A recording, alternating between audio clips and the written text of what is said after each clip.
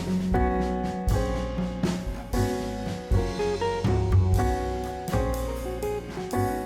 going to call the meeting to order at 6:21. Apologies for the delay. The link is working. Can you hear me okay?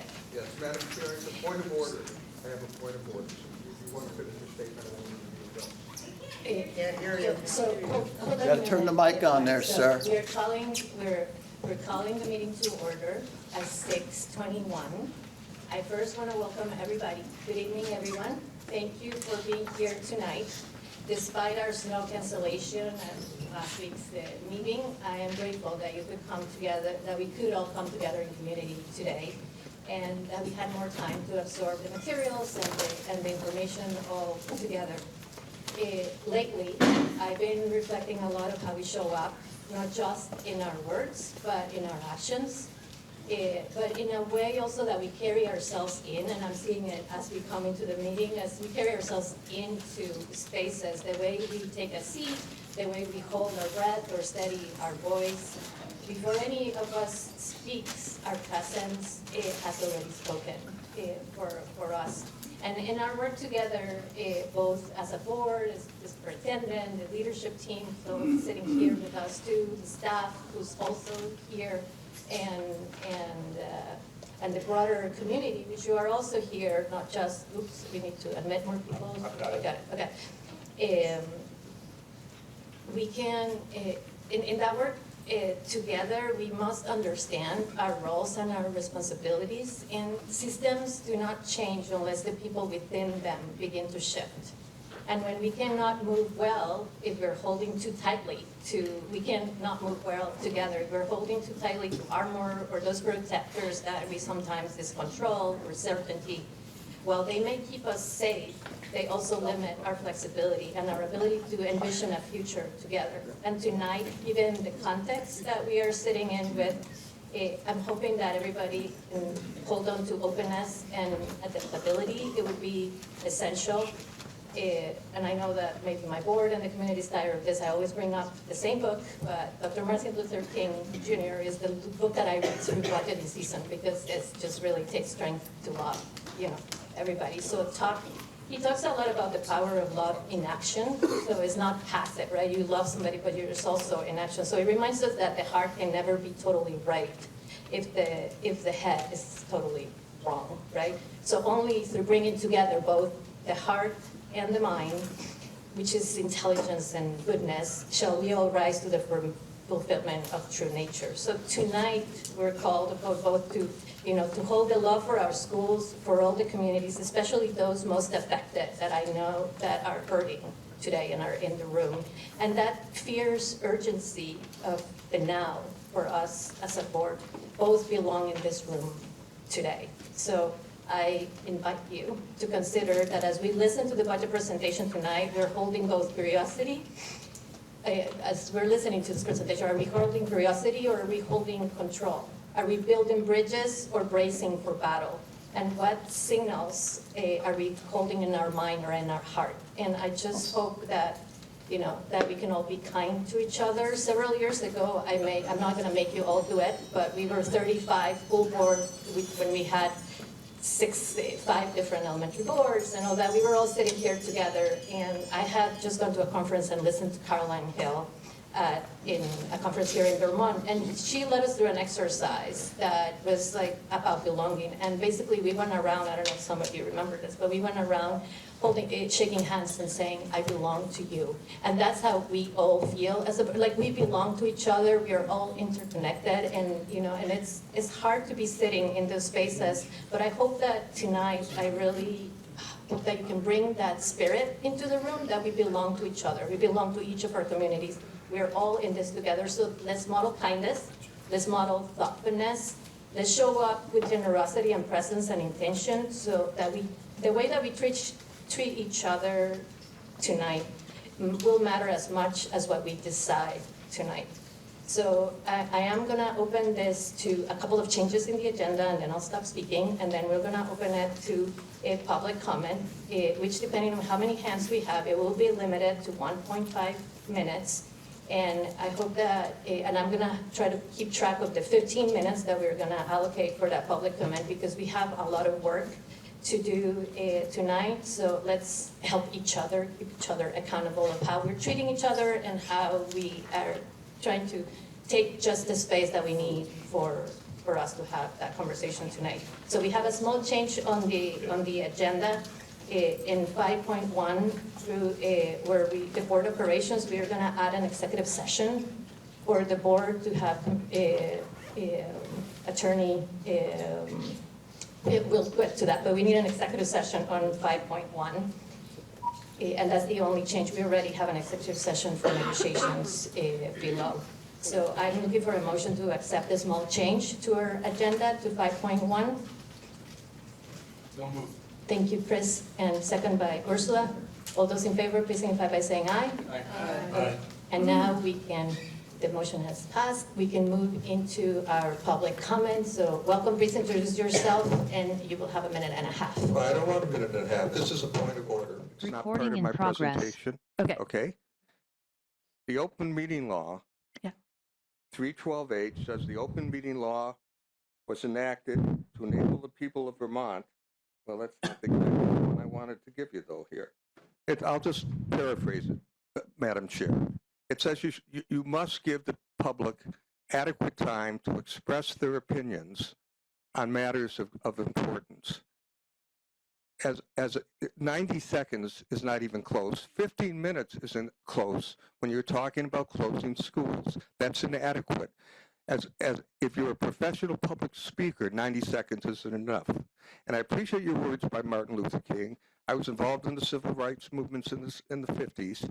I was beaten up, etc. So I totally understand giving of your heart when somebody's violent.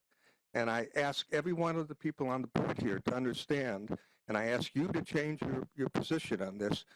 The Vermont League of Cities and Towns and the Vermont Legislature recommend 3 minutes per person. And if you don't have enough time, then you need to adjourn this meeting and open a public session, speaking session, so you do. And if you disrespect that, then the words you speak don't hold up to their own. Thank you.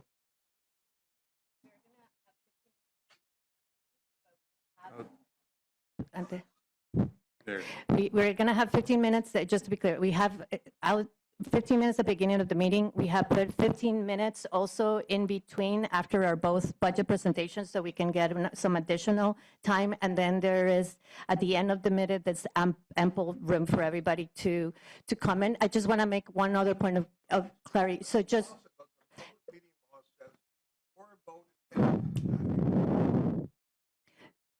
So we're basically going to allot 30 minutes for public comment, which is in between the presentations, and I will look at my board because we have a lot of work to do in the public today, so we can extend the beginning of the meeting. I'm going to ask that you guys are kind enough to let Priscilla come first. She and her daughter had email early on, and she's immunocompromised, and I want to just respect also that, and then we'll move. Let's see how we do in the next 15 minutes, Barry, and then we'll move from there. So go ahead, introduce yourself, and thank you for being here. My name is Petra Stewart, and I'm a 6th grader at EMES, and I'm here to talk about the proposed budget cut. The point of school is to educate children to help them make better decisions when they grow up, so that everyone can make us a safe and sustainable environment. Whatever you do in life makes either a negative or a positive effect. Cutting the school's budget is a negative decision that will cause a bad effect. If you want to create a better community, a good place to start is educating the next generation so that they can make those decisions that will benefit the community. Don't cut school budgets. Thank you. Thank you. My name is Priscilla Carr. I've lived in East Montpelier since 2009 and have had one or more child in the district since 2014. I'm here to ask that the school district go forward with consolidating district schools and ensure adequate staffing and educational services for our children. We have found EMES to be a loving and supportive space for our 3 children. It is a little too small. My daughter's class has 4 to 6 girls in it over the years, and we've sometimes worried that if a few kids moved away, it would make her peer group more challenging. Our kids have often been placed in mixed grades.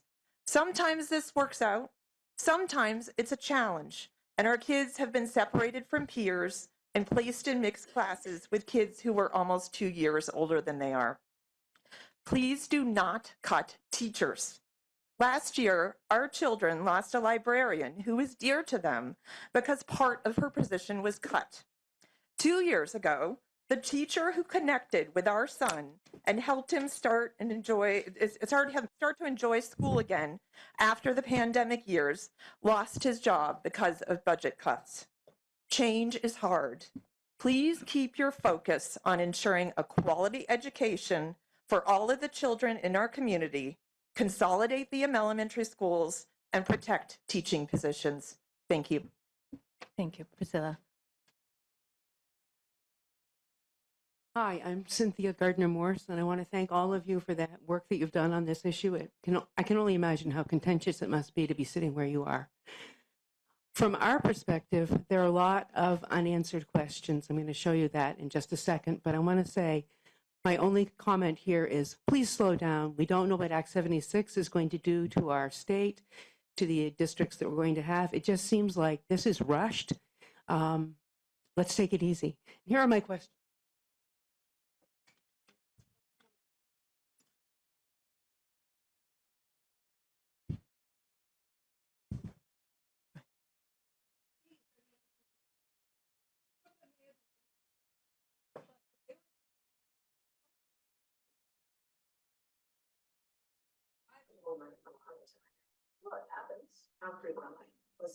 I'll speak for Cindy since she's off mic. She's holding up an absolutely massive list of unanswered questions, literally hundreds from the public over the course of this fall. And we compiled the ones that have been unanswered, and you can see from here that they are endless. Thank you, Cindy. Anything that could have caused a heart attack. I just want to say real quick, if you are going to go off, please use this microphone. That's take a closer look at Mateo. I muted it. I muted it. Good evening. I'm Gus Seelig. I've lived in Calais since 1976. Served as moderator for the last since 2001. Was moderator when this district was formed and moderated the very last school district meeting in Calais some years ago. We're living in a moment nationally that calls for hope, calls for unity, and I'm afraid to say that at this point, the work that's been done to propose the closing of schools has not generated hope or unity in our community. I usually don't get involved in issues because I play that role of town moderator. I think this one is so important that I need to raise my voice. Professionally, for 40 years, I've done community development work. It is never good for a rural community to lose its school. We have, if you know the town of Calais, you know that we have rallied together over recent years to keep 2 stores open or reopen a store, revitalize our town hall, rebuild a dam, open Memorial Hall, lots of good community work. You had a presentation last year about community schools. There are tons of artists, writers, artisans, professionals of all types who I think would embrace our school and be involved in it, given the quality of educational leadership we have today. And I'd give your leadership a chance to do that and really build the school in an effective way. I think that this process has failed us because it is not involved since a year ago when you withdrew the proposal, the voices of people who are strongly opposed to consolidation. I think that the tone does need to change. I appreciate the hard position you're all in, but I also think it's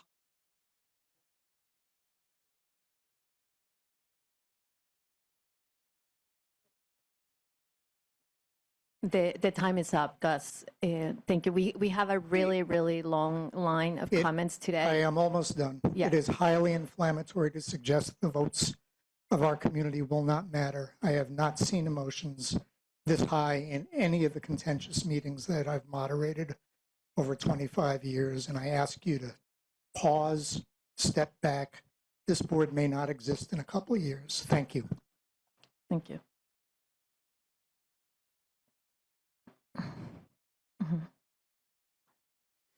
My name is Sophia Amy. I'm a parent of 2 kids at Doty, and I want to express my grief at how forcefully we're being pushed to accept something that will disrupt our children's well-being and the very nature of the towns we live in, without due process. How can community members or even the board assess actual impact or how decisions about staffing and programming are made when the numbers and narrative keep shifting? What equity lens is in use, if any? Where is the evidence that school closures will save money? How should we respond to the Finance Committee's disclosure that the advertised programming benefits are actually not guaranteed at this point? And why are we supposed to support closures that don't lower property taxes and will likely slash property values? This proposal is simply not ready for a decision that can never be undone. Callis and Doty entered the district with no debt, contribute to the $1 million yearly bond payment for the 3 other schools, and are now being pushed to close as collateral damage. Why is an expedited vote necessary for an issue of such magnitude and inequity? Changes are coming with Act 73 that may fund small schools. Please choose accuracy and careful attention over urgency. Scrutinize this proposal through an equity lens and commit to honoring our town's vote on closure. Doty and Callis are where children learn who they are in relation to place and where belonging is practiced every day. Closing a school without unmistakable evidence of benefit breaks something living and relational that cannot be measured once it's gone. Thank you. Sophia. Go ahead. Hi, my name is Matt David. I'm the band director here at U32, and I wanted to address some of the cuts proposed in the elementary schools, specifically in Proposal 2A. If you've seen the proposal, you've seen that it is cutting all performing groups from every single elementary school. That's band, chorus, and strings, for a total of 0.5 of an FTE reduction. There's so much research about the benefits of playing in an ensemble, both for the students as well as the communities. There were big cuts made 2 years ago in this district, including getting rid of a full-time position here at U32, 0.8 at the elementary schools, and we're still feeling that. We talk a lot about class sizes, and I'll tell you, since I've been here 4 years ago, the band program has grown 70% from 64 to 109 students. A lot of that is because of our great elementary schools. There are cuts happening here at U32 despite that huge jump we've had. I wrote this letter. I know Floor sent it out to the board earlier. There's copies for the community on the music stand over there. Regardless of what happens with consolidations, if for a 0.5 FTE cut, you get rid of every single band, chorus, and strings program, that's going to do a lot of damage to this community, and I hope the community will talk to its administrators and the board to fight that. Thank you very much. Thank you. Peter. Before I start, just my wife and some people are having trouble getting into the Yeah, and I've been emailing. They just got in right now. Great. Thank you. Them. Sorry. Yeah. No worries. Yeah. My name is David Hershey. My wife and I moved to East Montpelier 9 years ago to start a family. We're going to have children in the district for the next 17 years, according to my math. And I am here to voice my opinion that not only do I think consolidation is necessary, but I'm actually excited about it. Like, I am excited to have my kids be able to experience their education with more of their neighbors, to expand our community as a school beyond town lines, and have more connection to the community that I feel deeply connected to in Callis as an East Montpelier resident. I am excited at the possibility that my children could have arts teachers that are dedicated to their building so that they can have a richer arts education, and that they could have the ability to work with different groupings of students throughout their elementary education. I'm excited that they could get more attention from their teachers with smaller class sizes and have the chance to take part in an exciting opportunity to form a new school with a new identity, with more students from our greater community. I believe that we as a district cannot succeed if we continue to act as 5 separate towns forced together by Act 46, and instead, I think we can't succeed if we act like that, and we need to instead act as a school district thinking of ourselves as one greater community. Thank you. Thank you. Could, So- the link is updated. The link online has been updated. It has. Yeah, So they so- should be able to get through on that one. We apologize for any problems with that, but please let your community members know that the link online is available. I'm going to clarify with it. What they mean is the one that is on the website that says link, not the link through the agenda. Yeah, Oh, yeah. So don't go through the you. agenda. My Yeah, thank apologies. you. And then if anybody could, if somebody is texting you, please tell them and they can get it. Go ahead, please, Mark. Hi, my name is Mark Brown. I'm a resident of Calais, a teacher at U32, a parent of a 5th grader at Calais Elementary, and a 7th grader here at U32. I had this whole thing I was going to say last week when we had information about 2A and nothing about 2B, and then you gave us the information. So it's gone, and all I have is these notes. But we just need to vote. I think it's time. My 5th grader doesn't want us to close Calais. He doesn't want me to vote for that. I don't want to see it close. It's made a home for us since we got here. It's a school he loves. It's a school I love. I don't know if Calais will be Calais if we do budget 2A anymore. I'm not sure. I am sure U32 won't be U32 if we cut 12 positions. We used to offer media literacy in English. We used to offer film as lit. We used to offer all these classes we don't offer anymore. And it's going to be less in the future. I wasn't even sure I was going to speak tonight. I was sitting in my room doing college recommendations, thinking about all these cuts, and 12 under 2A, 7 under 2B. This is a school that sends our young people out into the world, and we're offering them less opportunities than we used to. And it's going to be less next year. The school my boys graduate from will not offer what the school I fell in love with offered in 2018. So I have no idea how I'm going to vote. I just know it's time. We need to vote. Thank you. Go ahead. Introduce yourself. And My name is Paige, and I'm a student at Calais Elementary. I'm 11 years, and I'd like to read my petition. Hi, my name is Paige. I'm 11 years old. I am a student at Calais Elementary. I am writing this petition to please ask you to please keep our school.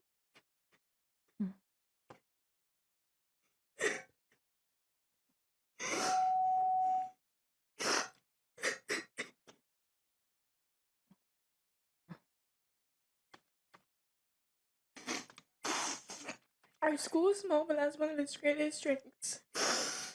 Because it is small, teachers know students well and can give us more help when we need it. Students feel safe, supported, and included here. This makes a big difference in how well we learn and how happy we are at school. I attended a large school from preschool up through second grade. When I switched to Calais, I finally made true, meaningful friendships. Friendships that were real because I got to know the kids on a more personal level. I feel more connected to my school, my classmates, and my teachers. I'm not just part of this school and community are a part of me. Closing our school would be extremely hard for students and families. Many of us would have to travel farther, leave friends behind, and adjust to much bigger schools. This can make learning more difficult, especially for younger students. Our school is more than just a building. It is a community. It brings families together and helps students grow, learn, and feel like they belong. We respectfully ask you to consider the impact this closure would have on students and families, and to explore other solutions instead of closing our school.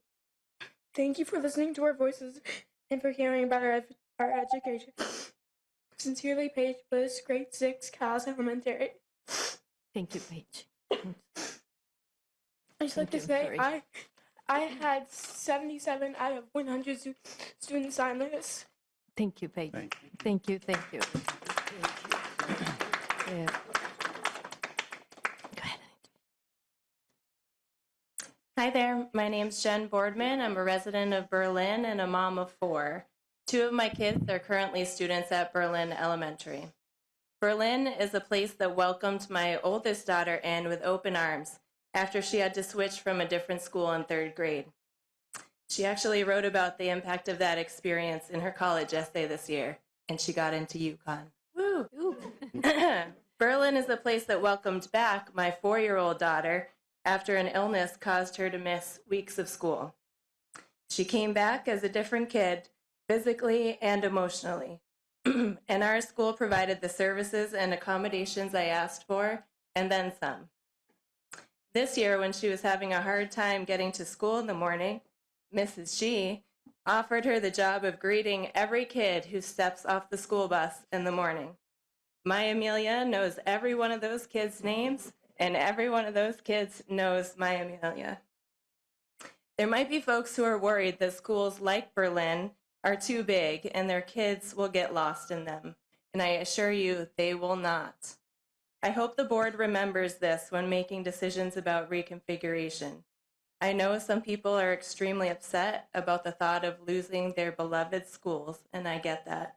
But I also know that making budget cuts at schools like Berlin hurts our entire district. We know reconfiguration is inevitable. Please don't delay and make our schools suffer budget cuts out of fear of making a tough decision. Thank you. Thank you.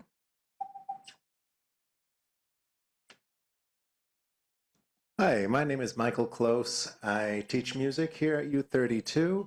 I'm the parent of 2 kids in the district, one 5th grader at Doty and one in 7th grade here at U32, a graduate of Doty. We've been presented with 2 budgets, both involving cuts and increased taxes. But there's another way. Why not ask for the funds that we need to serve our students properly first without closing our small schools? And if it fails, then let's consider these other options. Budget 1 reflects the cost of maintaining what we have now for next year. So with Budget 1, all the schools stay open. We continue offering the same services we have now and taxes increase. With Budget 2, schools all stay open, but with devastating cuts. And 2B, Doty and Rumney are closed, and there are smaller tax increases. Now, looking at the chart that was provided by the board in the board meeting parameters memo that was sent out by Stephen, Plan 1 is the only one that checks all the boxes that matter to students: expanded pre-K programming, multi-layer system of supports, grade level configuration, middle school, high school programming, facilities, and capital projects. The boxes it does not check are strictly budget related. Even with the closure of Doty and Calais, there'll be significant cuts in all the schools, and taxes still go up. This does not take into account the amount of money that will have to be raised to make the necessary modifications to Rumney and EMAS if we bus our children to other schools. Now, how much savings are we talking here? For Worcester residents, if we keep our schools and programming intact, it will mean an increase of $250,000 or an increase of $250 on a $100,000 home in Worcester. If we close our schools, it means a $30 increase on a $100,000 home, so that's a difference of $220. This doesn't take into account the money that will need to be raised as a bond to renovate Rumney and EMES to make. Thank you, Michael.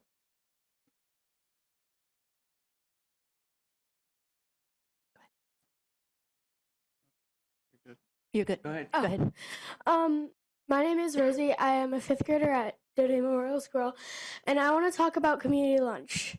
So Doty has a program called Community Lunch where the 3-4 make soups for usually old people or people who are struggling to get money for food, and they make food for basically those people. So I think that without that program, because some of those people, this is the only time that they ever see kids, and it makes their day. It makes their day so much better, and it helps them just understand what's going on in our community. without this program, I think we would be a lot less connected to our communities and be not as big of a part in our communities. And while you're making the decision tonight, I want you to think about the kids you would be impacting and how you would be impacting them. Thank you.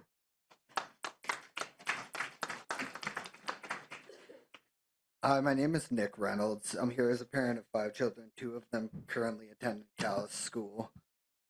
1 who attended K through 6, remaining 2 will be attending in the future. Our family has chosen to be a part of this community because of what this school provides. I'm also a parent of a 6-year-old son who is autistic and attends Callis. I want to speak clearly about this closure would mean for children like my son. For autistic children, consistency is not a preference, it is a necessity. My son relies on familiar routines, familiar faces, and predictability environment in order to feel safe enough to learn. Since transferring from Callis from Berlin School, he has made a significant progress socially, emotionally, and academically. That process did not happen by accident. It happened because of the small, supportive environment at Callis School and the educators who truly know him. Closing the school would force him into an entirely new environment. Longer bus rides, louder hallways, larger class sizes, and unfamiliar staff. For many children, this is an adjustment. For an autistic child, it can be overwhelming and damaging. Disruptions like this often lead to regression, loss of skills, increased anxiety, behavioral challenges, setbacks that can take years to recover from. Even the bus ride alone can be extremely difficult for sensory sensitive children.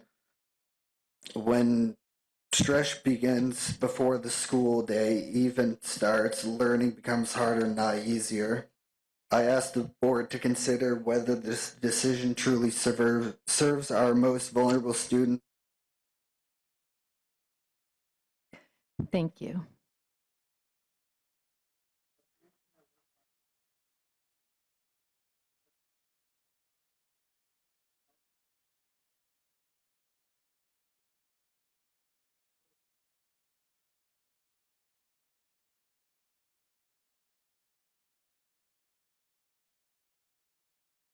Can I just begin here?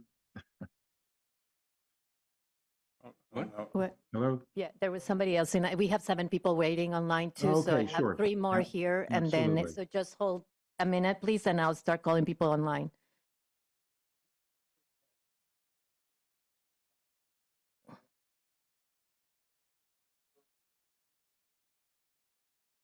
Thank you. There are still at least 5 or 6 people texting me waiting to get into the Zoom room, including a legislator. And they're saying that the link at that, where it says link on the website, says December 10th. Is that the correct link? They may need to just refresh. Refresh. They have been this entire time. That we know that the link works because that's how Which that. of your legislators? Is Dave it Iacovone. Is who? Dave from Worcester. And they could also check, we're trying to get it up on the banner on the homepage as well to be able to get in. Okay. They have public comment to make. Yeah, we'll have more public comment in the middle. Hi, my name is Mike, and I'm a Callis parent. This proposal is a boilerplate school consolidation model with basic assumptions about efficiencies leading to better student outcomes. Consolidation does not reliably transpire the way it's described in the proposal and may in fact lead to negative outcomes. There's no presentation of studies, test cases, expert research, or any other data to back anything that the board claims. To that end, the proposal does not present or acknowledge any possible risks or negative outcomes from consolidation. Early on, the board indicated that a pro-con analysis was a, quote, critical element of their process. However, there is little, if any, evidence that the board is aware of any possible downsides to consolidating. A simple, unbiased internet search shows significant issues that can result from misapplied consolidation, but problematically, none are acknowledged in this proposal. There is no wider net cast for alternate opportunities for improvement. The material online that I've reviewed shows reconfiguration to be a predetermined outcome from the get-go. There is little regard given to the town vote as a necessary step for any plan that involves school closure. Voter approval is treated as an inevitability and not something that must be achieved. We are on the precipice of potentially big changes to education coming from the state. It hardly seems wise to be making significant and unnecessary changes to our district at this time. Thank you. Thank you. I'm Andy Seaman. I am a father of 2 children at Doty. We moved into this town about 3.5 years ago, and our kids started coming to Doty 2 years ago. In that time, if someone could mute, that would be great. Thank you. I've got it.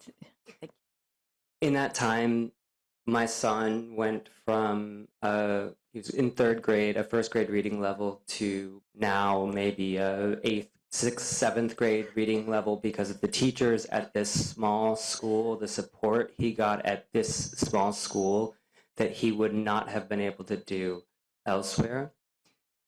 And this isn't actually even about that. What I really want to talk about today is what I'm not hearing enough about, which is that these small communities are centered on these schools. Especially in Worcester, if this school goes away, this town is going to suffer badly, like Roxbury has after the aftermath of their closure, with very little evidence of benefit. The connections in the community are going to suffer. The relationships between kids and elders are going to suffer. The kids were at the town hall a short walk away earlier today singing Christmas carols to the elders. They all know each other, hosted by an elder who used to be a teacher at Doty who is volunteering to do this. Framing this as an inevitability is a very old way of holding power over other people, saying this is just going to happen, stop fighting this. This is not clearly an inevitability. It's not clearly better for our children or our communities. So please, please slow down in this, and please honor the town vote, because you are making decisions for people in another area of this state who is going to really have a huge economic, financial, community impact on them. Please respect their vote. Thank you.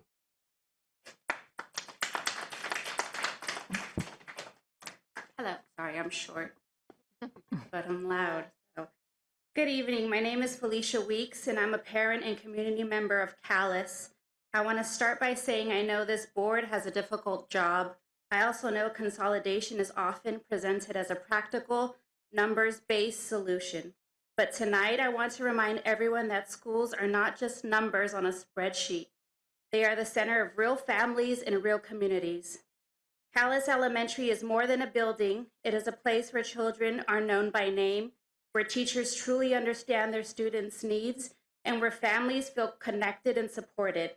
For some children, especially those who need smaller class sizes, stability, and individualized attention, this environment is not just preferred, it is necessary. Bigger schools and larger classes may work well for some students, and I acknowledge that, but they do not work for all students. A one-size-fits-all approach does not reflect the diverse needs of our children. We've heard a lot about cost savings, yet many questions remain unanswered, particularly about transportation costs, longer bus rides for young children, and the long-term impact on enrollment in our town's sustainability. Closing a small rural school may solve a short-term budget problem, but it risks creating long-term harm to the community it serves. Families have also expressed frustration with the lack of meaningful choice. We know that some students would have attended Callis if out-of-district requests had been approved. Those students mattered too. I asked the board to slow this process down, re-examine alternatives, consider flexible models, share resources, or policies that allow families real options. Most importantly, listen not just to the data, but to the lived experiences of the families who will be directly affected by this decision. Thank you for your time and for truly considering what is best for all of our children. Thank you. Thank you. We're going to move online, Rick. You had an opportunity. I told them 3 times, so you can speak after it, but we're going to move online. Well, that was a different meeting. No, I know, but I No, told them that but- there were 3 people, lady, they've been waiting. okay. We're just moving online, I and got then you. I got you can speak. They've been waiting. Katie? Hi, I'm Katie. I'm a parent of a Calais student.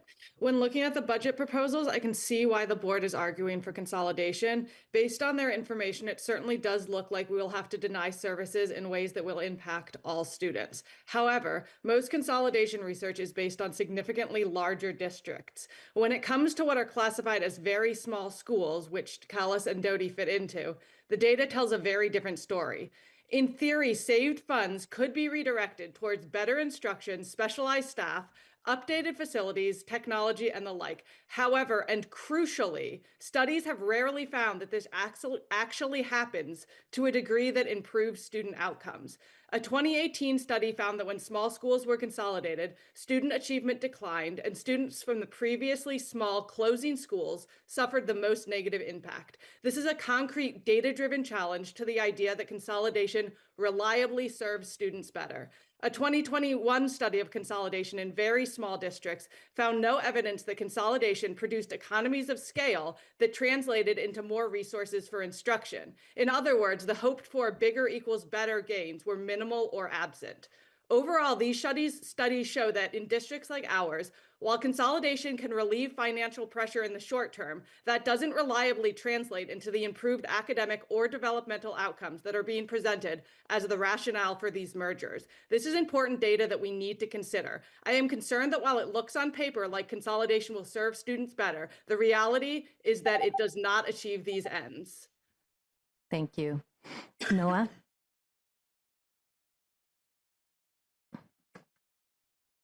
Noah Weinstein from Worcester.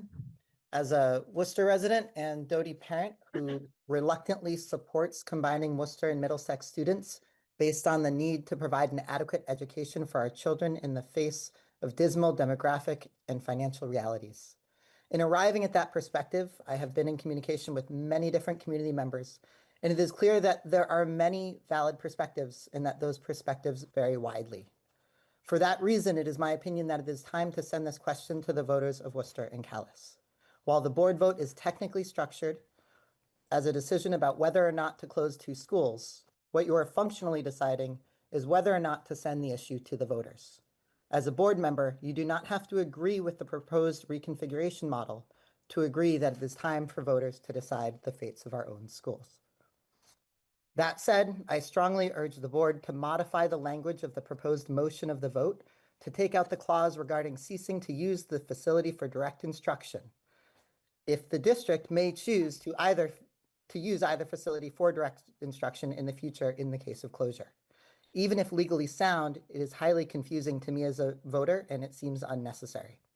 I would also request that the board include language in the article to commit to maintain ownership and financial responsibility for the maintenance of the facility for a designated period of time. In order to give this article the best chance of passing, please consider addressing this primary concern expressed by many community members. Thank you. Thank you, Noah. Julia, I know that you have a comment by a member of the public. Is that right? Okay. So I received this from someone who wanted me to read it anonymously. They said, "My concern with this entire situation is one of fairness and responsibility. Calais and Doty have operated under the reality of declining enrollment for many years, and knowing they were under scrutiny made difficult but responsible budget decisions to align staffing and spending with enrollment. As a result, they have been fiscally disciplined while continuing to provide a strong educational experience for students. In contrast, other schools in the district have not made comparable adjustments as enrollment declined, allowing staffing and costs to remain largely unchanged. Those cumulative decisions are now being addressed not through district-wide accountability, but by proposing the closure of the 2 schools that have already demonstrated fiscal responsibility. Given this context, how is it fair or fiscally sound to penalize the schools that have proactively managed their budgets and met enrollment realities rather than addressing the systemic overspending issues elsewhere in the district. Thank you, Julia, for reading that. Annie? My name is Annie Ledoux, and I am a middle school math teacher at U32. I'm speaking tonight regarding the potential decision to keep all 5 elementary schools open. That decision would eliminate at least 12 teaching positions at the middle and high school, significantly weakening critical programs, including academic support. These cuts would limit our ability to meet the needs of students who rely on these services the most. During my time at U32, I have helped plan and implement academic support classes that provide targeted intervention in math, literacy, and executive functioning. These programs offer students access to the instruction, consistency, and support they need. Recently, when a middle school math support class was eliminated due to maternity leave and lack of coverage, we saw immediate effects: larger groups, disrupted routines, and a loss of consistency for students who depend on predictable support. This outcome runs counter to our goal of closing learning gaps and returning students to grade level proficiency. We are already spread thin, and further cuts would force us backwards, undoing meaningful progress we have made to better serve students. These positions are not expendable. Cutting these roles do not simply reduce staffing, it reduces access and opportunity for our most vulnerable learners. I believe deeply in the mission of this district and our students and in the work we do every day to support them. I ask the board and community to consider the long-term impact of these decisions on U32 and on the students, both current and future, who depend on these programs and this support to succeed. Thank you. Thank you, Annie. Jael?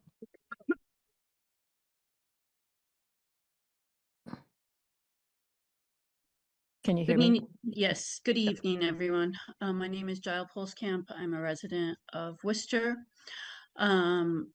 I've reviewed the fiscal year 27 budget draft, and I'm concerned that closing Doty Memorial and Callis Elementary will not produce the meaningful tax savings the district is seeking. The budget shows the largest cost drivers, salaries, benefits, inflation, and declining state education revenue remain even if these schools close. Net education spending still approaches $40 million, meaning closures do not address the underlying structural costs. We also have recent Vermont evidence that consolidation does not reliably reduce costs. Reporting on Act 46, which was explicitly intended to lower spending through district mergers and efficiencies, shows that statewide education costs continue to rise even after consolidation.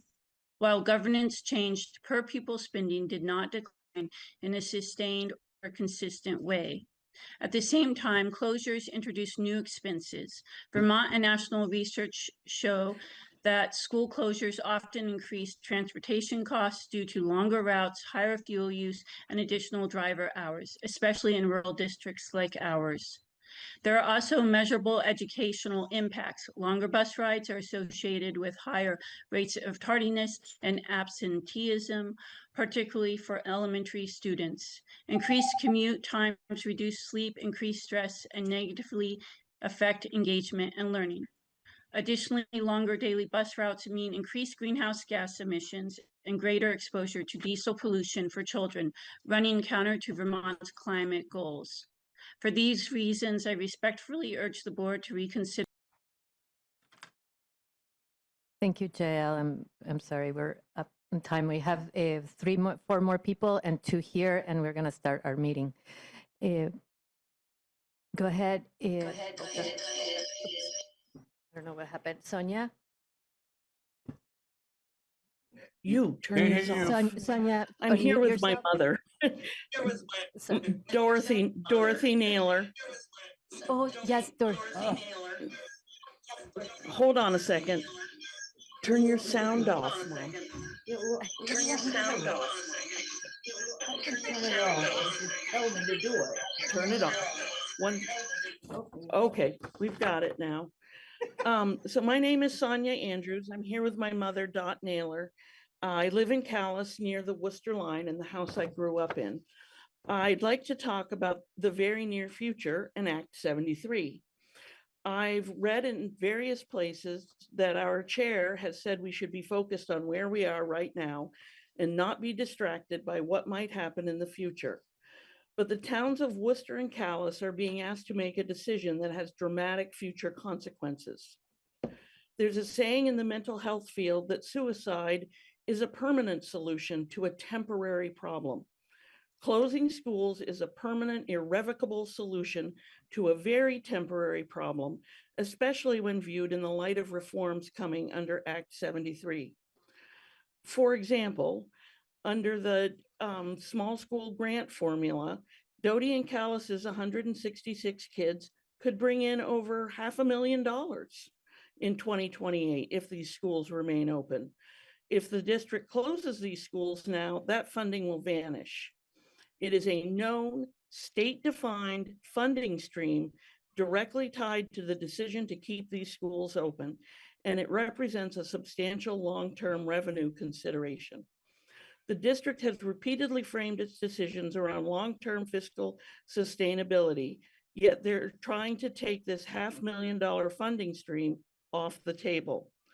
I'm asking the board to acknowledge this plainly. Closing schools now permanently forfeits significant state funding that would otherwise be available under Act 73, and the public deserves a transparent explanation of why that trade-off is being made.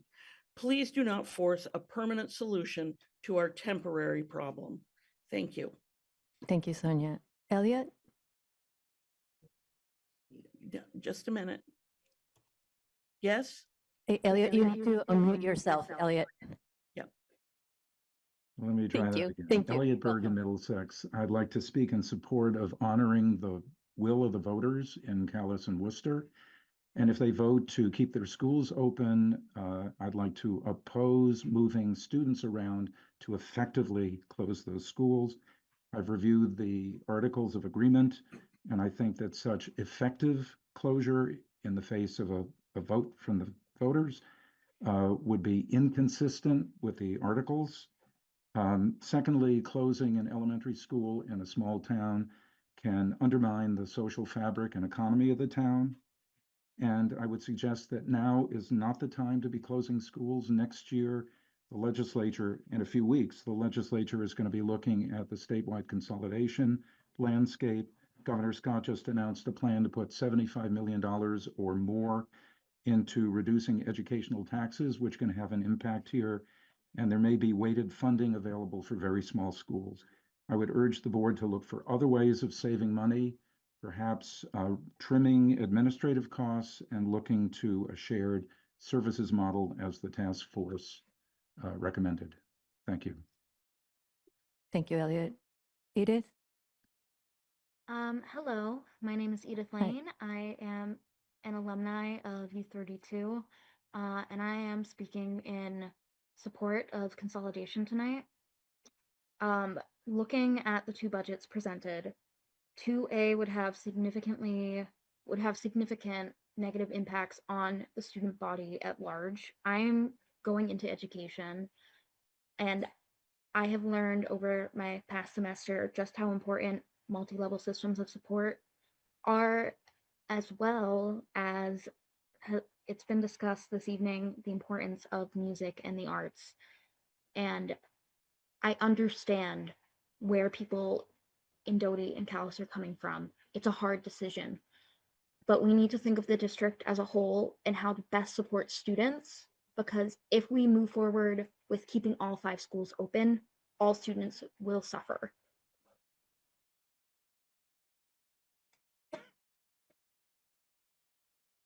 Mike.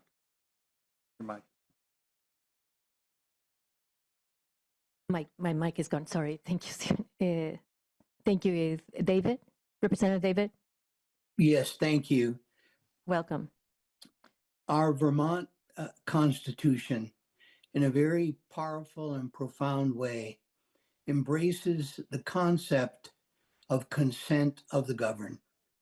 Your articles of association do that too, whereby you ask for the citizens, you allow them to vote on such an important issue. I'm concerned that moving forward, if the communities vote to keep their schools open, that if an attempt is made to circumvent whether intentional or otherwise.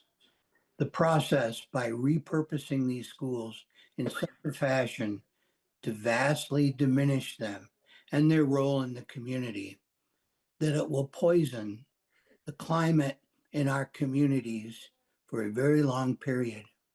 To be successful, to do what children really need by bringing communities together to support them, the consent of the governed must be adhered to throughout this entire process. Thank you for this opportunity. Thank you, Representative David. We have now, I think that was all online. Go ahead, Rick.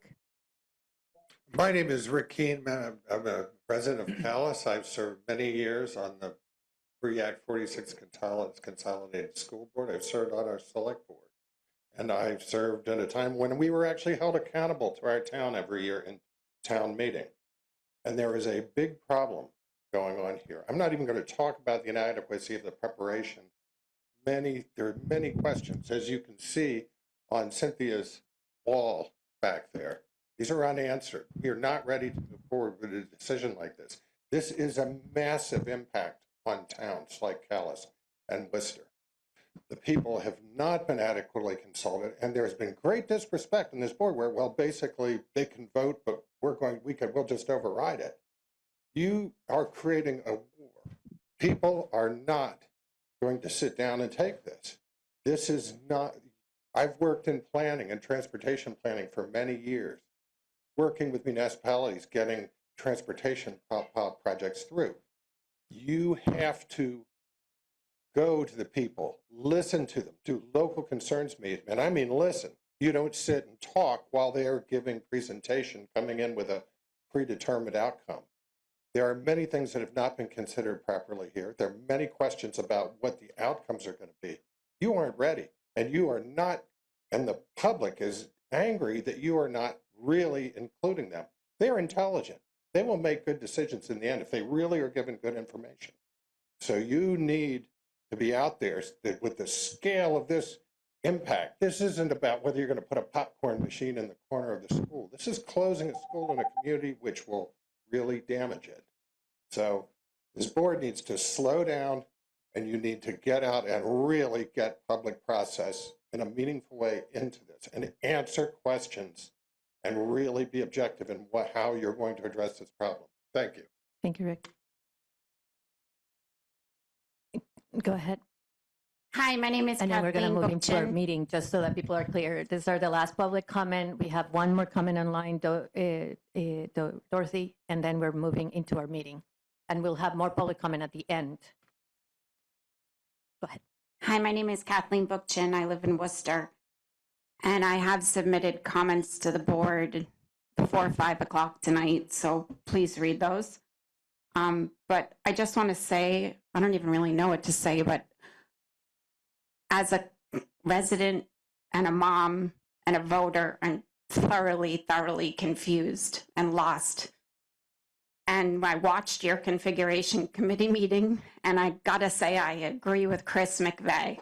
Like, if we are moving Calais K to East Montpelier anyway, no matter what, and from what I heard tonight, we're moving Doty Pre-K and K to Rumney no matter what, I don't know what we're voting on and why we're voting. I'm seriously just lost, and I just want to express my loss to everyone.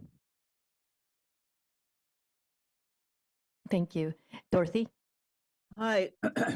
As some people know, I've lived in Calais for nearly 60 years. I lived on the Worcester edge of Calais. So we did business in Worcester as well. I know the Worcester culture. I know the Calais culture. And I taught school at East Montpelier for 20 years.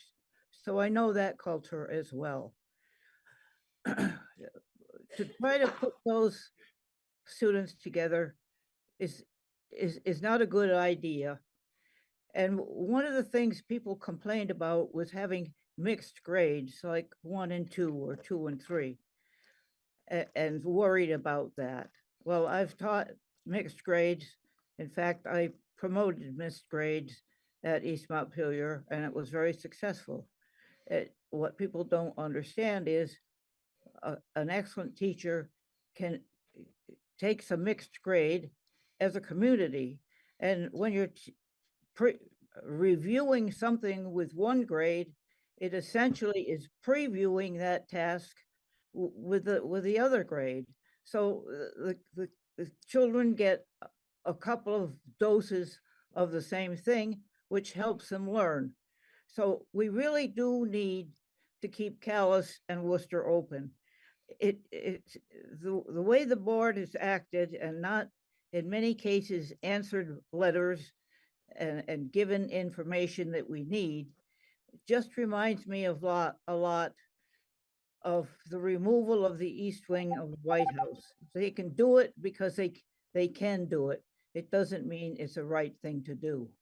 Please keep Calais and Worcester open.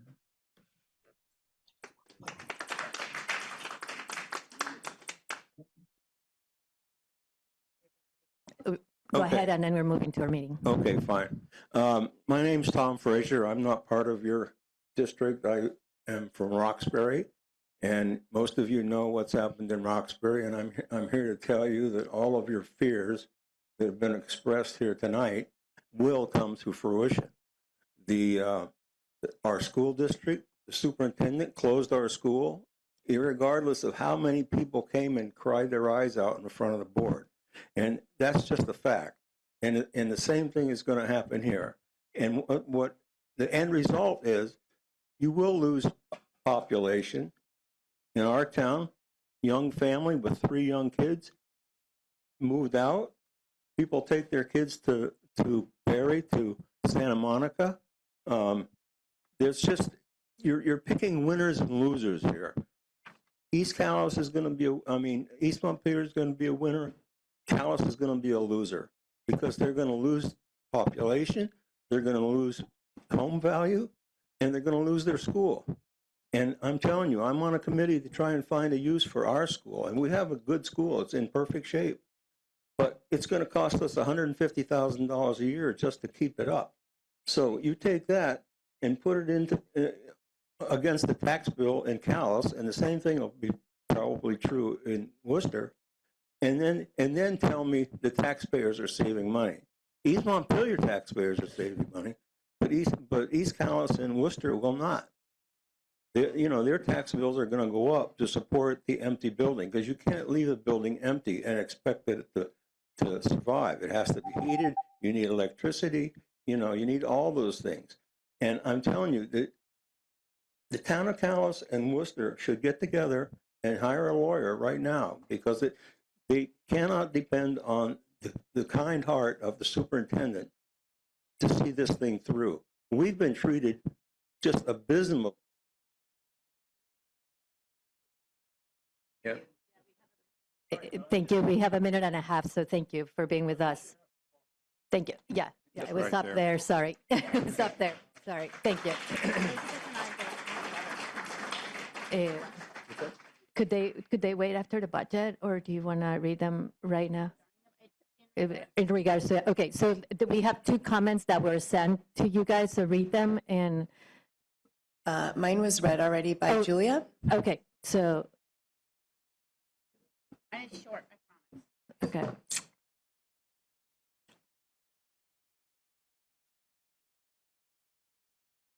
Give me 30. So this comment was sent in by August Burns from Middlesex. And it goes, Dear WCUUSD School Board, I urge the board to table the proposed consolidation of the elementary schools for now and allow us all to first learn more about the impacts of Act 73 and the findings of the task force. It seems that there are some viable cost-saving solutions to be found, and once you've closed Doty and Calais, there is no turning back. Simple message, do no harm. Do not harm. Also, if you do move forward with closing the schools, there should be funding provided to the communities to help offset the brutal cost of maintaining an empty building, as well as support the communities to find viable solutions for the future of the buildings. Thank you, August Burns. Thank you. Okay, so with that, we're gonna move into our agenda. Thank you, everybody, for your patience. We are gonna start the presentation of the 2 budgets, and I'm gonna give it to you, Stephen, and your team. Great. Thank you very much, everybody, and thank you for everybody who spoke. So I entered this district in 2014 as this principal here at U32, and from when I first arrived until now, one of the primary discussions that we've had is that we have a declining enrollment. During this time period from 2014 to date, we've lost 14% of our student population.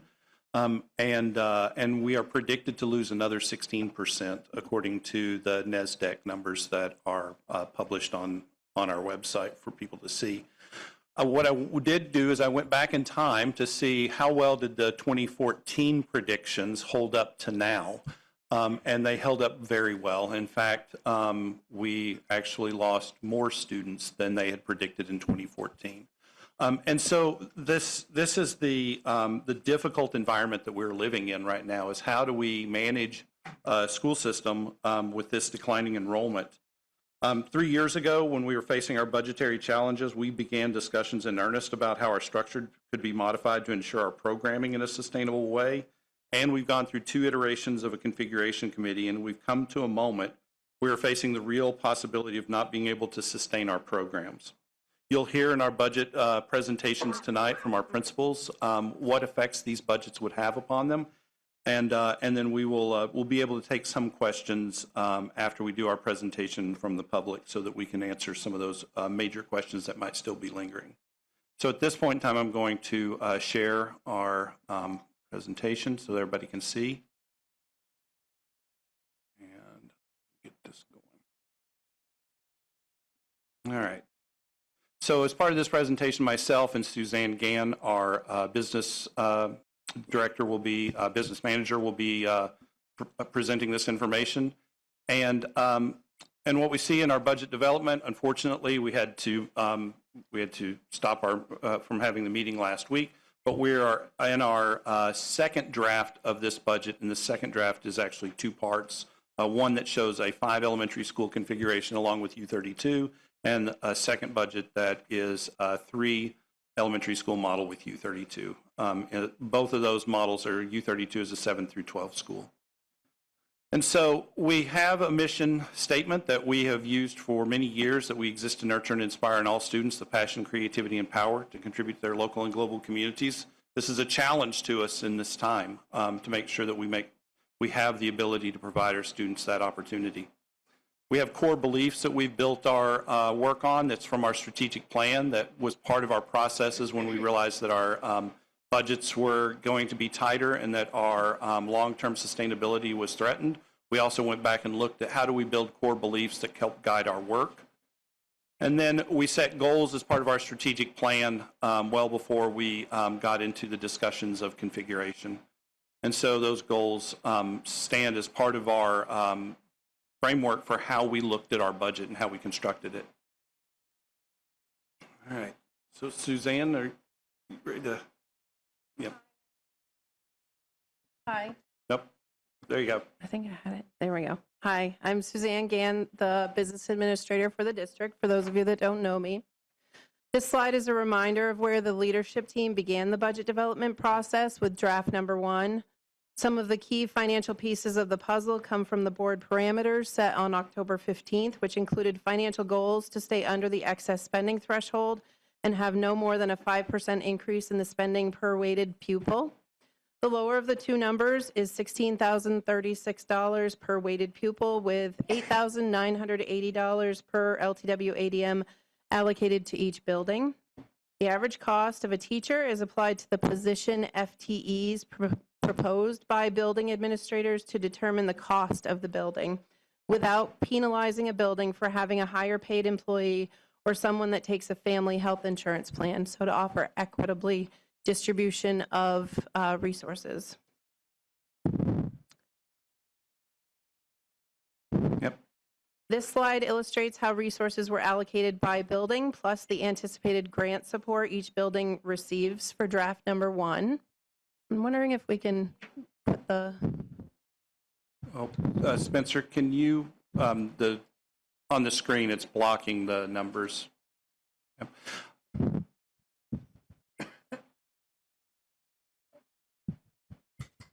Thank you.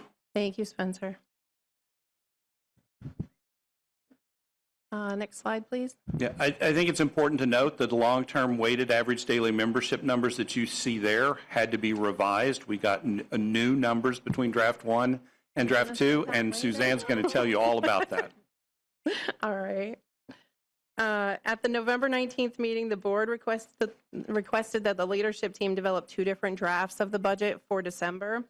The board wanted to know what it would take to deliver a budget that meets the financial goals of the district with 5 elementary schools and also with 3 elementary schools as proposed by the configuration committee.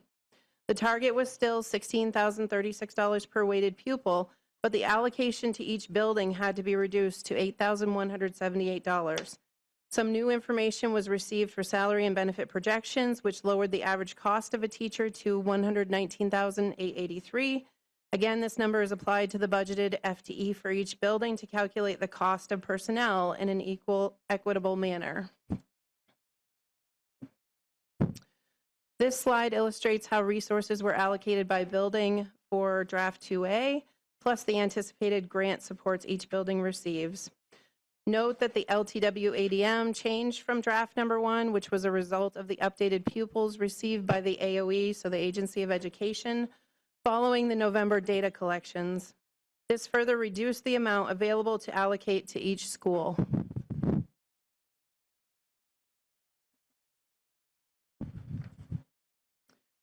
This slide illustrates how resources were allocated by building, plus the anticipated grant supports each building receives for draft 2B. The LTW ADM for Calais and East Montpelier were combined to develop that budget, and Middlesex and Worcester were combined to develop their budget. So again, equitable distribution of resources based on that weighted pupil number. Yeah, and I'd remind people that that weighted pupil number are not the actual number of students. Those aren't actual physical bodies. It's the way that the state allocates funds. And so that's how it's distributed. So these were the board parameters that were set on October 15th. We just wanted to remind everybody that there were both programmatic, like the multi-layered system of supports, and financial parameters that were set for us as an administrative team that they asked us to stay within.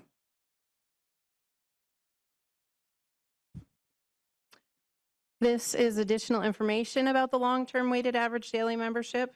The calculation for the state of Vermont is 2,203.71, which is a decrease of 166.97 from last year's 2,370.68. I'm being precise because it's times the number or times the amount per pupil, so you want to be really accurate. Enrollment decreases plus the weighting on those pupils impacted this number. This reduction by itself amounts to a reduction in allocation by $2,749,996 when considering the excess spending threshold of $16,470.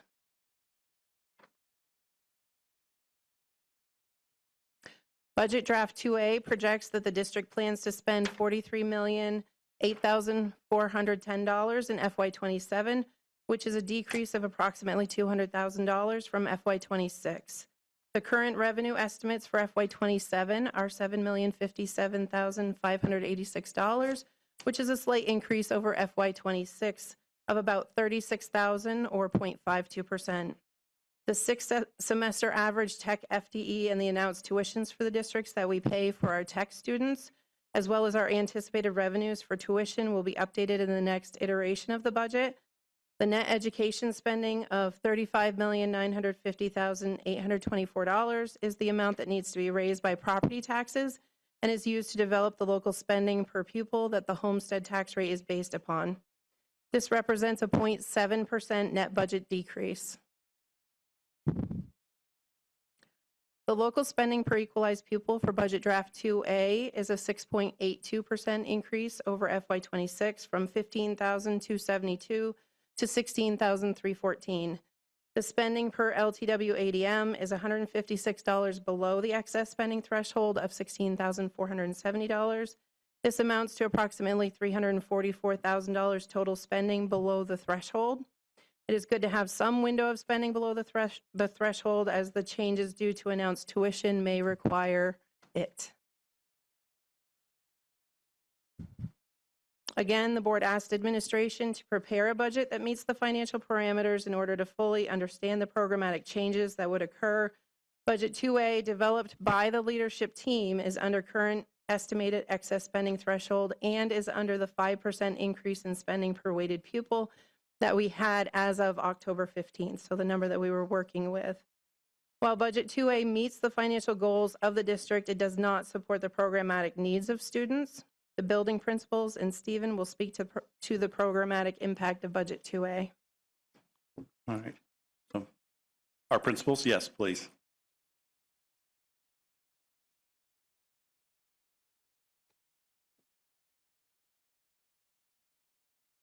Oh, sorry.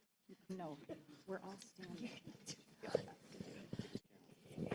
We're all standing together. Yes. Sorry.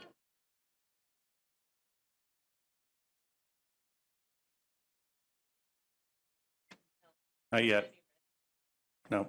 Go ahead and talk. It's on. Hello? Hello? Okay. Please introduce yourself as well. Hi, I'm Caroline May, principal at Rumney.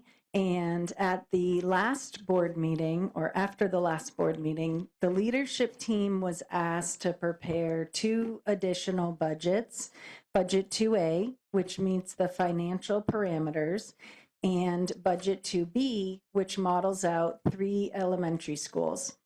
We will now share the impacts of Budget 2A on our schools. I'm going to share the impact on interventions and special education. The staffing and resource cuts will severely compromise intervention and special education services across the district. 4 of our 5 schools will lose specialized interventionists, eroding the multi-layered system of supports, MLSS, we have spent years building in our district. Erosion of academic layers means students will not receive timely support, widening performance gaps and increasing the risk of dropping out of school. Furthermore, these cuts will delay EST plans and specialized education evaluations and likely increase the number of individualized education plans, IEPs, programs, IEPs. We will be out of compliance with specialized staffing mandates that are part of Act 173. Our most marginalized students will feel this impact the greatest, as not all of our families will have the means to seek support outside of our school system. Is that illegal by federal law?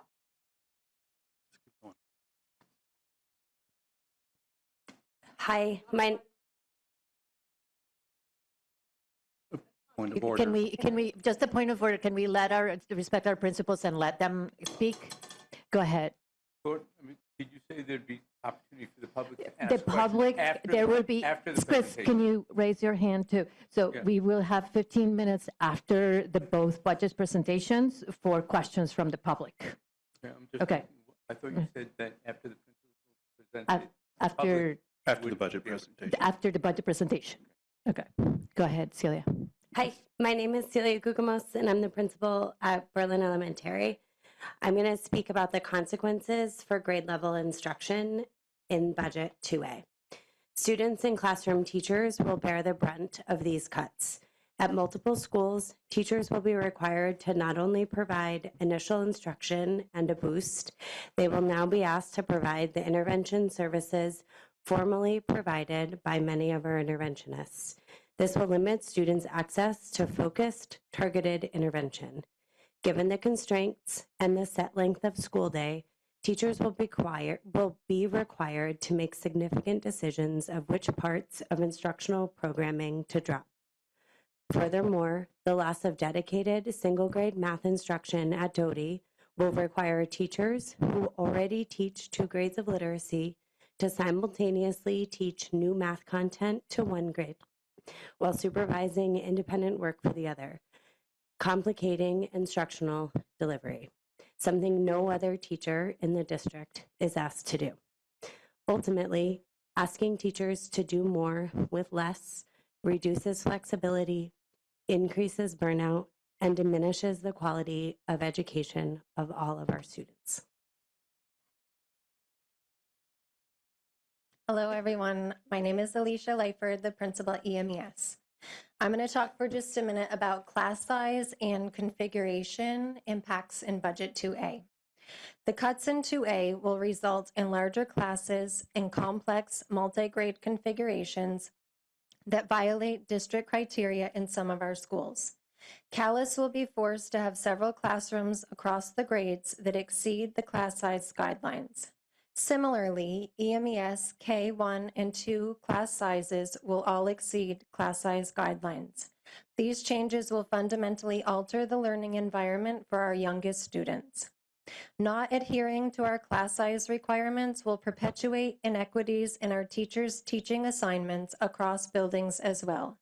Budget 2A has a range of class sizes from 11 to 26 in our elementary schools. Hi, everyone. Jared Weiss, principal at Calais Elementary. I'm going to be speaking about the reductions in support staff in Budget 2A. There will be critical reduction in essential student support staff, including nurses, counselors, and administrative personnel. Calais, Doty, and Rumney are foregoing full-time FTEs for school counselors and nurses, which reduce access to small group and individual social emotional support, as well as critical health services.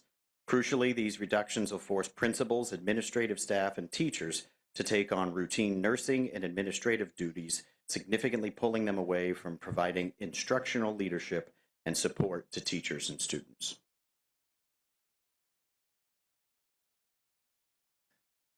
Hi, Gillian Fuquith, principal at Doden Memorial in Worcester, and I'm going to speak on the impact of, I'm going to speak to the impact on enrichment and specialized programs that would be seen under Budget 2A. So finally, this draft significantly reduces access to allied arts across the district. Allied arts teachers will only be available for their class time. They will not have the ability to consult with classroom teachers about students, provide extension or enrichment activities to accompany curriculum, or participate in community activities. Specifically, students will not have access to additional PE time to address developmental issues. Art teachers will not have time to display student art. Students will not be able to access art teacher expertise. Students will lose weekly band and chorus. Pre-K students will lose access to allied arts. Librarians will be unable to work with students to find just right reading materials, and librarians will also be unable to continue their work developing and maintaining relevant collections. In conclusion, I want to reiterate that we as a team do not support Budget Draft 2A due to the significant and lasting impact on programming for all of our students. Thank you. I'd also add that at U32, the reductions that we see there are regardless of whether this is draft 2A or 2B.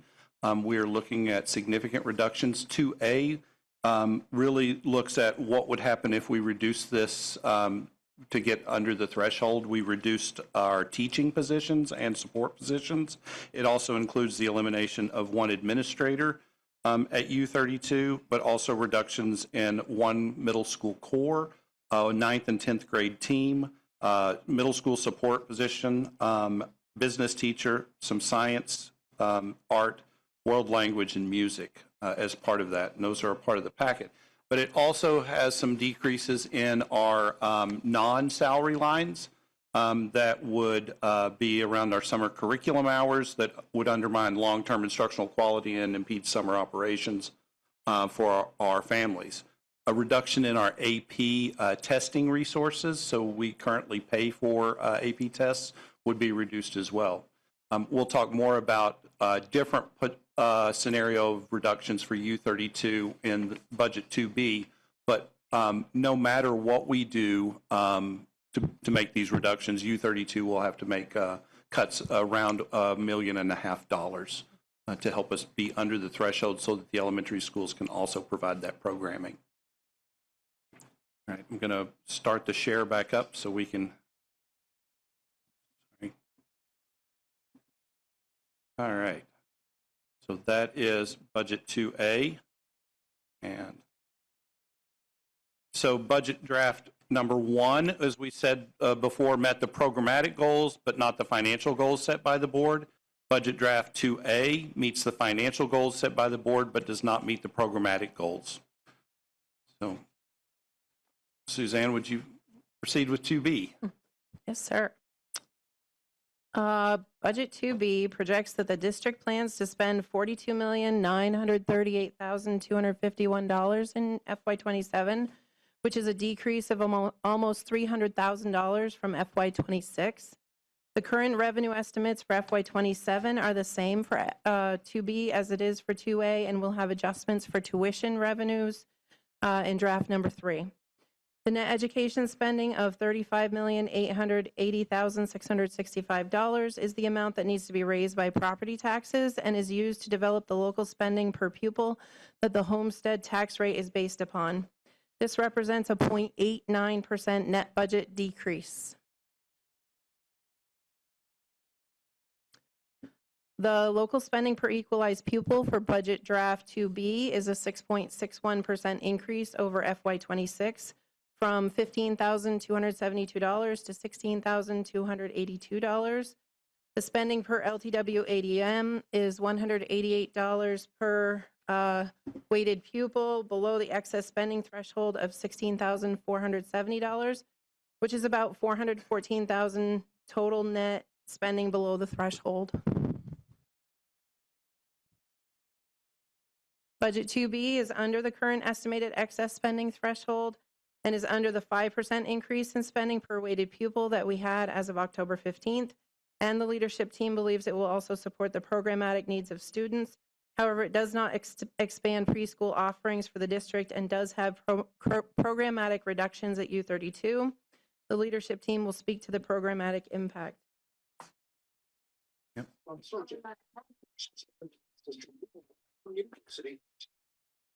All right, so I'm going to speak for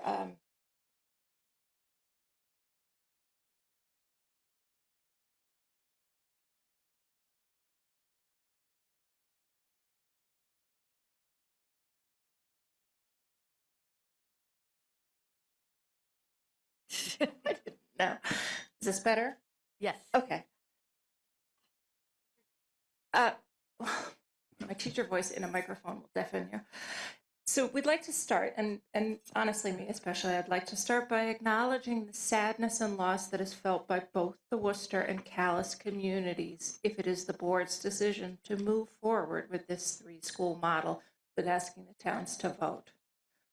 I just would like to reiterate that this is a painful decision all around, and we recognize that. While this Model 2B does preserve the programming for all elementary students in the district, it does require that 2 buildings are no longer utilized as K-6 schools. We recognize that this is a major loss for those communities and those of us who have served you. We want the communities of Calais and Worcester to know that this is not lost on us, what is being asked of you. Budget 2B would provide consistent grade level configurations in all of our buildings. Full-time nursing, school counselors, library tech, and administrative assistants in all of our buildings. Band, chorus, in addition to general music in all of our buildings. Full-time interventions in both math and literacy in all of our buildings, which will allow classroom teachers to focus on providing high-quality layers 1 and 2 instruction. Will also allow for compliance with Act 139 and 173 mandates in all of our buildings. Budget 2B allows us to collectively allocate our limited resources and use them more efficiently while avoiding the negative impacts of Budget 2A. Under Budget 2B, we are able to maintain our current level of services to students as well as having full-time nursing, counselors, and librarians. All 3 elementary schools would be able to offer students across the district substantially similar programming at the classroom, allied arts, and intervention levels for the first time. We would be able to continue providing high-quality, responsive education that is in alignment with the district's strategic plan to all students, an educational experience for children that we can all stand behind. Thank you, Gillian. What this preservation of these programs at the elementary level in this model still necessitates cuts at U32, and the way that we explored those cuts at U32 was still by reducing by a middle school core, a 0.4 science teacher, 0.2 world language, an administrator, one business teacher, art and music reductions, as well as reductions in our social worker position as well. In order to maintain some of our MLSS systems at the high school level, and which will also support some of the middle school as well, we chose to show non-salary cuts of approximately $450,000, and where we cut from books, supplies, our professional services, field trip transportation, cut back a couple of our late buses so that they're not running every afternoon, reductions in high school athletics and high school athletic transportation, reductions in our spending in our yearbook, our theater program, student services, those tests and supplies that we talked about in AP, summer curriculum hours, and our stipends for clubs and other organizations. We felt like the need to preserve our intervention supports outweighed some of the necessity of these non-salary items. And so those stipends and reductions that I just said would be approximately $450,000 in cuts to maintain those positions for us to be able to have some interventions. I am going to reshare so we can complete this. All right.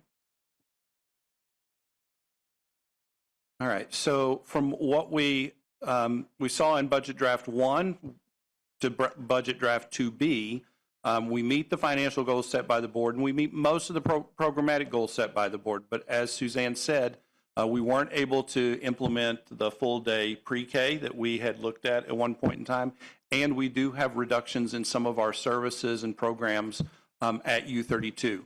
There is not the wholesale elimination of a program. It is just a reduction in those programs for our students. All right. And so some of the tax implications. The December 1 letter from the tax commissioner provided a preliminary estimate for the homestead property yield at $8,849. This yield is impacted by the average expected growth in per pupil spending across the state is 5.8%. Every town's grand list is based on the fair market values of the properties located in the town. The state of Vermont completes an equalization study every year to compare the sales prices for properties in each town with the value on the town's grand list to determine the CLA to calculate individual town tax rates. The equalized tax rate is divided by the common level of appraisal to develop the individual town tax rate. The tax department provided early estimates for the town CLAs when the December 1 tax letter was published. 4 of the 5 towns in the district saw a drop in their common level of appraisal, which ranged between 2.12% in Berlin and 12.62% in Calais. Worcester performed a property reappraisal, which had a positive impact on the CLA. On the flip side, Worcester homeowners will have seen increases in the assessed values of their properties. This is why Worcester's adjusted CLA is so much higher than the other towns. Keep in mind, a CLA decrease means a tax rate increase. The equalized homestead tax rate is the rate a district would have for resident homes if all properties were assessed at fair market value. The estimated equalized homestead tax rate for Budget Draft 1 was calculated using the homestead property yield provided in the December letter by the Commissioner of the Department of Taxes.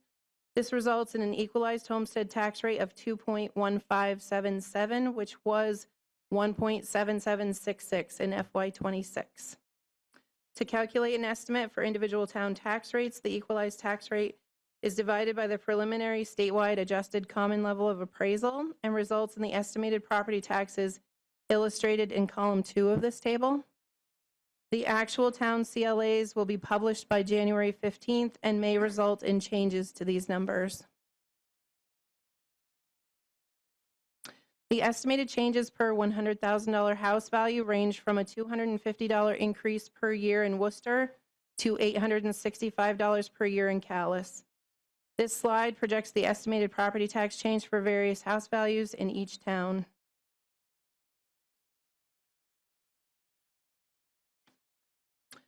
The estimated equalized homestead tax rate for draft 2A results in an equalized homestead tax rate of 1.8436. Remember, in the current year, it's 1.7766. This chart illustrates the estimated tax rates and increases by town for draft 2A, applying the preliminary statewide adjusted CLA to the equalized homestead tax rate. The estimated changes per $100,000 house value range from a $32 increase per year in Worcester to $440 per year in Calais. This slide projects the estimated property tax change for various house values in each town.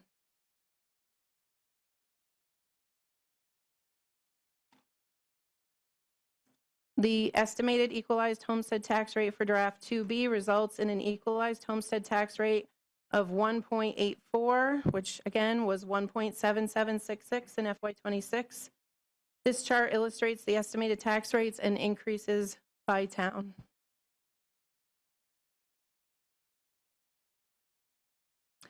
The estimated changes per $100,000 house, again, value range from a $30 increase per year in Worcester to $436 per year in Calais. None of the tax rate estimates account for any income sensitivity adjustments. We will dive deeper into some of those nuances with draft 3. I know you're going to ask me for them, Daniel. And so I know that there was a comment that I heard earlier that was both 2A and 2B are substantially similar in their total dollar amounts and their total tax implications, and that is absolutely true. What they are substantially different is the amount and the type of programming that we're able to offer to our students as a result of the configuration of the schools. And so when you see them, yes, they are substantially the same in terms of their taxes, in terms of the spending. A loss of 167 students in our long-term weighted average daily membership, plus the rising costs that we have associated with our healthcare costs, inflation, and increases in salary and benefits, put us at a point where the difference between draft 1 and the draft 2, so substantially similar, was about $3.8 million in reductions from what we saw in that draft 1. And so we had a significant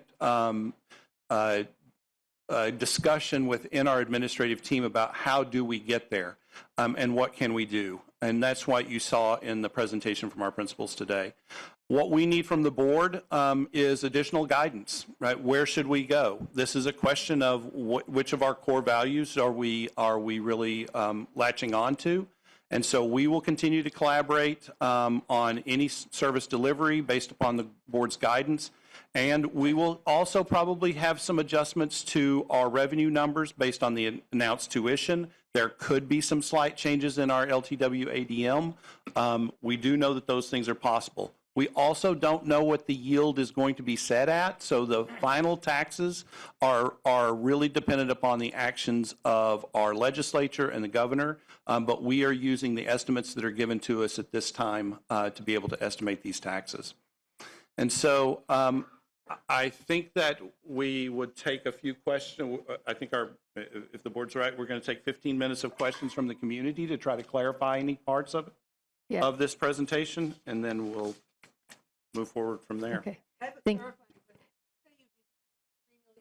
Hold on 1 minute. Can we hold on? Just 1 minute. So we are gonna just to clarify, it's 8 o'clock. At 8:15, we're gonna stop comments so that the board can discuss. We're gonna take a small, slightly break because a lot of people have been sitting for a while. So go ahead. This is a clarifying question. You're gonna reduce it by $3 million on a $40 million budget. Is that right? So from draft one that we put together that showed all the programmatic pieces, that reduction to draft two is about $3.8 million on a $42 million budget. Yes, I think or I may be off on that, but yes. Thank you. You're welcome. Barry Bernstein from East Calais. So when I looked at your budgets, I guess the first point I want to make is that, if I heard correctly, the administration was told on October 15th what the parameters are. That's what I heard from you. In terms of the programmatic and the financial parameters, yes. Okay, so having been in administrative, corporate, and nonprofit executive positions, 2 months does not seem like a lot of time to deal with this, but maybe because I haven't dealt with schools, you have different ways of looking at it. But when I looked at 2A and 2B, I only saw $70,000 difference in the two budgets. I've heard presentations which were pretty much leaned. I think the community will want to know before they vote, have you considered sending the students from East Montpelier to Calais? Have you considered what's going to happen within the next year or two when our district becomes bigger, because it's one of the smallest districts, 12 to 1,400 kids, and you and Montpelier High School are going to have to merge because both of you are at half capacity. Have you talked about a middle school? Have you talked about using East Montpelier as a middle school? Have you thought about anything past the immediate? I think that's what we all want to know, because it doesn't seem like making the decision. And all of you are going to make this decision on behalf of all of us. And then in 1 year or 2 years, you're going to kind of come back and say, oh, we didn't deal with that Twinfield and Cabot both would like to send their high school students our way. So I have more questions than I have answers. I think from a decision-making management process, this has been very poor. And I'm speaking from someone who I think has had a lot of experience in that area. So I know I can't convince you. You guys have already made your decisions and will make your vote. And then you're going to have to deal with a no vote in the two towns. And then you're going to have to deal with potentially a no vote on your budget. And then you're going to be in June and still looking at the same thing. You would be far more grounded if you honestly had the courage to say, we are not going to make a vote today. We definitely are not going to ask the towns to vote on January 21st, 4 weeks from now, after the holidays and when a lot of people are away. You would at least do the vote on town meeting day. I hope I can expect that much out of you. Thank you. We have a couple of hands. It's a Q&A, and we're going to take a Q&A for 15 minutes. Go ahead, Karen. First, thanks everybody for all their work on this. I know it really is a lot. My question is this: I don't see any infrastructure on this. So I feel like a more well-rounded way to assess this would be if these budgets can include if we shut down Doty, what is the tax implication to the taxpayers in Worcester to pay for that? And I haven't seen anything about the assessment of, can Rumney take all of the students from Doty without any infrastructure changes? And if there are infrastructure changes, is that a bond vote? And does the town of Middlesex pay for that? Or so I just feel like that's a question that I haven't seen in any of these budgets. So if anyone can answer that, I would appreciate it. So I think I've heard this question a couple of times. Thank you, Karen. Is that we would have to make modifications to the buildings to accept those students from other schools, and there is no need for that. We have the space available within those, with a caveat is that in the year in which we have, next year in the way we've proposed this, pre-kindergarten through 6th grade at East Montpelier, if it were combined Calais and East Montpelier, we do not have enough classrooms for all of that. So we have had conversation about possibly using Calais for an additional year for our pre-K program so that we can still preserve our programming at East Montpelier for our students. So there is still conversations about that. As for the Middlesex building, it does not require any modifications to accept the current student population from Doty. Thank you. Katie? Burnell? Katie Burnell? Hi, 1 second. My question is, how will the board remain in compliance with the Individuals with Disabilities Education Act when special education service providers are being reduced and services are being delivered or being projected to be delivered by people like administrators or general classroom teachers? Is it fair to offer two budget options when one of them is out of compliance with federal law? I'm going to actually have Julia, our Director of Student Special Services, answer that question. Hi, I'm Julia Pritchard, the Director of Student Support Services for the district. At this time, we are not making substantial changes in any way to the special education services as provided, although we are experiencing a decline in enrollment for our overall student population. We're experiencing an increase in the percentage of students in our district who are found eligible for special education. Budget 2A does not put forward any reductions in special education staff, speech and language pathologists, occupational therapists, or school psychologists. They're all holding. If we were to look at 2B, there's a chance for maybe a small reduction for one special educator where we would have to monitor the number of students who have needs. But as we all know, and as was indicated earlier by someone in our audience, students with disabilities are protected through their individualized educational plans. We are absolutely obligated and dedicated and committed to providing the services that each individual student needs that is indicated in their plan. So these changes are not coming at the cost to any students with disabilities. Thank you. Thank you, Julia. Ainsley? Hi, thank you. I want to start off by just thanking you board members for all of your work on this. I know no one goes into education wanting to close schools, and I understand you're in a really hard position. I'm looking to get a little more information around the 2B scenario, specifically in regard to equity in our programming. I know that is a priority of the board. In looking through what the elementary schools have to offer, it seems like enrichment would be more robust at Berlin and in East Montpelier Calais School than a Rumney Worcester school. I'm specifically talking about eco, tech, and book clubs. On page 48 of the packet, it looks like Rumney and Worcester would be offering MLSS. They would be able to have more access to allied art teachers. They would have more flexibility in scheduling concerts and variety of learning partners, but I'm not seeing anything in terms of enrichment. And I was wondering if those things are being considered.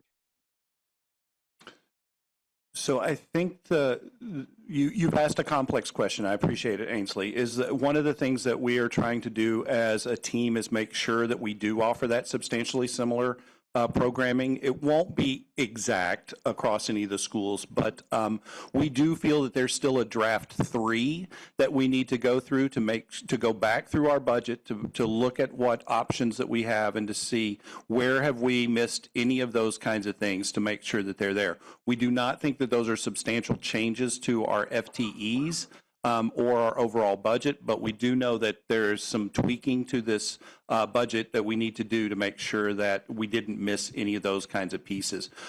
When we sat, we worked several days together on this budget, and we had these discussions about making sure that if we have band and chorus at one elementary school, that we have band and chorus at all of them. And it may look a little different in each of those schools just simply because of the number of classrooms that are at each school, because one of the things that we did see in this budget, while we could guarantee full-time nursing, full-time school counselor, and full-time librarian, we still did have to have partial FTEs for some of our art and music programs, just simply because the number of classrooms did not dictate having a full-time person for those roles. We tried to limit that where possible, as we always have, but those differences still exist in terms of full-time FTEs for those roles. Did I miss anything? I'm looking at my principals. I'm getting head nods, so I think we're okay. Thank you, Ainsley. Tegan? Tegan from Callis. My question revolves around the current fifth graders. I read somewhere that you all would like to, or the plan is to send the Callis and Doty current fifth graders to East Montpelier and Middlesex for sixth grade, and then to U32 for seventh grade, because that would be less traumatic for them. But I'm just wondering what your evidence is for that and why they would not just be sent to U32 next year directly from their current elementary schools. One of the things that we really put forth in our configuration timeline was the opportunity to plan for that transition better, so that our sixth graders were, when we did start a more comprehensive middle school program, that our sixth, seventh, and eighth graders would be ready for that. We felt like it would just be better to keep all of our elementary kids together for an additional year and then plan for that transition for the following year. We know that no matter what we do, that a group of kids will have a couple of transitions, and for that, we hope that we can plan to make sure that those supports are there for them. That's part of what that budget 2B looks at. And one of the final pieces of that budget that we really need to look at is how do we make sure that we support them with our school counselors and with some of the additional supports in those schools. We felt like a 2-year time frame was better, just to help us as a district move through this difficult budget season and transition into the next season. Thank you. Honey? Hi there. My name is Honeybean Barrett, and I am currently the 5th and 6th grade teacher at Doty. I need to speak about the proposed budgets and the current reconfiguration model. I support reconfiguration. I respect the love that the community has for Doty and Callis, and now in the 3rd year in most recent history of talking about reconfiguration, I see great possibilities and opportunities for our students. Currently, I work incredibly hard every day to teach 5th and 6th grade curriculums and support my students' daily social, emotional, and mental health needs. In Budget Draft 2A with 5 elementary schools, I will continue to not have teaching partners in my building. I will have to juggle more with far less support and add in teaching a 2nd grade of math. I'm not sure how to find another 90 minutes a day to teach a 2nd grade of math. As you heard from the leadership team, these stressful changes are not in the best interests of our students and our dedicated and hard-working staff. I hope that the board and communities will move forward with reconfiguration so we can continue to have our current level of programming and school support for all students. Without reconfiguring, every student and every staff member will be affected, and we will all be losing something or some things. Our schools will not be the same schools that you know them as right now. Thank you for listening to me. Thank you, Honey. And Noah, do you have a question? And then we have a couple more here. We have 1 minute left. Noah? Yep, just 2 really quick questions. One was, we had talked in the listening sessions about the possibility of having a dedicated transition coordinator in the case that either school votes to close. And I was wondering if that position was included in draft 2B. And then the second is the question that I know I've asked multiple times, but the approximate cost of building maintenance. So if either town of Callis or Worcester were to take on the facilities at some point in the future, how much would that cost annually for taxpayers approximately? Thank you. Great. The quick answer to the first one, a transition coordinator, would be we would look at using fund balance for that, because that is a one-time fund as opposed to putting it into our budget as an operating budget. And Suzanne has a little bit of information, I think, on the buildings. I do. I have some estimates. Doty estimate is $165,349, and Callis estimate $197,749. That estimate includes utilities, maintaining the building, and also 1.0 staff at each building. Yeah, and we have built those numbers into our budget for next year already, so those are already in the budget 2B. Thank you. Thank you, Noah. We are at time. A couple of you already had a chance. So if it's is it a legitimate question or is it a comment? A question. Okay. Do you have a question? I have a question. Yeah. Otherwise. Yeah, I guess so. First, though, I don't know. Okay. Just let them go. Okay. Kathleen Worcester, Bookchin.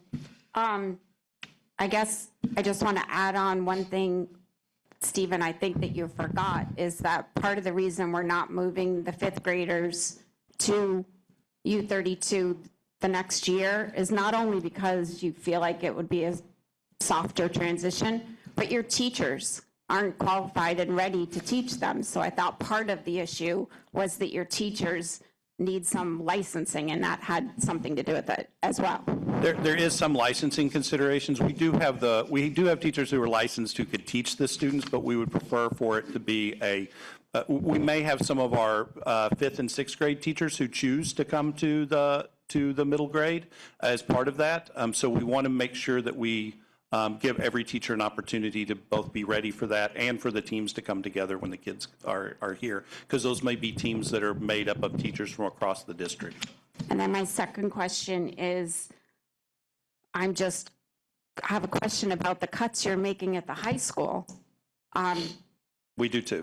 You're making me want to move to Harwood or something, or move to Massachusetts, or move to Europe. I don't know what to say. My kid isn't even at the high school, but our high school deserves AP classes, they deserve supports, they deserve arts, they deserve for foreign language, etc. So those programs, You're scaring me. well, those programs still exist. They will be reduced. AP is just the testing that we pay for. The testing would then be paid for by the students and their families instead of by the school. We know that there are equity issues with some of this. We know that there are that some of these are problematic. But in order for us to bring our budget under the threshold, we have to make hard choices at this point in time. And I think you're being irresponsible by not looking at consolidating with other high schools.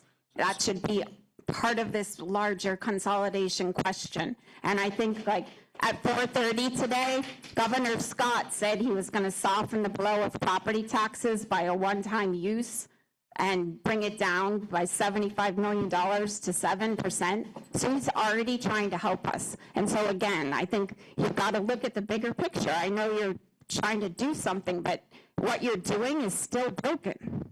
Well, so I would say that while the governor can bring down the tax rates, we still do not, that does not change our threshold amount that we have to stay under. His work is on the tax side. For us on the funding side, we would still be relegated to that amount. Yeah. What happens if we go over that number? So it's, if we go over the threshold amount, the amount over the threshold, we pay 2 times the tax on that money. And so that's why you saw draft 1 was a considerably larger amount of tax implications, because we went over the threshold by a considerable amount. Yep. Yeah. The original budget posted for the 5-school model showed a reduction in 3.1 FTE at both Calais and Doty, and only a 0.4 reduction in FTE at East Montpelier and Rumney. And multiple other versions of FTE breakdowns have been released over the past week without explanation of methodology. Can the district identify which posted FTE breakdown for both schools is authoritative? And more importantly, how did you calculate FTE reductions per school? And what rubric is being used to ensure equitable distribution of cuts and resource allocation? So we posted the staffing scenarios was the latest one that we posted. Those were done by budget categories, so functions. That is the most accurate one to model what is happening at each of the schools. It also is a difficult read in some ways, because things like the administrative line don't just include an administrator, they include the administrative assistants as well. The first one that you saw, we confused ourselves on that one. The cuts that were at the bottom of 2A in that budget were the cuts from this year to next year. So any reductions that we had, and the language within the impacts were the changes from draft 1 to draft 2. We did not make that clear, and I apologize for that, and I've been trying to make it clear with the board for them to be able to make a decision on budgets, but we will make sure that those are cleaned up a little bit more. But the current staffing scenarios that we put out are the ones that are most, they're the most accurate ones at this point in time. As for the equitable distribution of resources, for our second year, we are distributing our resources according to our students and their needs. And so when we look at the staffing at those schools, it's based upon our student needs when we build our budgets for that. And so our equitable distribution is in the way that we distribute the resources. So when you looked at the amount of money that each school got for its long-term weighted average daily membership, that's built upon the student count and the student needs that are in that building. And so a Berlin may have a different set of needs, but a similar student count as another school, like a Rumney.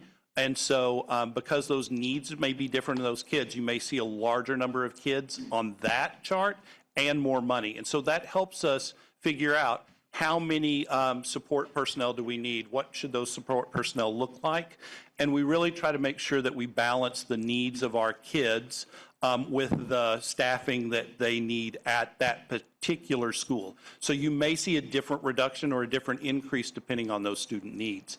It's not based upon the current number of teachers or support personnel, it's based upon those students.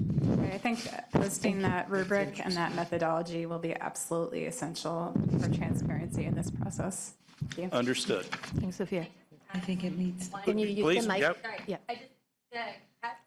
Just the mic. Get into the microphone. Closer. Sorry, the cut to overall teacher FTE, if it shows a reduction, it doesn't necessarily mean that if there's a reduction of 2 teachers at Berlin, that it is teachers from Berlin that will be reduced. Does that make sense? Like, so if it's based on seniority, it's based on RIF language that's laid out in the contract. So it doesn't. Yeah, I'm just saying it comes from RIF language in the contract is how we determine which positions are. Thank you. Thank you. My name is Ross Andrews. Last one. Sorry? Go ahead. This Yeah. last question. Yeah. Thank you. Very quick. My name is Ross Andrews. I'm a Calais resident. I also run the Worcester Community Kitchen, which we've heard from a couple of my servers from today. I'm very proud of them. Something that I'm a management consultant by profession, and one of the things I'm actually really encouraged about is all of the reforms coming under Act 73. And I know how to make a budget. I understand you've got to deal with the present. You've got to work with what you have. But there are a lot of reforms that are coming that are going to directly impact us. One of the things I'm most excited about is that voters are going to get to vote on 10%, up to 10% supplemental funding for the foundational formula. I've got a whole list of all of the, the really exciting things. Would it be possible when you're putting together these slides to at least have one slide of potential Act 73 impacts? I know we don't know when the state's going to roll things out. We don't know any of that, but there's some really good news on the horizon, I think, that directly affects the situation. And I would just love to hear more Act 73 and less Act 46. I appreciate the question because it is complex. We're not sure exactly how it will all fold out. One of the things that we can be fairly certain of, though, is that the foundation formula will be less than what we currently spend because we are one of the higher spending districts in the state. And so we know that that number will be lower for us to start with. And I think there's another piece. I know that there was a comment about small schools. Yes. The current definition, and it is a working definition that the state is using, has a small by necessity and a small by sparsity component to it. Under 100, right? Right, and it would be a school that's under 100, but also there's several other components to that definition for a school to be designated as a small by necessity school. Our schools do not meet any of that definition. So we do not and would not, under the current definition, receive any funds that were associated with small schools. Sure. And that can change. I want a big caveat, that can change. The legislature has to make decisions on that. Yep. And the standardized property tax system that's coming, it's going to be state mandated.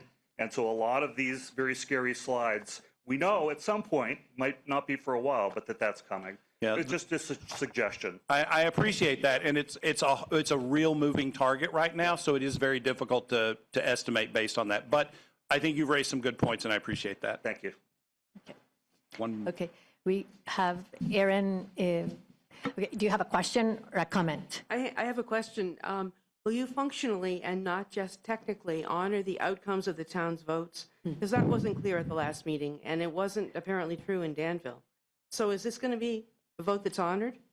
The vote of the town is honored. We are going to honor what is in our articles of agreement, and then we are going to have a discussion later on with the board. We're not at that point right now. We're just talking about budget. So I'm going to open it to the other gentleman that is here. Thank you. Aaron, and then we're going to take a 5-minute break, and then we're going to move into our student report, and then we're going to go into our executive session with Scott that has already been patiently waiting for us. Go ahead. Sorry. Introduce yourself. Yes. Hi, I'm Aaron Scanlon-Amy, former resident and student in East Montpelier. And I wanted to go back to my sister's question earlier, Sophia Amy, about posting the details of the means by which the FTE cuts were arrived at. The gentleman said that her comment was noted. I'm just going to ask you point blank, will you post that information? Yeah, we have posted our staffing scenarios for each one of the budgets online, and our board has been given those as well. I'm sorry, were they? I don't think they're in the packet though, but they are posted online. We also have a configuration page on our website that breaks down a lot of this. I'll make sure that it's posted there as well. Okay, thank you. And so that configuration page includes not just the staffing scenarios, but the means by which the details led to the, for example, the 3.1 FTE proposed cut at Doty? We do not have an explanation posted of every position. No. We only have the overall breakdown of what positions there are. Those positions are allocated according to our funding formulas that are posted. We did that as part of our budget presentation earlier in the year. I'll post that budget presentation again so people can see how we allocated funds and use those. Thank you, right. Aaron. That still sounds like it may not be the details by which the numbers were arrived at, and it may just be the outcomes. I can't quite tell from what you're saying. It's okay. Thank you, Aaron. We'll do our post best. that. I see you, Sophia. So Yep. let's Well, move. We're going to okay, take a no, but 5-minute break. doing Thank our you. best is not answering the question. Well, Steve. So I guess we're going to just really quickly do the student report. So just to start, so earlier this month, or last month on Veterans Day, Calais Elementary welcomed in some local veterans to their school for a great listening session to hear their amazing stories and ask any questions they had. So I guess just a public note to thank all the servicemen and women who risk their lives to protect our freedoms here in America. Also, to continue that, on Friday, a senior here at U32 will talk about his story about traveling to Germany with 5 World War II veterans recently. And also, congratulations to the Montpelier High School and U32 debate team for a strong performance at the CVU debate thing on December 6th.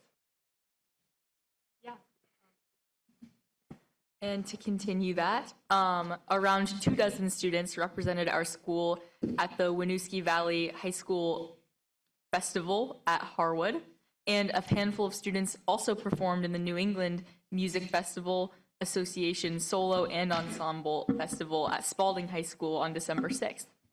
On November 21st, 5 high school students attended Sundog Poetry's 2nd annual Youth Poetry Summit. Okay. And then on January 12th, 9th grade information night for 8th grade parents and students will be at U32 in person at 6:30 p.m. in the auditorium. And in addition, on January 26th, 7th grade parent and guardian information night for rising 7th grade families is going to be at 6:30 in the auditorium in person. And then in addition, on December 8th, the U32 Student Council held a budget panel with Stephen Dellinger-Pate, Ursula Stanley, and Kate McCann, a state representative and U32 math teacher, and many students to answer questions about consolidation and the budget.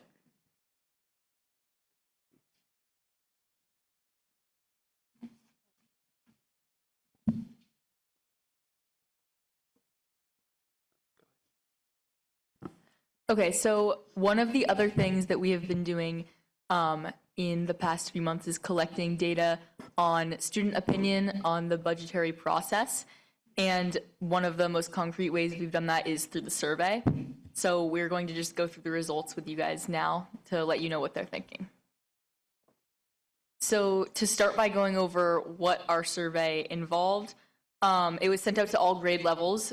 Most of the respondents were upperclassmen, with the most being seniors, which we believe is good because they have the most experience. They know what has worked, what hasn't worked, what they want to keep. But we did have some participation on every grade level, which is great.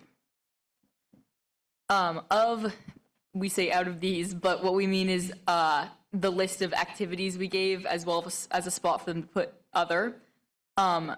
And that was just a comprehensive list of many clubs, sports, and classes at U32.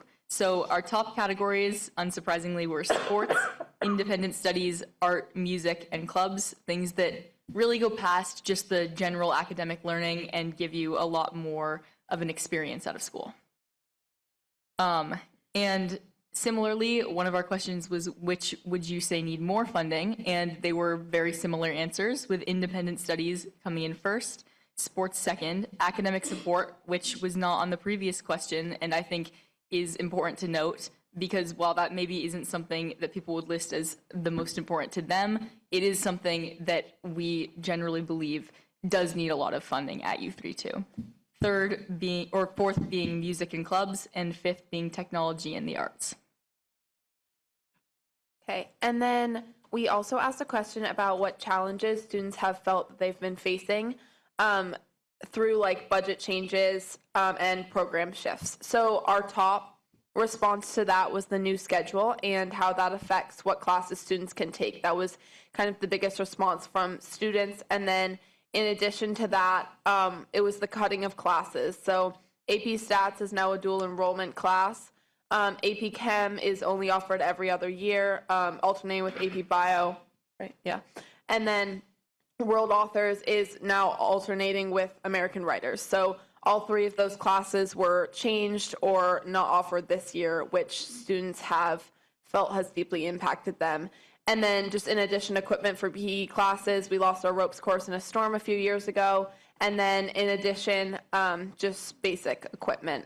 And then there's less teacher availability overall. Okay, and then people said that APs were very important to them. So 76.3% of students said APs were important to their academic goals. 10.5% said maybe, and then no was 7.9%. So overwhelmingly, APs are extremely important to students' academic goals. And then opportunities, like people said that there were like lots of different opportunities that they would define as important to them. So a variety of classes came in first, which was 31.6%. And then coming in second was APs and dual enrollment, neither of which are surprising. We saw that reflected in earlier slides. The ability to learn off campus also came in at 18.4%. So that is like dual enrollment, early college, CBL, stuff like that. And then all of the above was 18.2%.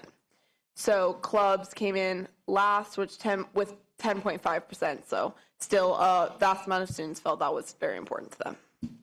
Okay, so the next thing, so last year, a large part of our budget talks were about cuts to nursing and library services.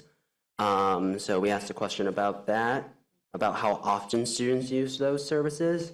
42.1% said not so often, 23.7% said pretty often, 18.4% said often, and 15.8% said very often. I'd just like to note, though, is that for that rate, even though it is so low for very often and often compared to not so often, going to the library or going to the nurses 5 times per week is significant for the students and significant for how they study and how they feel fit in our school. Next. So we asked the students how they would think that we should maintain or reduce the budget, what ideas they might have.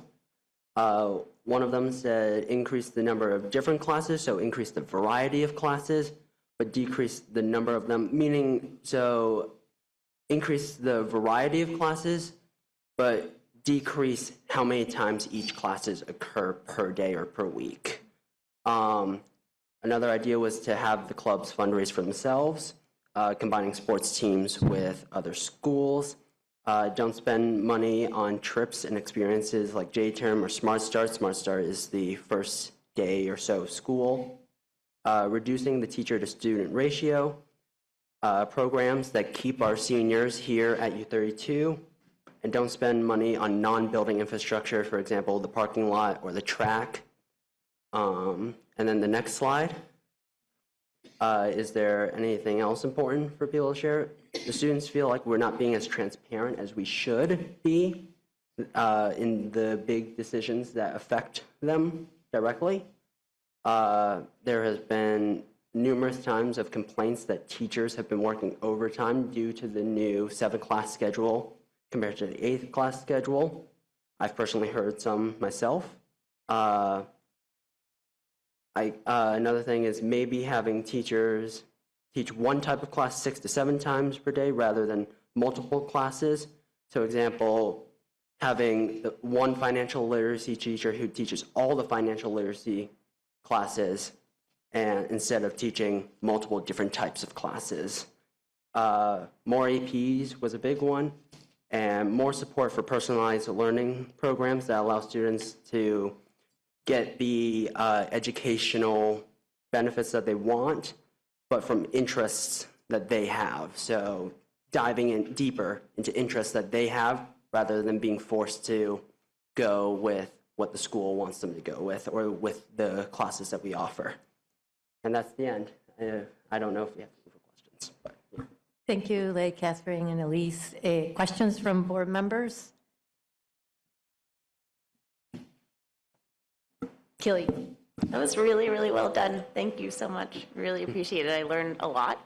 Do you know how many total students took the survey? Yeah, 38. Cool. Thanks. Any other questions? Chris? There seems to be a strong appetite for AP courses. Is that across the board, just even for folks who may not have answered the survey? Or is that selective? We believe so.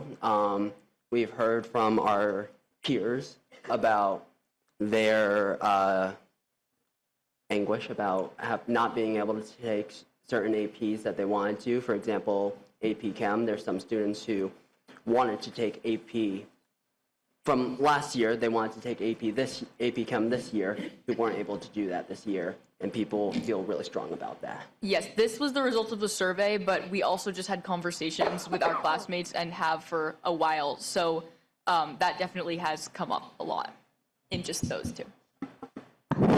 Thank you very much. We are going to move into our next item on the agenda. Thank you for consulting with us, Leigh, and making some changes. And thank you, Catherine and Elise, for presenting and gathering all the data with us. We really appreciate it. Okay, now we are going to move into our 5.1 agenda and moving into executive session with our superintendent. And I'm wondering if there's a finding, or can I lean on Ursula and Diane. Go ahead. Public knowledge would clearly place the board at a substantial disadvantage. So I would just move that we would go into executive session to include our superintendent for purposes of confidential attorney-client communications per 1 VSA 313A1F. Thank you. So moved by Diane, second by Keely. For the purpose of confidential attorney and client communication on the subject of our discussion today on our motions. Thank you. And we'll share what he shares with us after. All those in favor, please signify by saying aye. Aye. Aye. Any opposed? Hearing none, we're going to follow Stephen. And for those of you online, please get off the meeting, and I will call you. Okay? She just means board members that Board are members, online. Yeah, board members, sorry. Everybody else can members remain. online, nobody else get off, because there's 166 of you that we don't want to have to let back in. Yes, you can go. Okay, everybody, we have 2 board members that needed a quick break, and they'll be back here. And then we're going to move into our business, and we're going to share what the lawyer shared with us as we talk about our motions. Right now, we're going to move into our, we already came out of executive session. Yeah. You provided Yeah, the basis was, yes, and that's what I said. You can sit down, John. We went into executive session just to get advice to make sure that the language for our motions were correct. Scott is going to still be online and ready for us. We're going to discuss Chris, you can support me on this.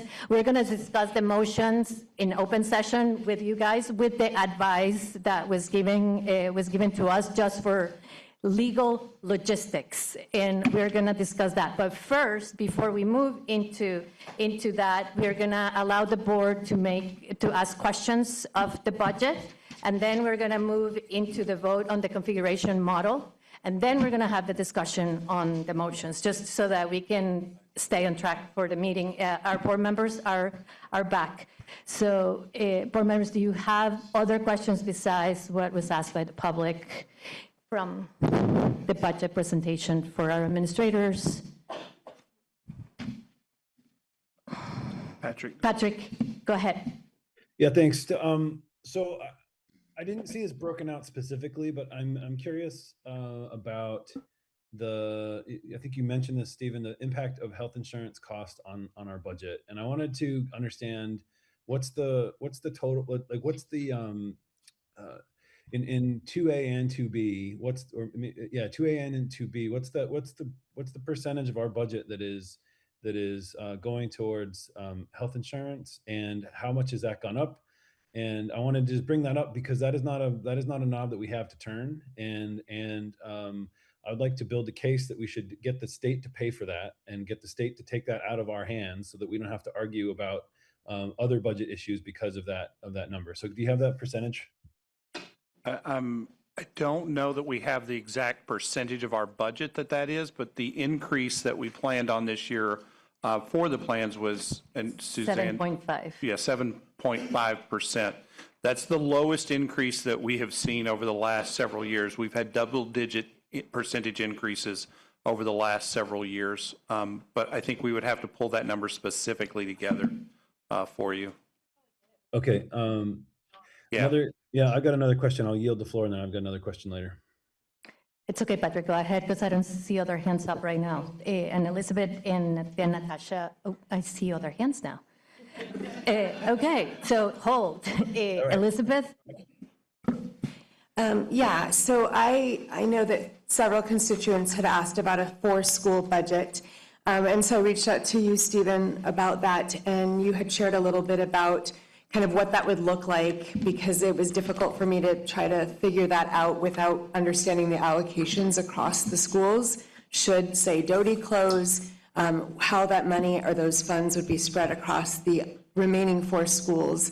I only ask this because this is something that's come up several times from constituents, and also I have shared my, my desire to really consider a different phasing approach, particularly because when you think about the emotional impact, the community impact, the student impact, it would be less should we only close one school. Well, I think in answer to the question about what does a 4-school model look like, when we talk about moving a school, so like all of Doty combining with Rumney, the dollars follow those students. So we don't take the Doty money and redistribute it. Those dollars are a part of that long-term weighted average daily membership. So when you looked at 2B, the combined schools were the total count of kids of those 2 schools, those 2 communities for the elementary level. And I would say that if we were talking about like a 4-school model, so if one of the towns voted for the closure and one of the towns did not, then you would be really looking at budget 2A for the impacts to that individual school that remained open. In fact, the 2 schools that may have been merged into one. And I think the best way to understand that is U32 doesn't have any major changes between those 2 budgets, nor does Berlin. We do try to help in Berlin's budget with some of the programming, but Berlin's overall dollar figures, we're trying to keep as close to that the long-term weighted dollar amount that we have. So we don't redistribute funds. And so I think that that's the easiest way without us having to go through, like we don't have, and we weren't asked by the board to create that for a school budget. It's a lot of additional work, but if the board so wishes. Was it Diane or Natasha before? Natasha, you want to go? I have 3 questions. So the first one is, and if this was explained and I totally missed it, I apologize, but why is there such a significant difference between 2A and 2B for U32? The way that I read it is that there's actually more programmatic impact to U32 with 2B than there is with 2A. And I'm just trying to figure out why that is. No. So I think the most straightforward way to say it is that 2A is primarily personnel cuts to achieve the reductions. And 2B, which are programmatic, different programmatic, 2B preserved more of our MLSS programming in favor of cutting non-salary. But you heard the list. There's things like athletics, there's supplies, there's club stipends, there's all those kinds of things as well.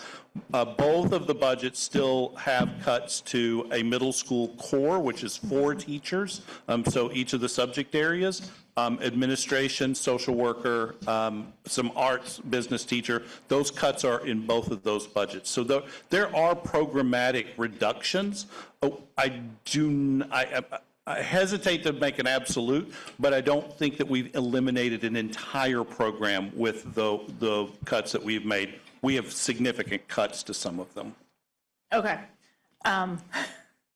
But I guess it's not, maybe programmatic was the wrong word, but it seems like some of those other cuts, even though they're not staff, will greatly impact the students. I mean, when we talk about changing after-school busing, I have a kid who uses after-school busing. Correct. And so if that is minimized as a single parent, I don't know if my kid will be able to participate in some of his after-school programming. So there's some concerns that we're talking about providing all of these additional opportunities for students, yet it sounds like we're actually taking away opportunities for students if we have to minimize budgets in these other ways. That's how I interpret, okay. But that, the core piece, I also have a question about, this is where my other 2 questions are in. If we are eliminating a middle school core team, but we're bringing an additional grade to middle school for the 27-28 school year, how are we going to staff that if we are 4 teachers short with only 7th and 8th grade? So don't forget that they are this next school year, they will be taught by teachers in the 6th grade. So there are teachers who are teaching those students. What we would need to do is we would have to create a new core out of teachers that are already in the district. And so, yes, you are correct. We are talking about moving from having 3 cores right now to having 2 cores. But we have number-wise that works because it's larger classes than what we currently have, but it's still within the district standards. But we would have the need to bring 4 teachers into U32. Those could possibly be elementary teachers now who've chosen to be a part of a middle school program, but our staffing levels at U32 would have to increase for the core, but decrease for those that were teaching 6th grade at the elementary level. Right? The elementary schools would go down by a teacher that taught 6th grade, and the U32 would have to go up. And if we are going from 5 elementary schools to 3 elementary schools, there's enough teachers at those 3 elementary schools to cover that staffing? I would have to double check Because I'm that. assuming we're not going to be able to bring every single teacher from all 5 schools into 3 schools. Maybe that's a false assumption. No, you're correct, right? So, Okay. so there is a reduction in overall teaching staff by some, and that's the chart that would show that. I would have to get exact numbers to be able to, and I don't want to say the wrong number right now, but I do believe that we have the right number of teachers for that transition. We're going to have some tough conversations in the future. We have, one of the harder things to imagine right now is that we graduate our largest group of kids, 134 kids. Our incoming kindergarten is around 70. So the difference in those numbers will not show up in our long-term weighted average daily membership until next budget cycle. They don't show up in this one. So that loss of approximately 60 kids in our district will not show up in our student count until the next budget we do. And so we're going to, this is not going to be an easy process, and we're going to still have to figure out how to staff our schools and meet our programmatic needs in the future. Okay, so the decisions that we're making for next year are for next year. Correct. And potentially we're having just as difficult a conversation around programmatic needs and making cuts for our students next year than we are now. And hopefully, in reference to one of our community members, hopefully Act 73 will be clearer, which will help us understand what are some of our additional options, but I can't guarantee that either. Okay. And not to belabor a point, and I'm not trying to be difficult, but it is frustrating to think that we are making a decision about eliminating 2 schools because this is in the long term supposed to potentially create all of these other opportunities for our students, yet what I'm hearing from you is we're actually not sure if that's the case, and we're going to have to revisit it. So I'm just putting that out there, that we're being asked to make a really difficult decision that impacts the future of 2 towns and our entire district on a bunch of assumptions, and the possibility that we're going to have to make very similar or have similar conversations next year. We will continue to have to make difficult decisions as our enrollment continues to decline. I think one of the other things that we need to say is that U32 as a school is really organized as a comprehensive middle and high school right now, built for 900 plus kids. And the structures and the programming of U32 in the next year, our staff needs to work on developing a new vision for a smaller high school, a smaller program overall in terms of our numbers of kids and what we can offer. Being able to offer AP on alternating years is one of those steps towards that. We don't have enough students to do it every year, but getting students in a cycle that's one small piece. But I think overall, we have a lot of work to do to restructure our school for the declining enrollment, and this is the start right now. And these are hard decisions. I mean, and I don't want to make light of any of them. I wish I had better answers for what the future holds, but I don't, and I don't know that our state does quite yet either. Thank you. Natasha, Diane? So one comment and then just a quick two-part question. So, I think this gets at the question about clarity around what do the positions look like that we're proposing. So this form here is what I believe you're saying gives us information. All I'm saying is to do a side-by-side comparison is a little tricky. I understand that. So I'm doing some quick flipping and things like that. So I think just clarity around that to understand what the difference is between those in terms of personnel and, building services and things like that. Then the other thing, again, if we are talking about potentially having sixth grade teachers or even elementary teachers move up the following year, there will likely be licensure needs that they will have to do. So I'm wondering if that is included in here because next year would be the year for them to do it. The other part of it is there, are we saying there's no infrastructure change? Because I know there were a lot of concerns brought up about sixth grade coming and having 6, 7, 8 now with high school. And so are we saying there's not going to be any infrastructure change within the building? I don't think we can say that right at this moment because we've got to evaluate what those needs are. Is that captured somewhere in this budget? Because that could go through the roof if we begin to do construction. It is not in this budget. I think that the through the roof would be the limiting factor. Like we would have to make our decisions based on what our available funds were and make good decisions around that. I think there was another question that you had in that though. I'm sorry. The licensure, thank you, everybody. So the licensure issue is a concern. It's a part of our transition planning and is to speaking with our teachers early about that possibility. It could also, moving the sixth grade, not next year, but the year after, also gives us 2 summers to work with the Middle Grades Institute, which is an organization that can help our teachers get that certification and build those programs so we can start to build a more robust middle school program than we currently have. Yeah.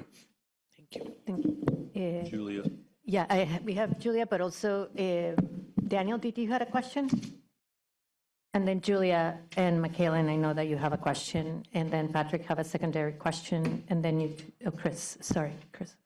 A lot of mine have been asked and answered, but I did have a question for Suzanne about the Worcester CLA. My understanding was the CLAs immediately post reappraisal are usually right around 100%, and I see it's 144, which seems like an interesting situation. I'm just wondering if you could explain. I can explain that the legislature did a really interesting thing last year with the adjustment based on the statewide average, which this year is 70%. So those percentages that you're seeing in the CLA are after the adjustment for the statewide average of 70%.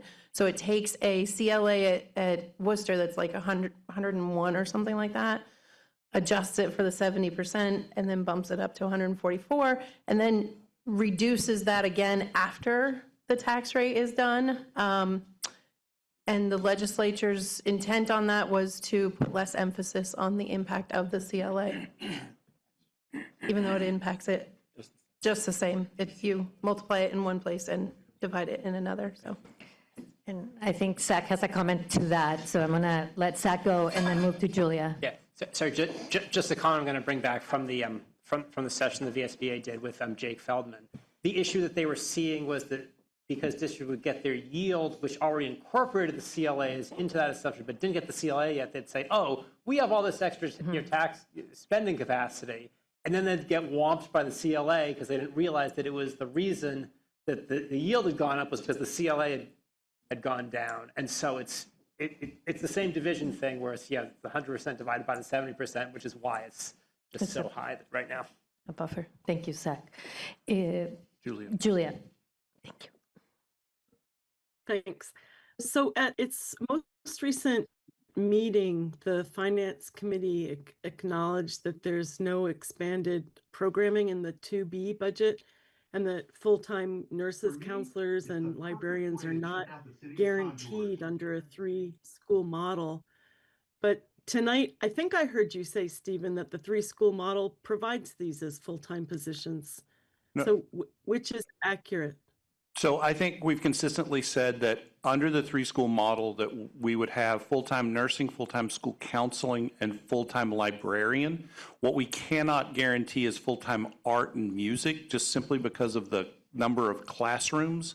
So that we determine our FTE, the total number of hours that we need music and art based upon the number of classrooms that we have.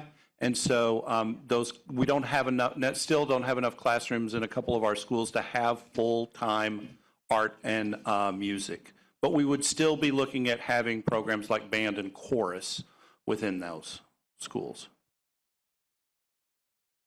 Okay. Thank you, Julia. Chris? Thank you. So Julia, Richard, I'm going to need your help on this one. Just because in the budget description, it talked about an inability to comply with Act 173 due to specialized staff being cut in this area. And then I heard you say that there'd be no impact on special ed. Please explain what that means so that I'm understanding why there's concern here about these things being out of compliance. I think a community member talked about being out of compliance as well. You got to go to the mic. Sorry. But you got to go to the mic. They can't hear you online. Hi, I appreciate the question, but I would like to actually give Caroline the opportunity first to clarify what she said. I don't want to make assumptions about what she was saying. That's in their EMES. It was Yeah, Caroline it is in that made that EMES. comment, Yeah, okay. and I just don't want to miss. It is in 4 out of 5 schools. It's intervention. And when we remove interventionists in specialized areas, which right now we have literacy and math, that will end up having an impact on special education. When Vermont shifted the special ed evaluation process, Act 173, yes, it requires evidence that students struggle even when given the opportunity of intervention and what's called progress monitoring. We would not be able to do that system justice if we erode our MLSS, which we would be doing by reducing intervention. Okay, so this is referring to interventionalists. It's the interventionists, it's the way the entire system runs. So currently, I don't want to go too deep in the weeds, but currently we have interventionists who they start at layer 3. Teachers do layer 1 and layer 2. Interventionists do layers 3, 4, 5. And if students are not showing appropriate progress at layer 5, we have a discussion about special education evaluation. By the reductions at different schools, some had to eliminate a content area from intervention, some had to eliminate grade levels from receiving intervention, and classroom teachers would be required to do layers 1, 2, and 3, which is debatable about whether or not that would be possible. There's no way layer 1 could be implemented with fidelity if you're also giving kids who need a boost and kids who need intervention. Does that answer your question? How many interventions are we talking about being lost? I can only speak for Rumney. We currently have in draft 1, we had 2 full-time interventionists to meet the needs for next year. And in draft 2A, we would have 1. And we've looked at whether it would be an entire content or whether we would only provide intervention to K2, which we do not, the staff do not support that. I don't support that. Financially, it's what we had to do. We have to keep our classroom teachers, so we eliminated intervention. Okay, thank you. McKaylin? Before I ask my question, there will be a separate time to discuss the configuration? Or is this discussion and questions? Yeah. We'll move into a motion and discussion on configuration after this. Yes. So this is questions. So On my, budget. my question, well, I too am concerned about the substantial cuts to U32 in both 2A and 2B. And I think what I heard when Natasha asked about the core was that we would be eliminating a core and then potentially adding a core in again the following year. Which, this is, I guess, a bigger question. I'm still unclear the actual benefits of doing a staggered reconfiguration with waiting a year to move 6th grade up, because I see it creating additional stress with pre-K not being able to be located with their peers and their siblings for a year. And additionally, there will be a class of students that have to move 1 year to a new school and then the following year to U32. And personally, my daughter's in that class, so I feel it a little more acutely than some people probably. I do understand what you're saying about, getting people middle level certified who want to be, and getting the middle school ready to be a robust middle school. I think U32 has a fantastically robust middle school and has for 30 years or more. So I know it's like a little outside the scope of this particular budget, but I really would maybe like an explanation as to why that's actually impossible. I don't think I can say impossible, right? I mean, that's like we do hard things as administrators in school systems. We know I can look over at my old team members over there, and we did COVID in a week. We transformed the district from to an online system. So not impossible, but we are caught between being thoughtful and making good plans and being expedient, and those are competing values that we have to hold at the same time. And when we hear from our community that we're going too fast and we try to slow down, then we're told we're going too slow sometimes. And I mean, I hear you on that, and we're trying to just look at the capacity of our district to make this much change in 1 year. Can I rephrase my question? You can, sure. Would moving the 6th grade to U32 improve the financial cuts needed next year at U32 if we were not to move 6th grade? So the dollars associated with those students would be reallocated to U32 and be removed from the elementary schools. And so it may not change the total programming quite as much, but it would change I mean, you think about some of our elementary schools may have 5th and 6th grade classes, so the combined class, and I can't remember if we ended up with that, but I think there were a few. That configuration, we haven't modeled all of it fully, but we may have to have more teachers to be able to do that than having it as we are now, which, as you can see, we don't have a whole lot of wiggle room on our staffing right now based on our budget numbers, if we stay under the threshold. Yeah. Okay, and I think Patrick had another question, but I think he's saying he was just asked. So Julia raised her hand again. Go ahead, Julia.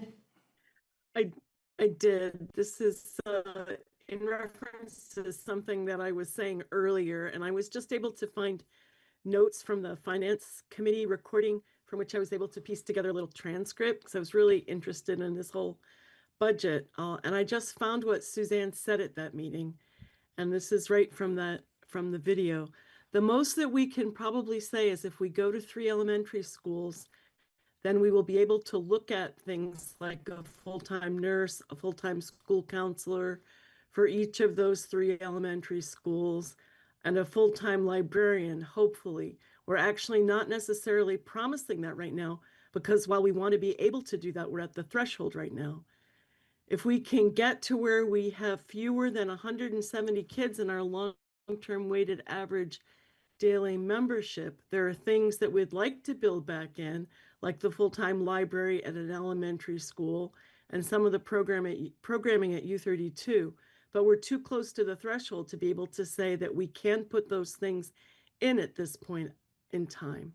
So that's the end of what I have as in the transcript from Suzanne. So this sounds different, Stephen, from what you just said. In the 3-school model, will our students be promised to these will we promise that our students will have access to these full-time staff, or was Suzanne accurate that we're really not promising that? So when Suzanne did that, we still had not finished all of our budget work as a team. We had met multiple times after that to make sure that we could. We are saying that we can provide full-time nursing, librarian, and school counselor within that 3-school model, because we've done the additional work since that finance committee meeting to make sure that that's possible. And so we can, that's what we want to be able to do. We've heard that from our communities over and over again. Thank you, Stephen. Chris, one last question? I'm going to follow up on, I think it was Patrick's comment about any infrastructure costs, and what is even within the scope of potential infrastructure or other costs for transition purposes if the towns vote to close their schools, and what is the rough estimate on that? Because that eats into any potential savings. You're saying to any renovations to like buildings like Rumney's building or East Montpelier? No, we don't. There's no need for any renovations to any of those schools to accommodate the additional students. Okay. Has there been an estimate of what other non-structural transitional costs would be required in order to? And I'm not talking about the transition liaison, someone like that. I'm talking about. You're talking about loading up a moving truck full of items and moving it from. We have not estimated any of those costs yet. I would recommend to the board in this situation that was fund balance money, because it's single one-time use of funds as opposed to ongoing charges. But we have not estimated all that at this point in time. We would utilize our own staff wherever possible to be able to make that move. And one more follow-up is how many, what's the reduction in the number of administrators that we have going from budget 2A to 2B? From 2A to 2B, we have a reduction in administrator at U32.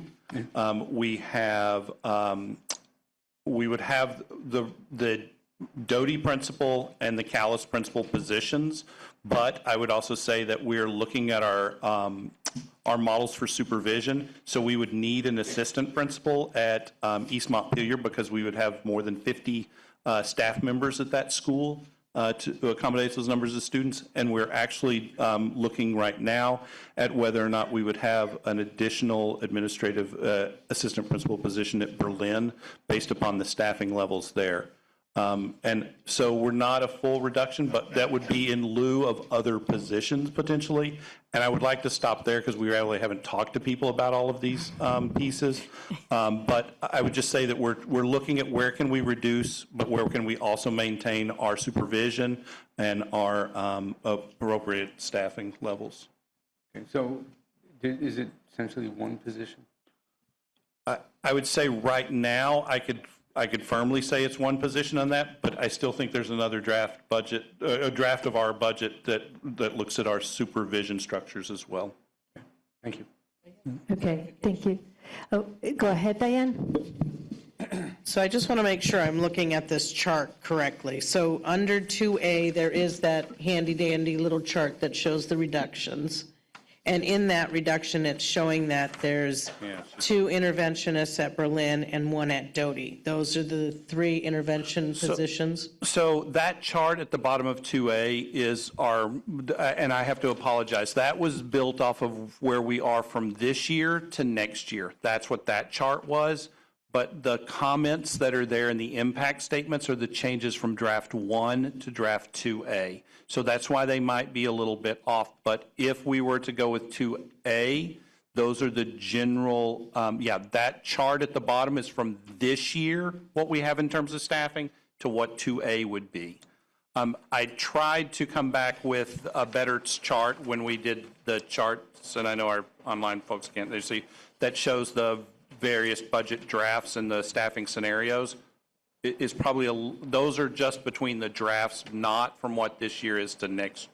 I don't know which one to compare to. Right, no, and this Right. one doesn't, unfortunately, this one doesn't break it down as to, I can't tell where the interventionists are. I mean, you know what I mean? They would actually be in the direct instruction. Right, but are those the only cuts reflected in direct instruction? I'm not sure that they are. They are not. I just want to understand, so, but what we're saying in 2A, the additional cuts that would occur is in 3 interventionists. Yes. Because that doesn't, so I'm just very confused. Yeah. Can you guys use a mic, Alicia or Caroline? Can you, Alicia? I think this is the answer. There's a shift in interventionists at Rumney, going from 2 to 1, but we have to have an additional classroom in 1st and 2nd grade. This year, we're able to do it with 1 teacher. Next year, regardless of if it's Worcester and Middlesex or just Middlesex, we need 2. So there's an additional teacher cutting down on the reduction of the FTE across the school, but we would not have an interventionist. Yeah, the staffing scenarios are pretty complex. We're trying to get this to the board in a way that they can see.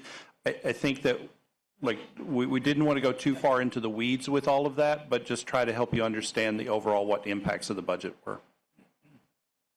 Okay, it is almost, no, it is not almost, it's 10:14. So I'm going to try to pace us as best as we can. We're going to move into our discussion for vote on the configuration model.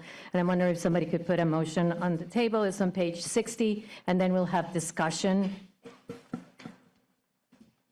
I move to adopt the configuration model of the 3 multi-town elementary schools, 1 middle school and 1 high school. Thank you. A second? Or Keely? Okay, so moved by Amelia, second by Keely. Discussion, questions, or ready for a vote? Go ahead. Michaelan and then Zach. Okay, so this has been difficult. This has been super difficult, very emotional for all the communities involved, and I don't take this lightly at all. You know, one of the towns being largely affected, Worcester, is the town I grew up in. I went to Doty. My kids went to and go to Doty. You know, it's very emotional. That being said, I think it is very clear that academically, social, emotionally, we're really going to do the kids a disservice if we keep running 5 elementary schools. And I say that with a lot of sadness because I love Doty. But, you know, when we hear repeatedly from the people in the buildings, I mean, Honey being the one that we've heard from the most, but just say how hard it is and how they're just not, the kids that are not being served equitably the way things stand now. And then looking at next year's potential budget with 5 elementary schools, it gets even worse. I can't, in good conscience, say we should keep running 5 elementary schools. We're not superseding the democratic process. This vote has to go to the towns. I hope that the town will agree and we'll see that honestly, the welfare, the well-being of our children and of the community really does lie in combining our smaller communities into one. There's a lot of sadness and a lot of fear, but I am really leaning into the hope that, these new communities we create will be amazingly vibrant places for our students, and also that our town will be okay, that our town is strong, and our sense of community is strong, and, the school has been a linchpin of the community, but I truly believe that Worcester will come together and maintain that amazing spirit with that if the school is closed. So therefore, I support the 3 elementary school model. Thank you, Michaelan. Zach, and then I see you, Patrick.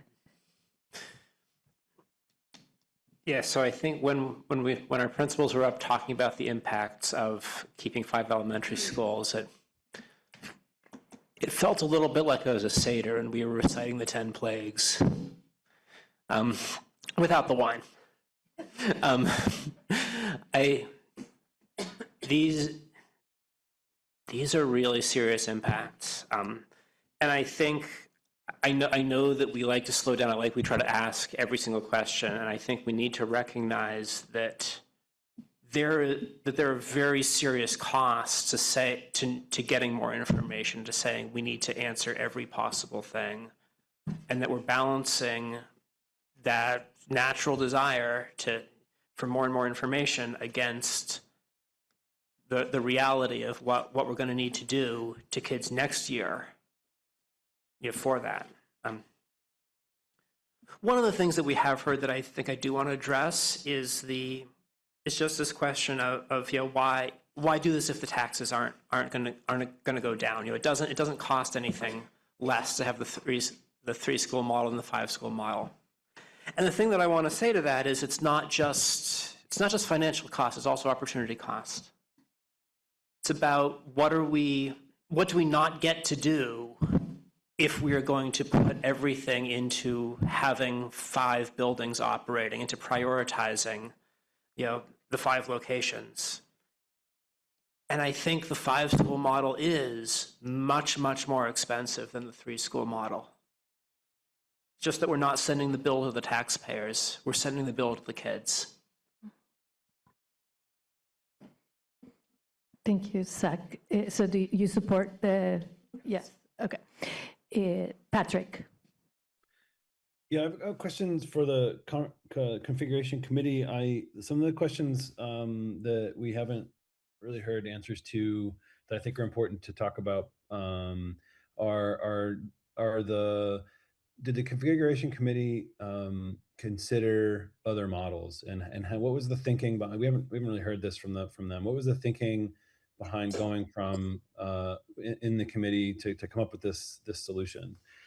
For instance, did they consider middle school model and how this configuration would put us in a good or poor scenario for a merger with Montpelier? Those are the two biggest pieces I'd like to hear about.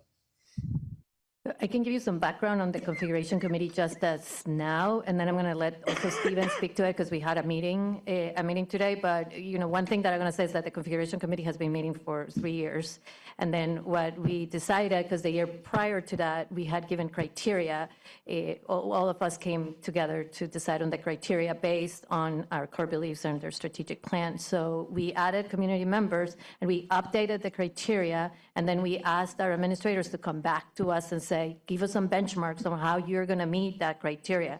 And with those benchmarks, so that we were not putting a model forward without a vision, we wanted the criteria and the benchmarks to drive the proposal. And then I'm going to give it to Stephen, because with that, they came back to us with a proposal.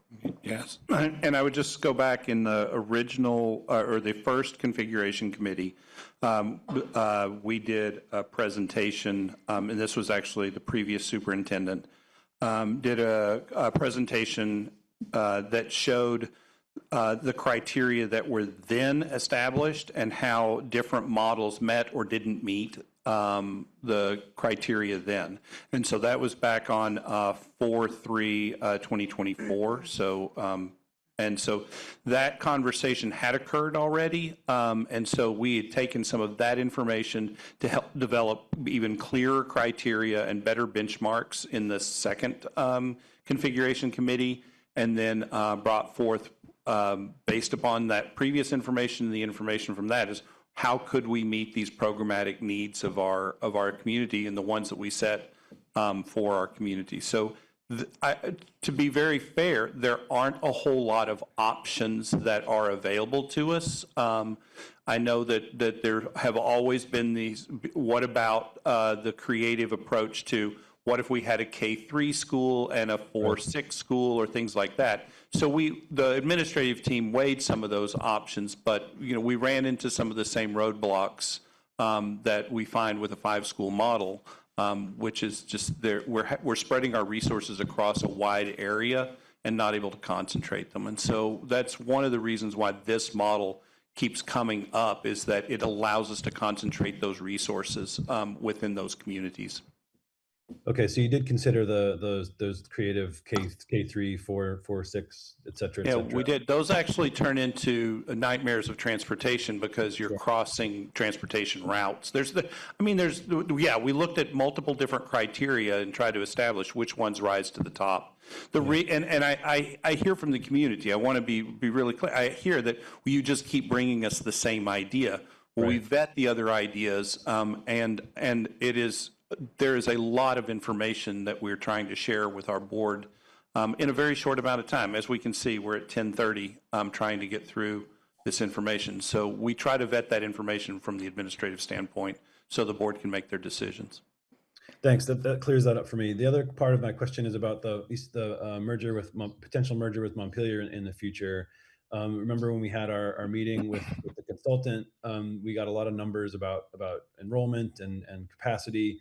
And I spent some time with that document, and our district has enough capacity for all of our kids as well as the Montpelier Roxbury kids, except for 430. And it turns out that that one building in Montpelier could take all of those kids. And so there is a potential model where all of our towns have a school and Montpelier has a school, and when we have enough capacity for all the kids in these two districts today. I don't want to muddy the proposal and can suggest that it's more complicated for sure.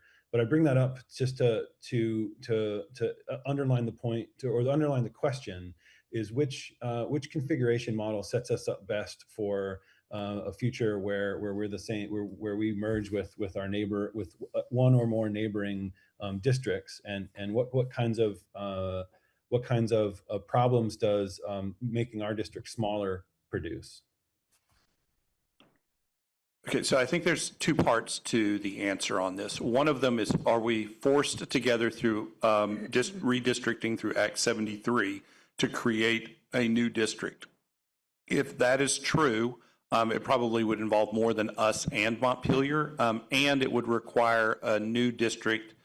It would create a new district that would have different powers. Our articles of agreement would go away, and so the way that district would be structured is whatever that board of that district would decide under what we see in Act 73 right now.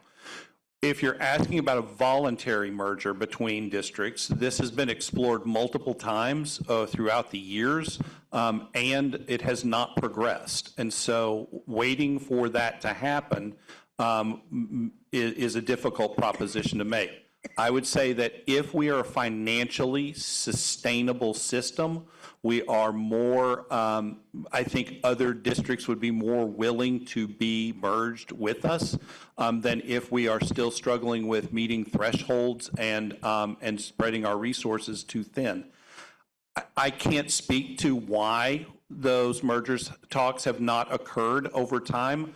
I know that there are a lot of different reasons that are brought up, but the joining of two districts would have to occur before we could join high schools under the current system, and that is, I think Act 73 and the redistricting committee has brought up many of the challenges that are associated with that, voluntary or involuntary. That's a very big task, and so I think for us, first, can we stabilize our own district and our spending and our programming before we would be able to merge successfully with another district, no matter voluntary or involuntary?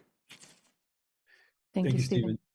So if I could just say, I want to acknowledge a lot of the same things that Michaelan talked about and that we've heard from our community tonight and over the course of this process. There's going to be some. If this new configuration passes, there's going to be some hurt feelings and some worry, and that stuff is real, and people have been telling us that, and I think that, and I for one hear those concerns, and I want the community to know that for at least I do, and many of us on the board certainly do, and. But I've come a long way on this issue. Last year, I was opposed to closing, to letting the towns weigh in on closing these schools. I agree with some of the folks that we heard from in the community in the comments that it is time for us to send the issue to the voters. I read through the articles of agreement and thought really deeply about this, and it's not a decision that is solely up to us or up to the towns. It says clearly in the articles of agreement that the board and the towns have to make this decision.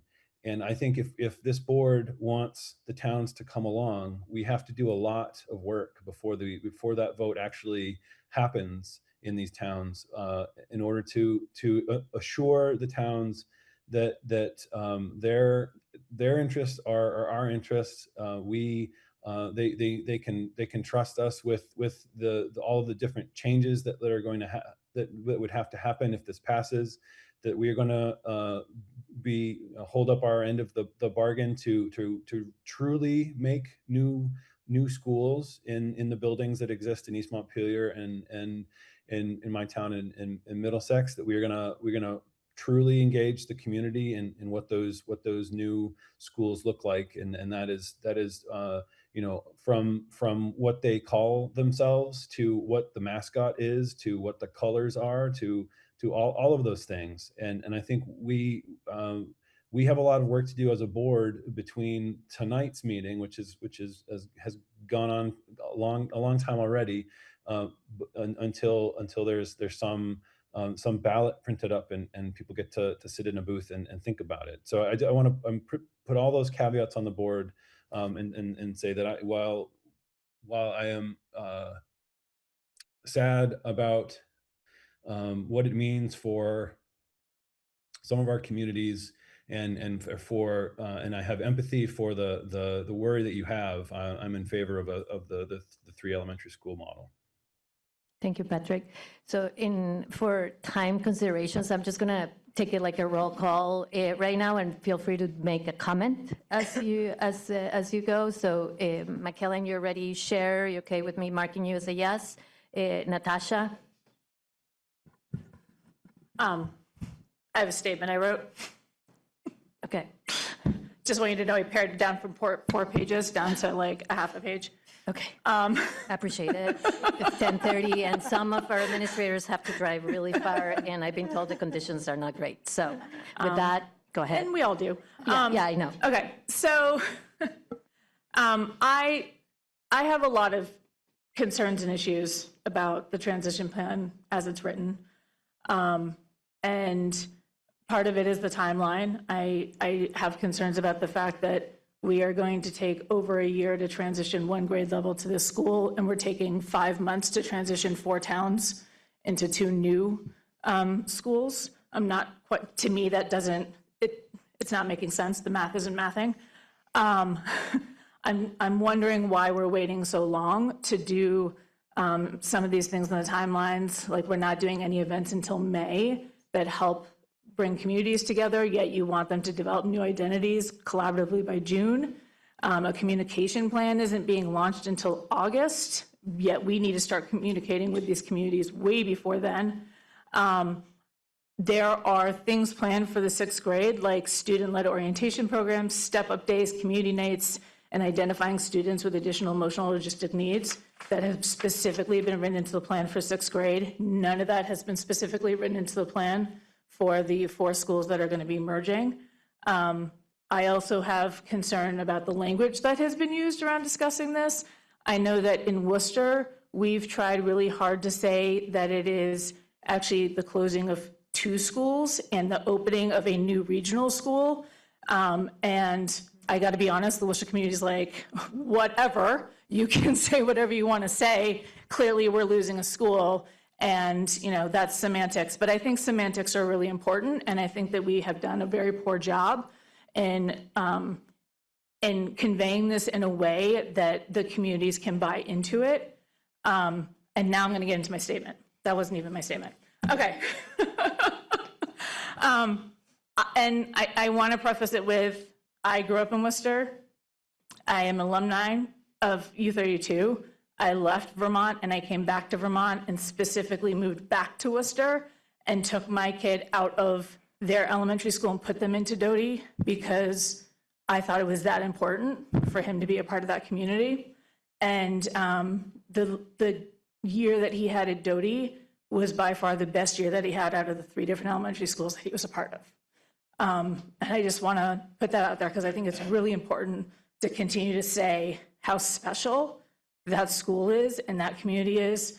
And I also realize that Doty cannot continue to stay open in its current configuration. I'm very aware of the financial implications and the programmatic and service challenges, but instead of exploring new ways to look at education and what a school could be, we keep working within the same boxes. We could have spent the last year really doing some exciting work about how to move education forward in our district in truly innovative and exciting ways. Maybe Doty could be a magnet outdoor education facility. Maybe it becomes a STEM academy for the elementary age kids. There are so many things that we could do with this space which would allow the school to stay open, encourage collaboration and participation across the district, and build community. Instead, we keep looking at education as stagnant. We have blown this opportunity just like we blew it coming out of COVID.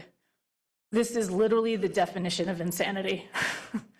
We have alienated our communities through an engagement process that has predetermined narrative and end result, using condescending language that comes across as threats and opaque communication. Our communities have been beaten down and they are tired. They have asked for clarification so they can try and find something to buy into, and instead we continue to make them feel like they are a bother and that we know better than they do. If we are going to move forward, with this transition, and it feels like we will, whether the towns want us to or not, we need to do it right. And yes, I believe we need more time. And no, I don't want to hear that we've been talking about this for years, because we haven't. We've been talking about closing schools for years. We have not been talking about what that looks like. We have not been talking about how we create new programmatic opportunities or building culture and community. We have thrown around buzzwords and phrases and said we are doing it for the kids. Well, we have kids literally crying this evening, telling us that's not what they want. If we truly believe in transformational schools and inclusive communities, then we have to do this right. That is the end of my statement. Having said that, I do not agree with this configuration, this plan as it is written. I do think that the towns have the right to make the decision because I think the towns know better than we do as a collective body what they should do for their students. Natasha, just to be clear, you're voting yes on the configuration model, no, just voting no on the configuration model and then we'll move into, okay. So it's just confusing on the, go ahead. Zach, you're a yes. Elizabeth? Thank you, Natasha. I really appreciate that. You wrote my statement. You did an incredible job. Yeah, I want to. I echo so much of what you say, and I do feel like we have missed the boat on this, and it breaks my heart because Calais is an incredible school. It will continue to be a place that my children have grown immensely. I also want to say that I don't feel that consolidation means more or equal or better for all. In fact, I don't think it will be better for my children. Just going to say it. I also feel like, to Patrick's point, we have a significant obligation to our students and families who are vulnerable in our communities to make sure that we are addressing their needs in ways that I feel like we have not thus far. I also want to just say that I also do not agree with the 3-school consolidation because I think that there could potentially be a more creative solution. I have said it with the 4-school. I hear the numbers. I want to see the numbers. So I do not support the 3-school consolidation. I also do not think we should remain in a 5-school configuration. I think that we have a little bit more work to do, and I'm willing to do it, though I don't know if I'm outnumbered. And the last thing I will say is that I believe in our towns. I believe in our Calais community. I believe in our Doty communities, our Middlesex. I believe in everybody. I also know that I have strong feelings of how I would vote as a townsperson, and I think it's time to bring the vote to the towns so that we can have everyone's voices to be heard instead of me just providing that information. So to reiterate, I do not support a 3-school consolidation. I do support sending the vote to the towns. Amelia? I made the motion, so yes, I'm very much in support of the 3 elementary school reconfiguration model. It's the best one that we have. It's not perfect, but it's the best that we have right now. And we heard what the principal said, would be lost if we don't take this opportunity. And this cannot be made into a moral issue for us as individuals, because we know that morality refers to personal beliefs about right and wrong and informs our internal compass. This is, however, an ethical dilemma that we're faced with. And ethics are external societal rules and that guide our behavior, like professional codes and the roles that we're in as a group. So though the terms are used interchangeably and our morals inform our ethical decisions to an extent, the distinction is clear and we must not conflate the two, especially given what's at stake. We must model responsible accountability and appropriately adhere to the guidelines outlined in our job descriptions. And I'm no exception to having strong moral beliefs about how things should be different. And I can't let my personal morals dominate the decisions that impact so many people. So for example, personally, I would love nothing more than to see 1 mental health counselor for every 20 students in the district. And the reframe I have for myself is it's not my job, it's not my current role to reform, to push for reform in unrealistic ways without funding in an unrealistic time frame. It's not within the scope of my professional duties. And it doesn't mean it can never happen, but big, stable changes are evolutionary, not revolutionary. Instead, it's our responsibility to focus on supporting the district's current plan, goals, and we heard what the 3 elementary school model can provide. It can provide hope to meet those goals by not harming the students in these specific ways that the principal just outlined for us tonight. Right? the loss of interventionists and the huge class sizes and losing really good quality teachers. We can't risk that.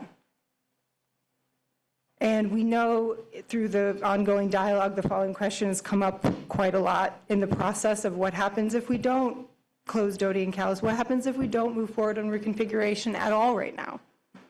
The answer is we would be working directly against the plan and goals of the very district and the communities that we serve. The financial constraints will grow if we do nothing, and the penalties will overtake us if we hold on to structures larger than our threshold set by the state. And we know this. There would certainly be a regression of quality education in our district, and we can avoid the scenario as long as we act now. We know the multiple state and federal factors all too well that have been talked about tonight. Again, inflation, declining enrollment, rising insurance costs, which is more of a pressing issue, and the reductions on the federal level to our education funding.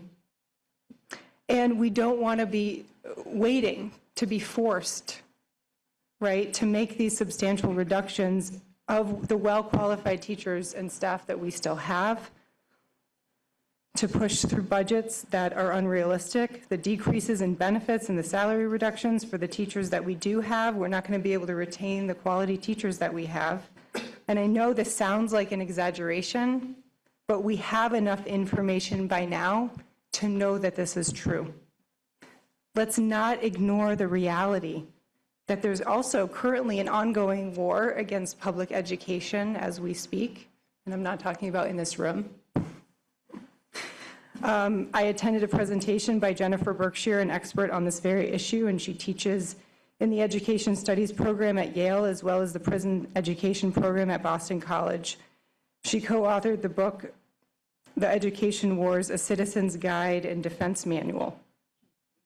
And one of her most powerful quotes that pertains to our current ethical dilemma as board members and community representatives is a simple yet eloquent summary of her message.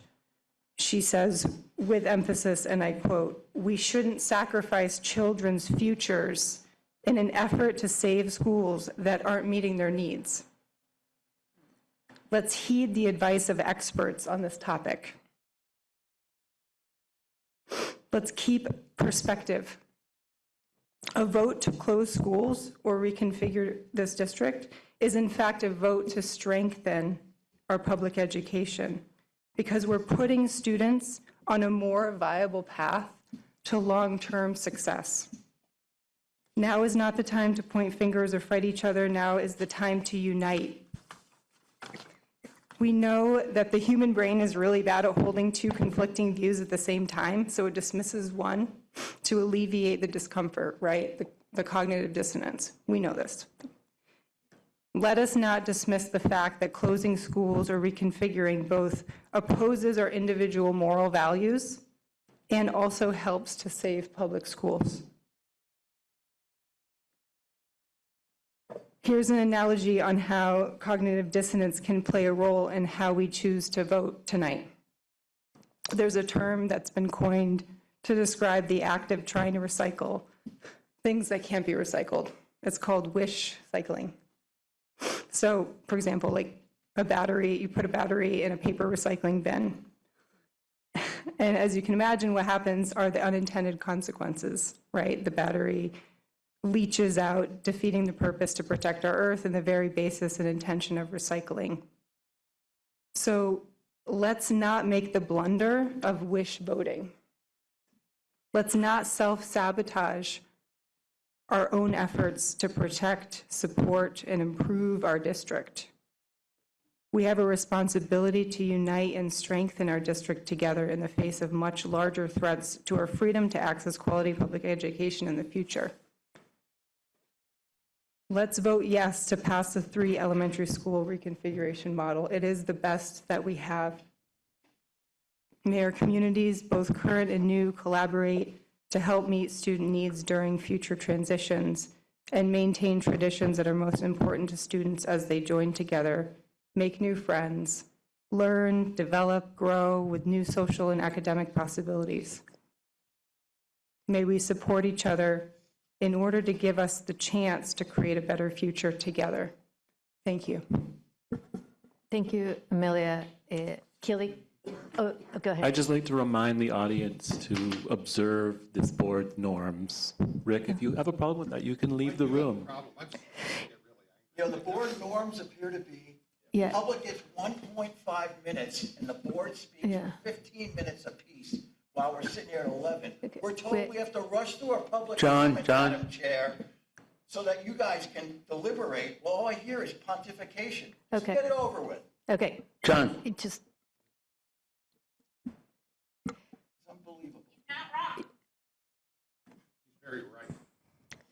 we are going to model for our kids, and you're not behaving as a model for our kids.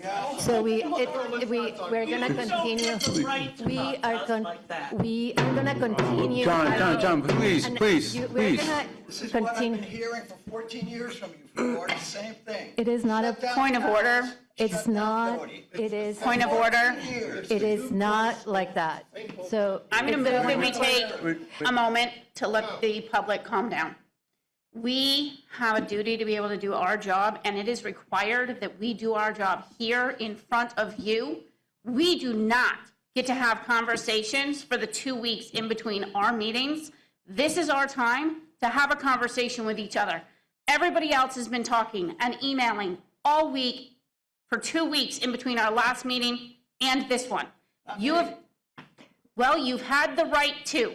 We only have the right to speak now on these issues. We have not been able to speak amongst ourselves as a board to do our job.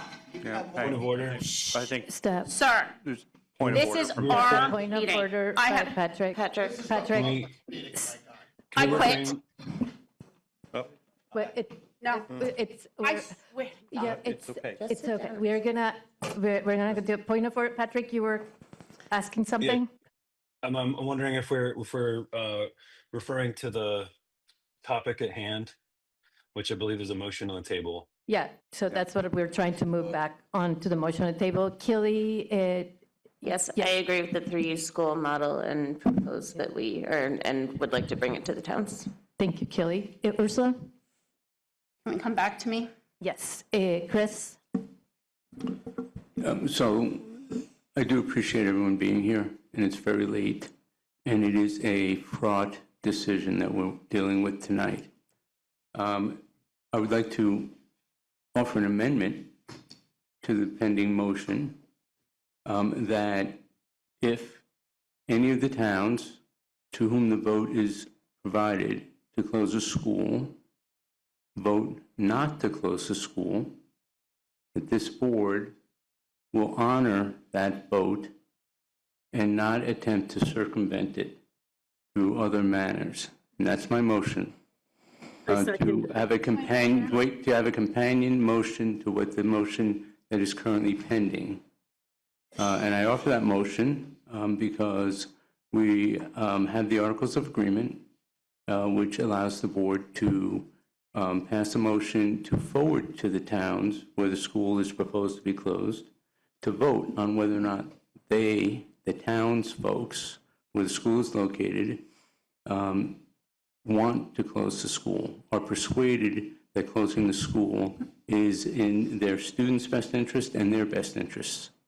What we haven't heard any discussion of tonight is the significant impact that will be visited on towns where schools are closed. I haven't heard any study cited that it's a benefit to close a school in a town. I don't think anybody thinks it's a benefit to have the school closed in a town. And we are a 5-town district right now. We're forced together. We didn't love each other to begin with, and we didn't voluntarily merge. We were forced to merge. In the articles of agreement, So we're Chris, prepared. can we, if you, just one second. So what is the amendment that you're offering? So if you're offering an amendment, then you need a second, and then we can move into discussion of that amendment. So if you're offering an amendment, I just want to remind you also that we right now are just voting on configuration, not on school closure yet. So the configuration needs to be voted first in order for us to move into a closure vote. So you would have time for a motion later on. It's the board discussion. Made a friendly amendment, and I haven't heard a second. I seconded it. Okay, so. You did, okay. So Hold on. What is the- So moved by Chris, second by Julia, and Lisa, do you have the amendment?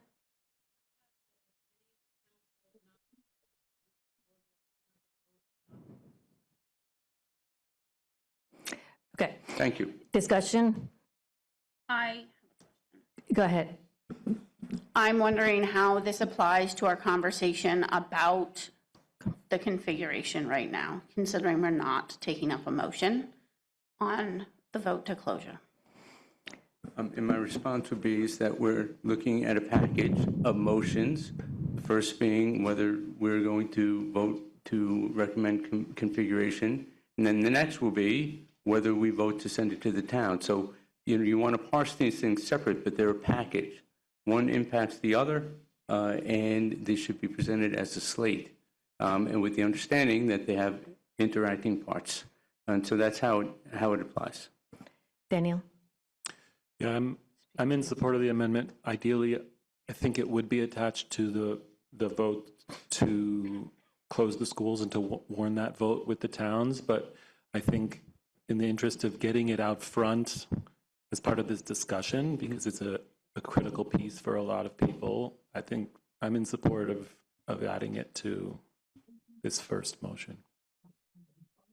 Oh, the other thing I was going to ask if Stephen wanted to take this opportunity to make any statement about his intent as far as if a town were to not support the closure of its school, how the administration was planning on approaching that without this motion on the table. Right. I mean, the administration wants to honor the vote of any town. And I think my point of clarification, though, is that we need the ability as an administrative team to be able to move grade levels at times when there are not enough students to constitute a full grade. I mean, we're looking at potentially having 2 or 3 kindergartners in a classroom. That is too small of a classroom for us to have. And so, I don't want this to bind the administration to not being able to do strategic kinds of moves, but I do understand, like, in terms of making sure that we follow what a community wants. I think the question I would go back to for the board is last year when we were in a very similar situation. It's like, will you still appropriately fund schools if one town votes not to do that, was the question back then. And the question is that we're not going to shortchange our children. We built a structure for our budgeting to make sure that we were doing that appropriately, and that is so that we aren't in these situations where we have arbitrary allocation of funds and resources.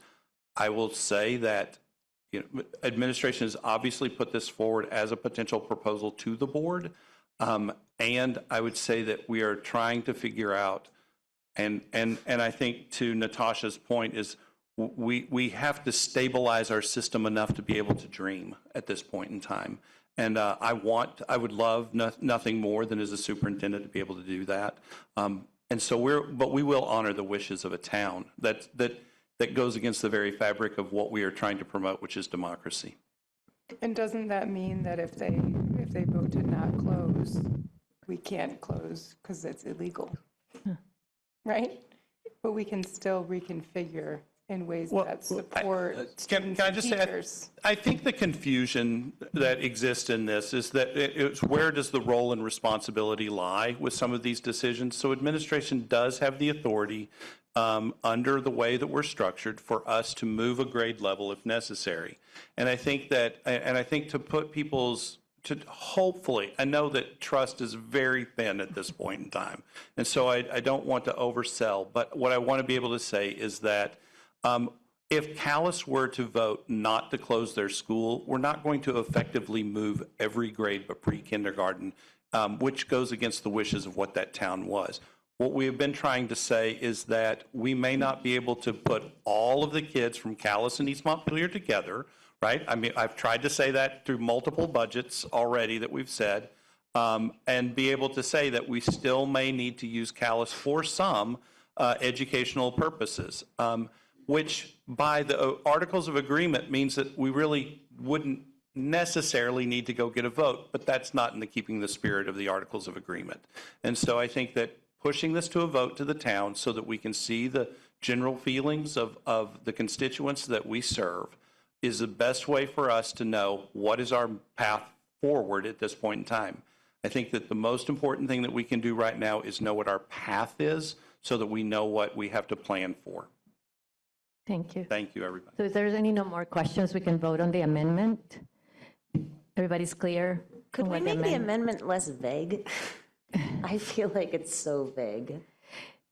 Lisa, do you mind reading the amendment again?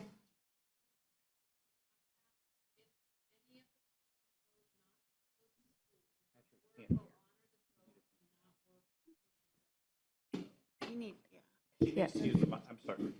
He's got to use the microphone so that Julia and Patrick can hear. Sorry, Julia and Patrick.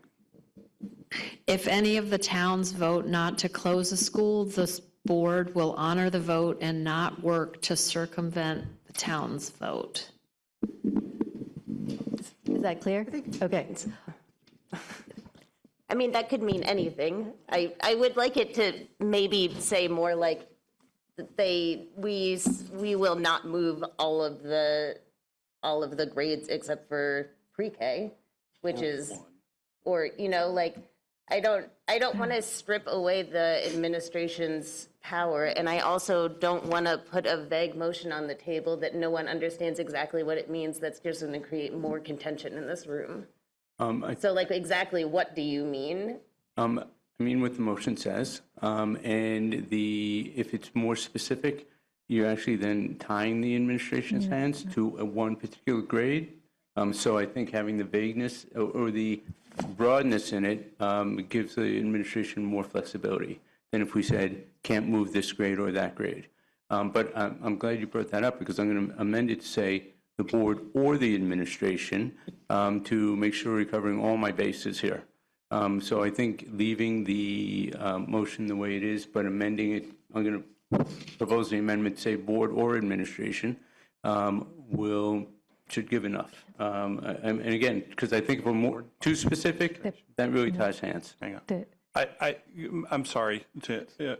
I'm done.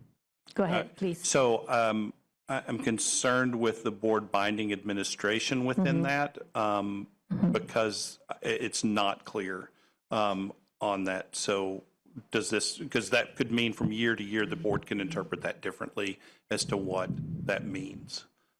So I just want to be careful. I agree with the spirit of what you're saying. I just want to be careful about how we say it. I don't anticipate us voting on this year to year.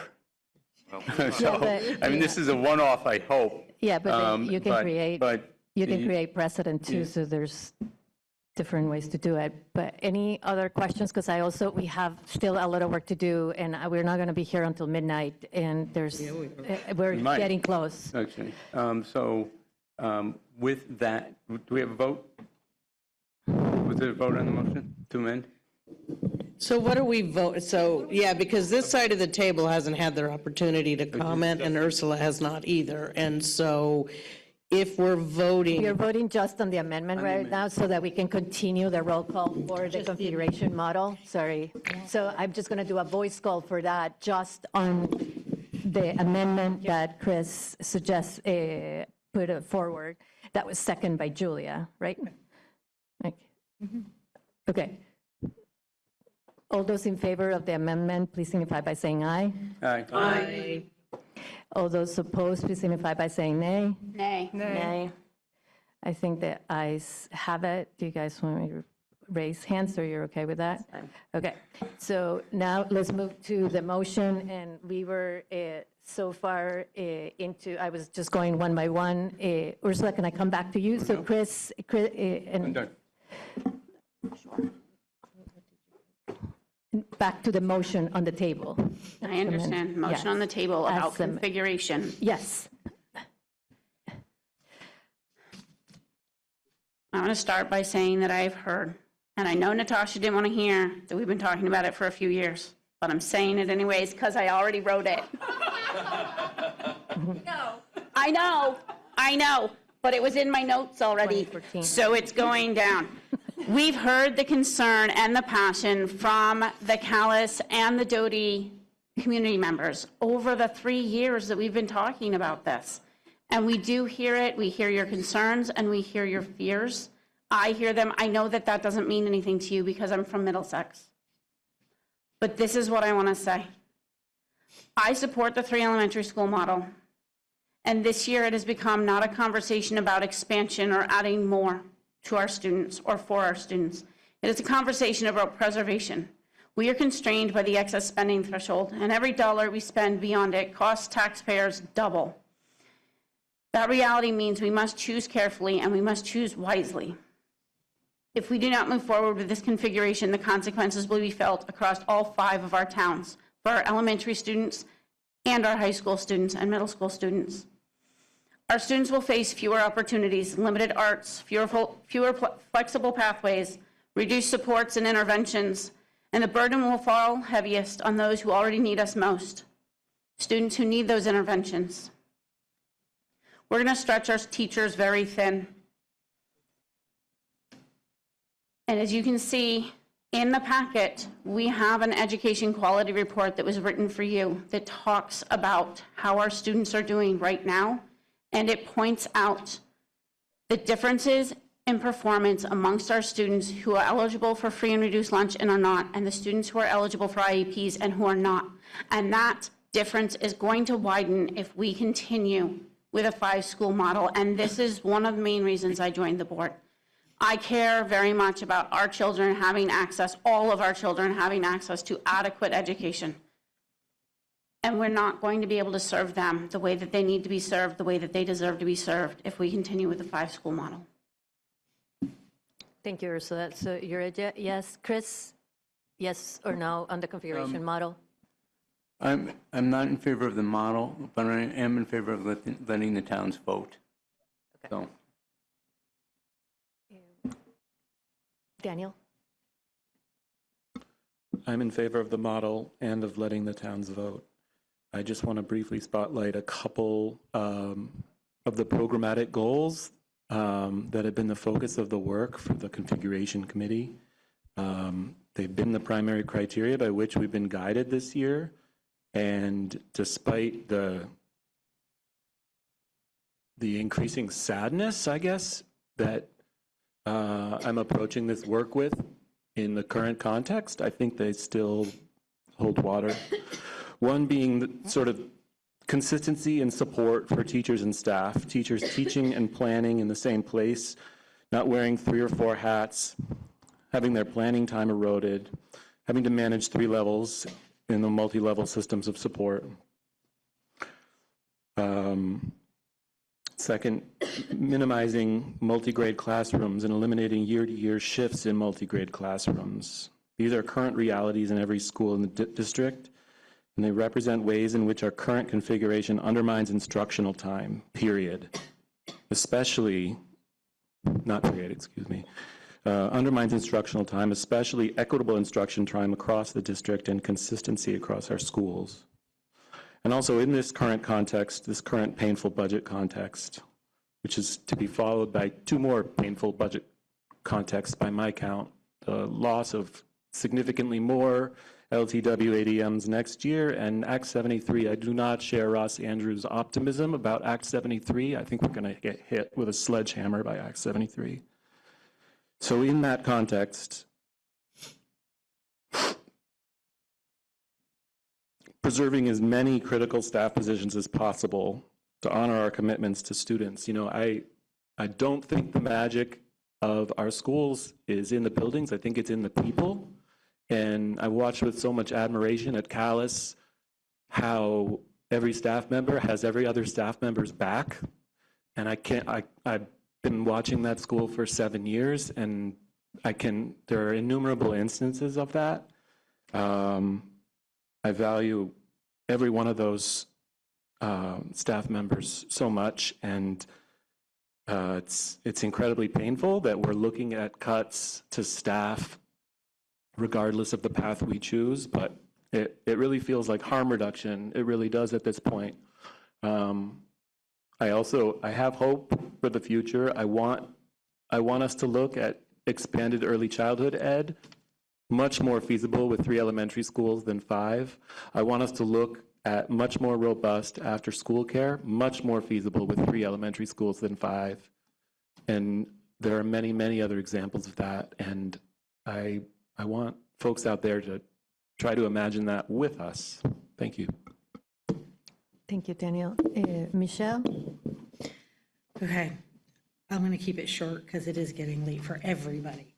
I'm going to support the reconfiguration and sending it to the voters. The voters, they are the most important people, and we've heard both sides of from both sides of this. And I truly believe giving it to the voters is the most fair, transparent, and respectful path forward we could do. So. Thank you, Michelle. Diane? So there are a number of questions, so it's that catch-22. I do want to send it to the voters. I'm not in support of the configuration.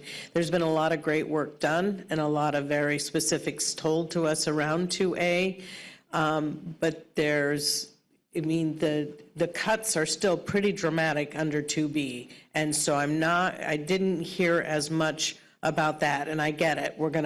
The kids are going to be together, which is going to allow for those opportunities. We all know when kids come together, though, there are other challenges that come to play, and I'm just not sure we've fully envisioned what that is. I do think we've been thinking in a box of a lens, and so I'm concerned about that. I'm also concerned that when we hear from our towns, there are still some pretty big question marks I have in terms of what budget we're going to end up with, and especially if our towns both vote no.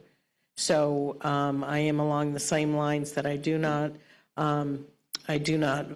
agree with this configuration, but I do want to get it into the hands of our communities. Thank you, Diane. Julia? So we've already established that closing Calais and Doty doesn't provide meaningful tax relief. District-wide closing both schools saves about 0.2%. So that's not fiscal relief. It's statistically insignificant. But when we weigh that against what we know, we need to weigh that against what we know would happen next. Property values drop. Multiple studies show that when a town loses its elementary school, property values drop between 6 and 25% in that town. That's hundreds of thousands of dollars in lost value for families in Calais and Worcester, far exceeding any tax impact. Saving a little bit on taxes a year doesn't help if your home value drops by $50,000 or $100,000. I'm also very concerned that the plan also asks us to forfeit future funding. Right now, Calais and Doty together qualify for approximately $500,000 in small school grant funding under Act 73, beginning in 2020, in 2028, if the schools remain open. If we close them now, that funding is gone forever. In defending a recommendation to close Calais and Doty, the district invokes the idea of long-term sustainability, but a plan that ignores a known $500,000 funding stream is not sustainable. It's incomplete. Since Act 73 will take effect in just one budget year, it feels rushed and unwise to make permanent decisions about schools, especially when current law supports keeping small rural schools open. And another reality we can't ignore is that the budget materials themselves are not sufficient for informed decision-making. We've seen multiple versions of staffing and budget models with inconsistent assumptions and no clear explanations of exactly how cuts were calculated. Our neighbors are telling us they don't have the information they need to understand the cuts being used to justify school closures. That is not a minor issue. Some of our constituents have pointed out a serious credibility gap in how the impacts of the two budgets are presented. Draft 2A lists only negative impacts of keeping 5 elementary schools open, while Draft 2B lists only positive impacts of closing Doty and Callis. If we say we value transparency, we must be transparent. Right now, we're being asked to trade community stability, future funding, and public trust for savings that barely register on a tax bill. That is not responsible governance, that's not responsible leadership, and that's not good stewardship of public schools.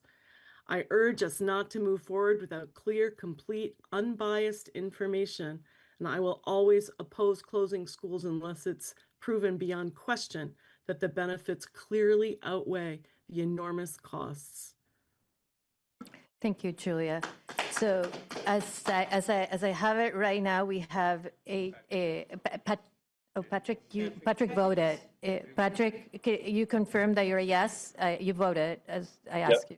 Yeah, okay. So we have eight votes to adopt the configuration model Lord, as the motion. I'd like to make a friendly amendment to the friendly amendment. Right now? Yeah, right On now. the amendment, so I mean, we could. You what? I'd like to amend the amendment. But we are already discussing the motion as amended, so we can't do it right now. I think it's too vague, and I think that it sets us up to lie if we need to make decisions. So we're trying to give them the flexibility, and we already voted on the amendment. Sorry, Amelia. We're voting right now on the motion. Apologies. So we have the votes to approve the configuration model of the 3 multi-town elementary schools. I'm looking now to move, and I'm trying to move as fast. I know that this is not going to feel good for the public, but it is 11:13. 8 to 5. 1, 2, 3, 4, 5. 8 to 5. Flora, we need to formally vote because. I don't need to vote because I could break the vote. I'm happy to vote if people want me to do. You what? You have to call for aye. Flora. No, I did. I asked for a roll call, and that's what I was going one by one with you guys. Flora. Yes. Those of us, I think, from probably Keeley down, put our vote. Put our opinions in on the straw poll before the amendment was. Oh, you're right. Okay. So I'm going to start at the beginning just to be fair to everybody. So Michaela, you're sitting, I'm like trying to, so don't confuse me, you guys, because I have you written as you were. So Michaela, yes, right? Can you guys just state it so it's not me saying it? Yes. Okay. Natasha? No. Okay. Zach? Yes. Elizabeth? No. Amelia? Yes. Keely? Ursula? Yes. Chris? Well, it's that we're voting on the configuration model. Let's not confuse. On the what? Okay, On the then no. configuration model, and then we're going to move into that. Daniel? Yes. Yes. Yes. Michelle? Diane? No. Okay, so it still adds up. It's sorry, Julia and Patrick again. Julia? No. No. Right? Patrick? Yes. Yes. So we have 8 yeses and 5 nos. Okay. So the motion carries. Now we're going to move us back to the motion, and the next motion is to close the Doty Memorial School effective June 30th, 2026. Looking for a motion. Okay. I move to close the Doty Memorial School and ceasing. No, effective June 30, 2026. Thank you. Second by, is that okay? Second by Michelle. So Chris and Michelle. Any discussion, or can we move into the vote? Okay, I'm not seeing any discussion, and I'm going to do the same thing again, just as an important vote, and I'll just go around.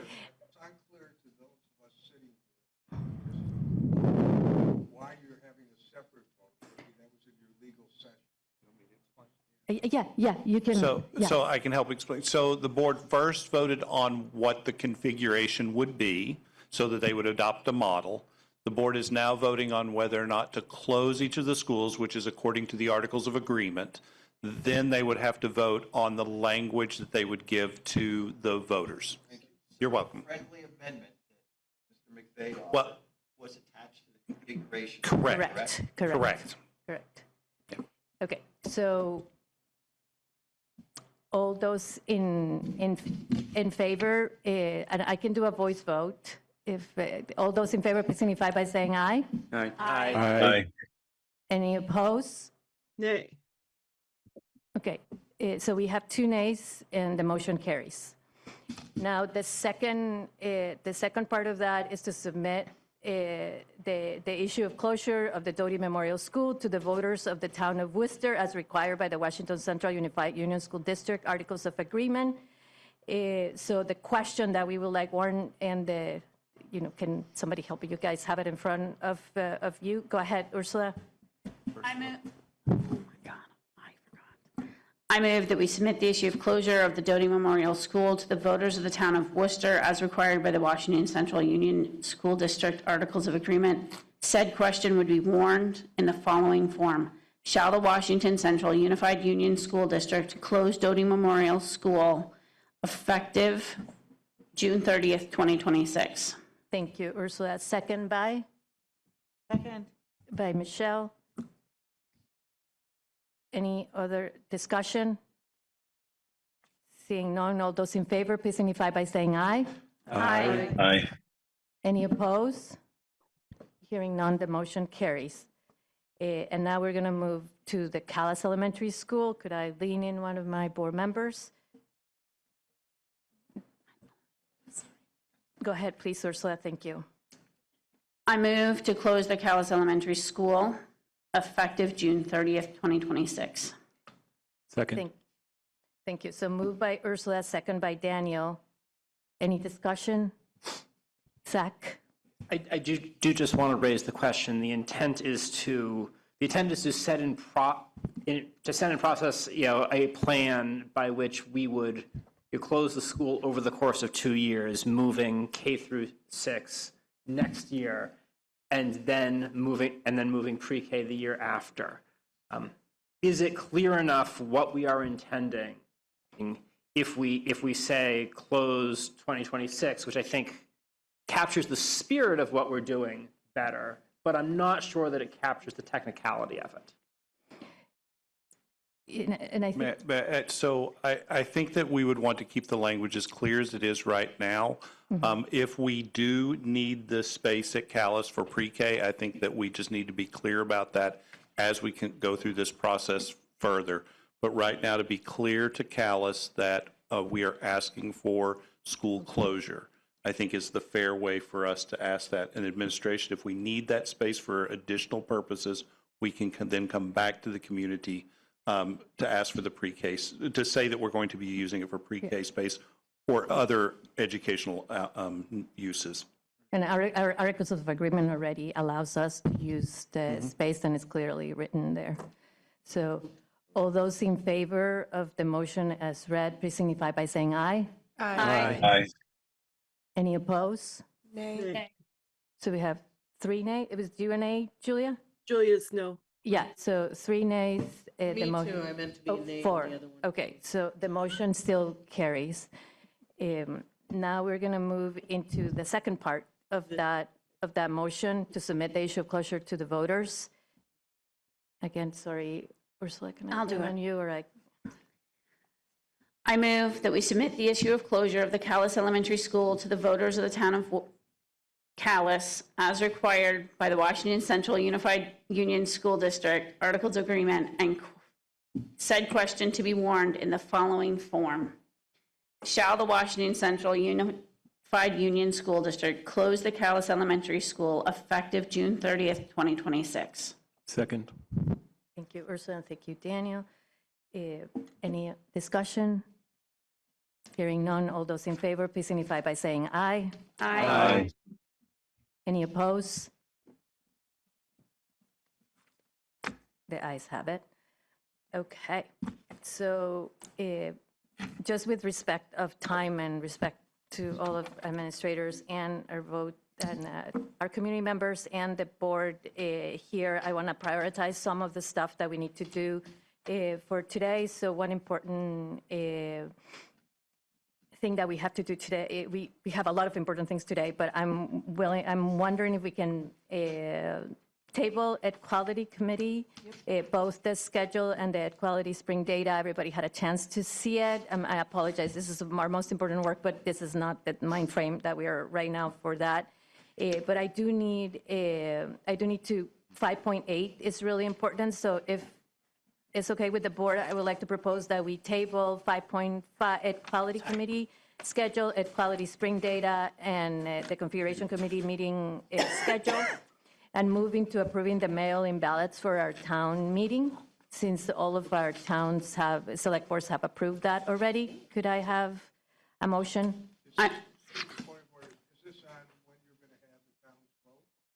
No, this is the mail-in ballots for town meeting, just for having the town mail the ballots to all registered voters. No, this is for town meeting, town meeting. We have a timeline, but we have not voted on whether you're going to hold The date. town vote for Callis and Worcester on January 20th or a town meeting. You have not specified. We didn't vote on that, so yeah, we can, good point, right, we can go back to that before we do the mail-in ballots. So we can add a motion, the proposal, as you guys all had it in your memos, sending out there, it was to do the vote on January 20th to both the town of Callis and Worcester.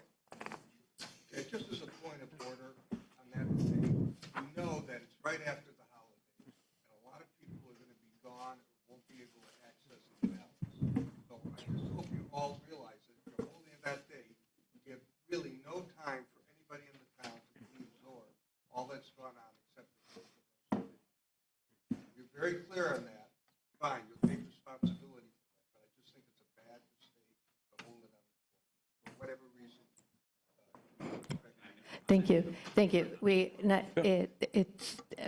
yeah, we're already like out of schedule. It's the board meeting right now, and I apologize to my board members. Allow the comment. Zach?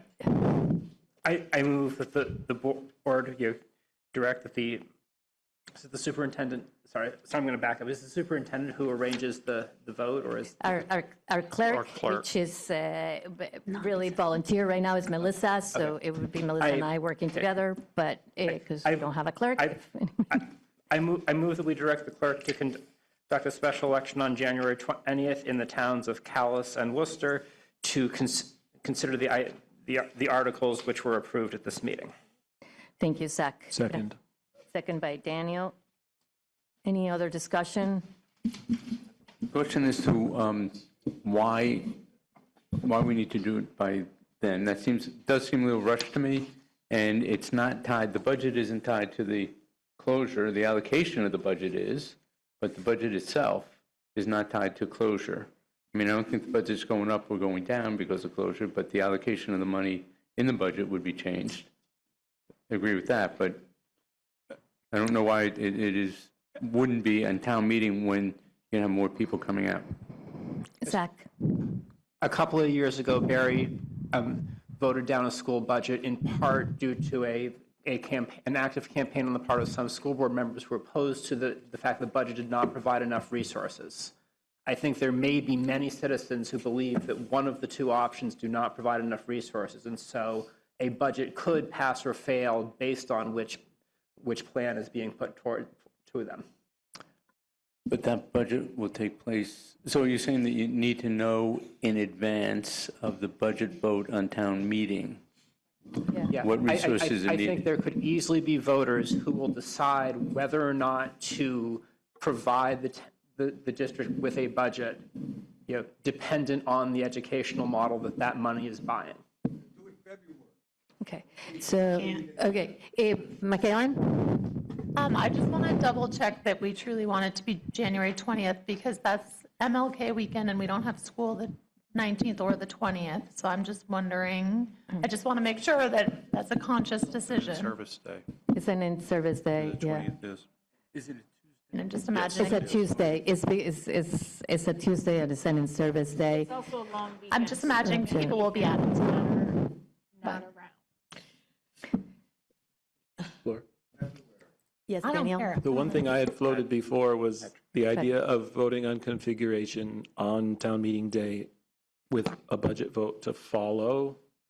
If we had the vote simultaneous, I think Zach's point is valid, but it would be at least a first swing at the budget, and we could take subsequent votes on the budget. Diane? Patrick and Diane. And, oh, sorry, Patrick. Is it Patrick or me? You, Okay. Diane. So the other consideration, though, is if we are not giving ample time to communicate and have conversations around it, we also stand to have our budget go down. You know, that if voices don't feel as though they're being heard. So I think we're in a kind of stuck situation. Patrick, and then Ursula. Yeah, I think if I think 1 month is a short time, is a short runway for getting all the information to our community. We've been asking for details, and they've been asking for details for a few months now, and I'm not sure why. I'm not sure how we can possibly get enough answers out in the next 4 weeks to ensure that this passes. I think that more time gets us a better chance to make our case that we should pass this. I don't know what the options are. Can we do a vote in February instead, or is it a good idea to push off our budget vote in March? I'm not sure which one to go with, but I think that January is just too soon. And I just want to give a little background on how we came up with this dates. We were trying to, originally, we were trying to vote on January 13, and then we had to table that, we had the storm, so we couldn't vote on that day. We need to warn our budget in order to go into town meeting day by no later than January 28th. So we have between January 21st and January 23rd, as you had there, to make a decision on our budget. We could put both, as it was suggested, and we know that it will be hard. We could put both, because we know the dollar amount, we could put both on the town meeting vote, but we would be asking people to vote in two things. It's just be confusing. So we were trying to get the vote done before. Moving our budget to be voted later than town meeting has implications not just for us, but for other districts as a whole, because there's very little districts that vote not on town meeting day. Zach? I think it's not right to say we're asking people to vote on two things if we put both the budget and the closures on the town meeting ballot. I think you're asking people to buy something without having any idea at all what it is that they're buying. Yeah. Yeah.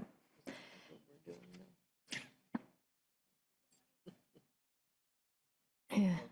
Well, we have to warn the budget by the 28th, Keely. So we could do the vote on that Friday, the 23rd? I don't know. It's not a regular voting day, right? So in order to facilitate the process, we could you guys give us a time frame to hold a vote between the 20th and we can't wait until February because we need to warn a budget by January 28th. Zach? I would accept anything between the 20th and the 24th, the Saturday. I know towns sometimes do elections on Saturdays. I do want to comment that there are a lot of avenues by which a person can vote. You can go to your town office to get your ballot early. You can request that a ballot be mailed to you. You can, if you are not able to travel, you can get justices of the peace to come bring your ballot to you. People have a lot of options. The 20th is not that close to the holidays. We should just. You don't need the ballot. You guys have to go to the town. We should have. 30 days is not enough. Sir. See, Barry, you need to be You will recognized. have a right to speak after. I don't Just- know. It's just before you hold take the vote, we have a right to speak, not after. Barry, Read the public. please, there's procedures. Thank you, Chris. Zach, can you finish? Or were you finished? Sorry. I was just going to conclude by saying 3 weeks is not what I would define as right up against the holidays. I think we are giving people time. If I could, Okay, so second by Patrick. Is No, that a friendly no. amendment? No, You have a question? No, I have Okay, a so comment. can so can you wait just 1 minute, Patrick? Chris had, Is there something second? Are we- no, Okay. he just has a question. I was going to let Patrick go, or We have Ursula. a motion on the table that hasn't been seconded. No, we have a motion on the table that was moved Daniel by. Daniel seconded. Daniel Second, yes. Just, you have to wait, John, you have to wait. Just wait a minute. You have to wait. You don't take public comment. It is not illegal, it is not illegal. So just hold on. Hold on.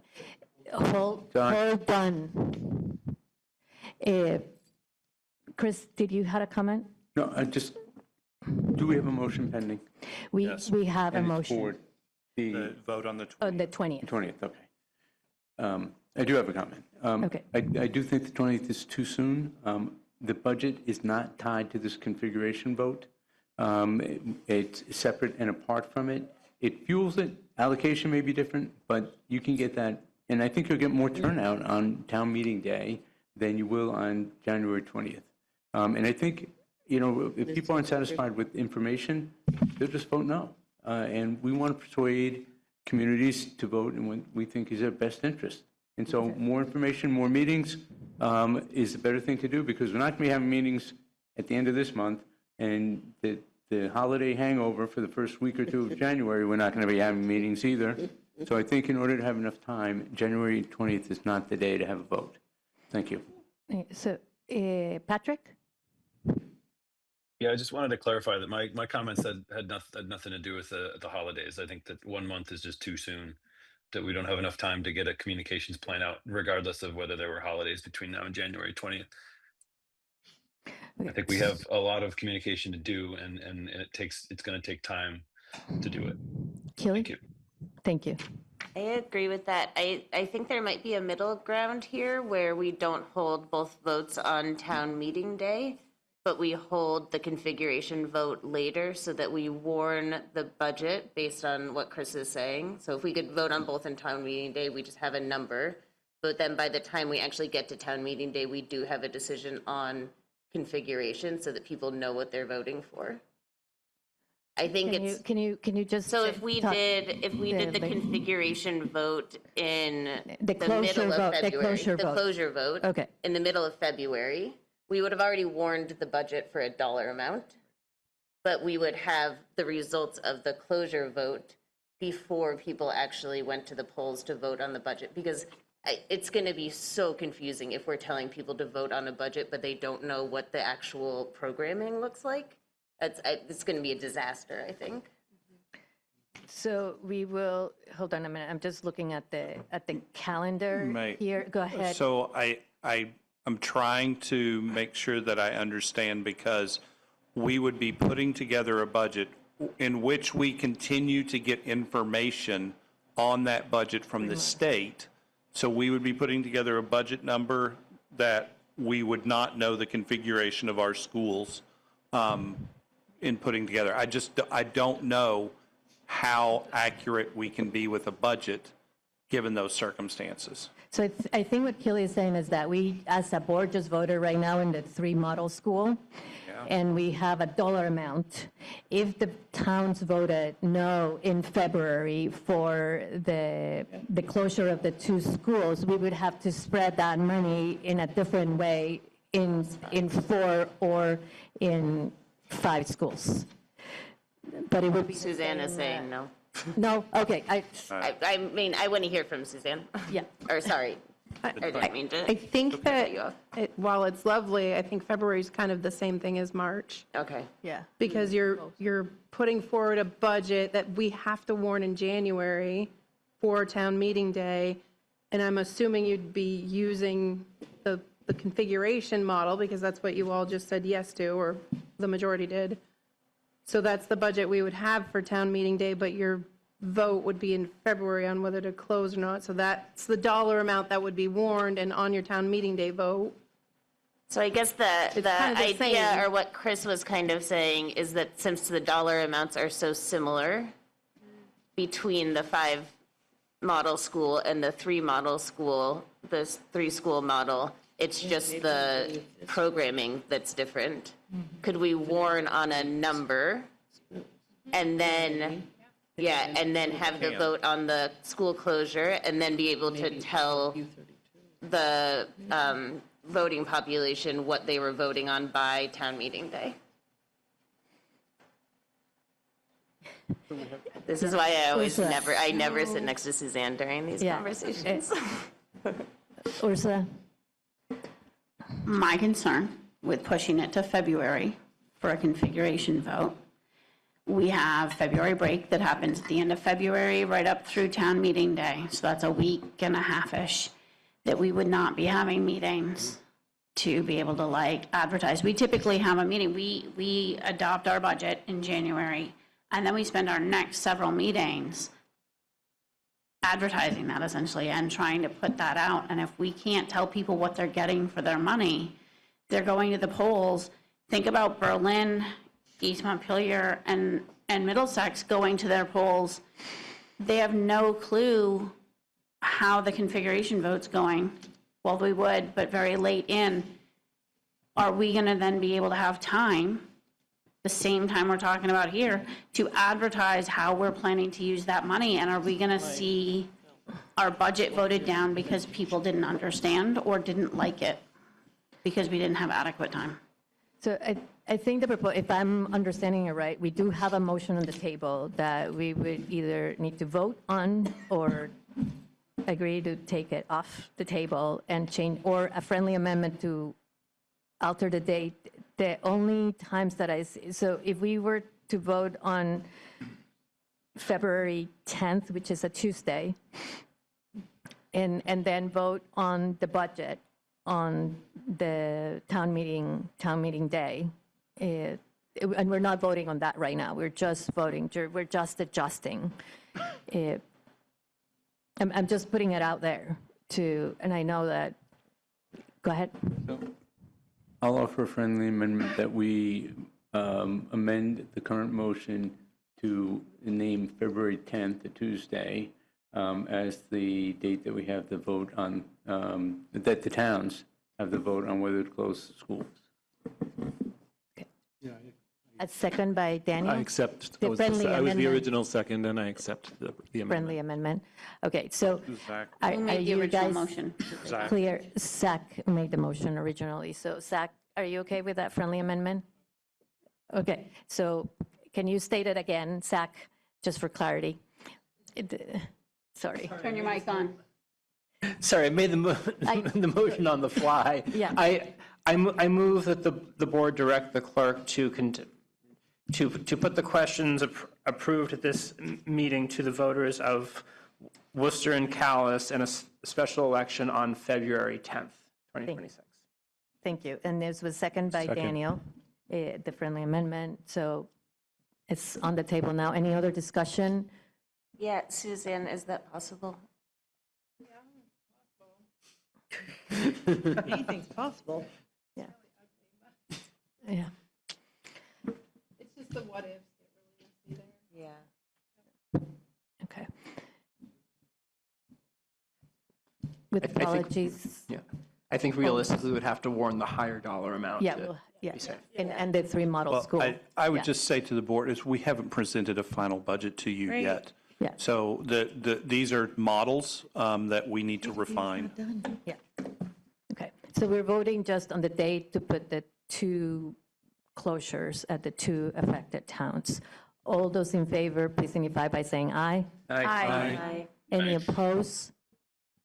Any abstentions? Hearing none, the motion carries. Correct. Thank you, Lisa. Okay, so now can we vote on the mail-in ballots, please? So that, could I have a motion? Vote we mail Move that we, as supported by our local communities,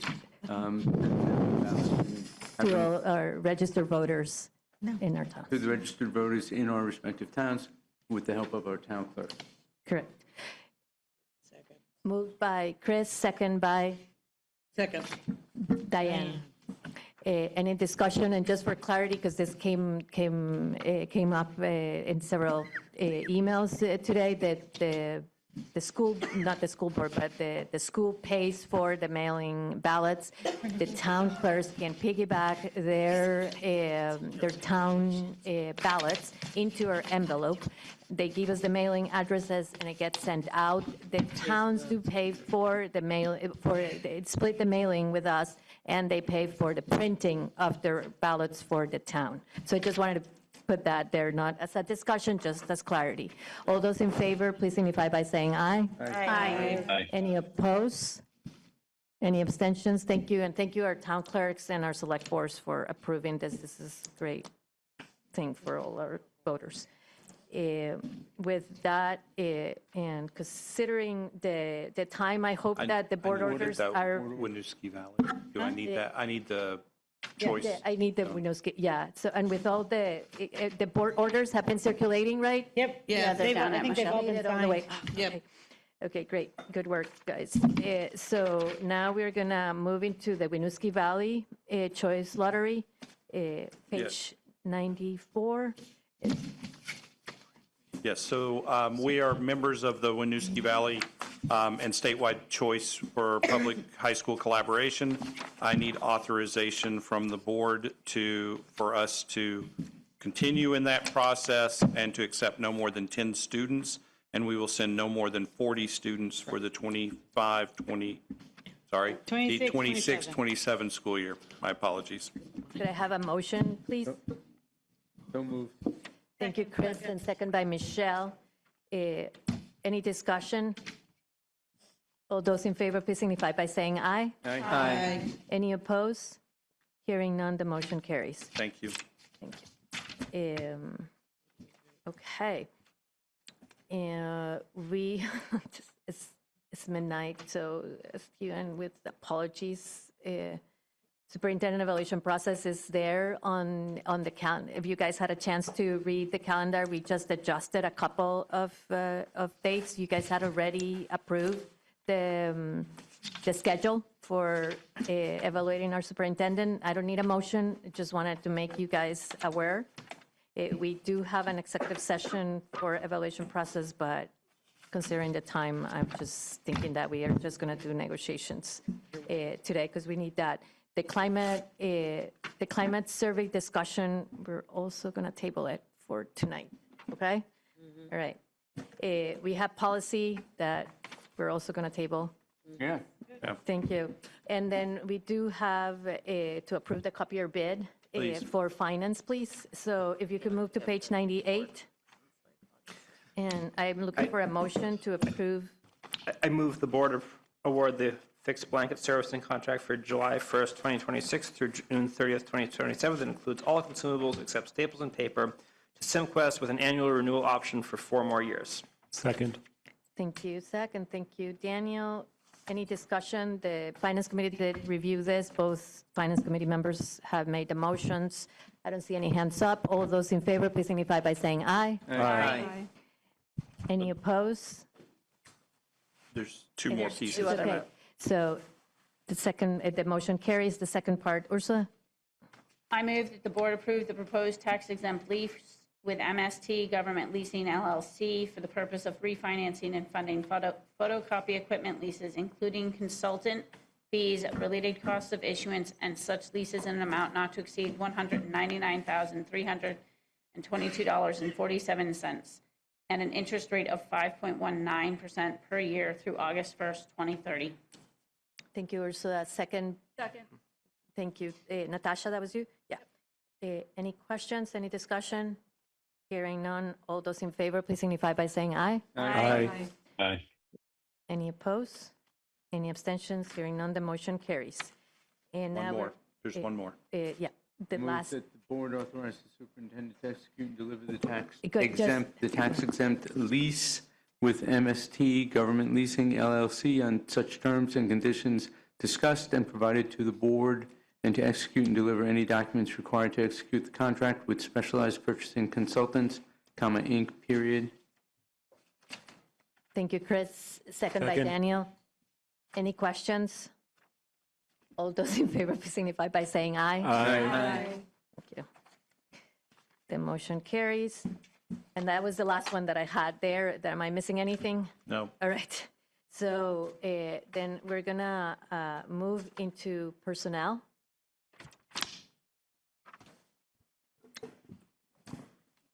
I move that the board accept the resignations of Dakota Garrow, U32 PE and Health teacher, effective January 2nd, 2026, and Rebecca Tatisha. Tatichef, thank you, U32 principal, effective June 30th, 2026, with gratitude.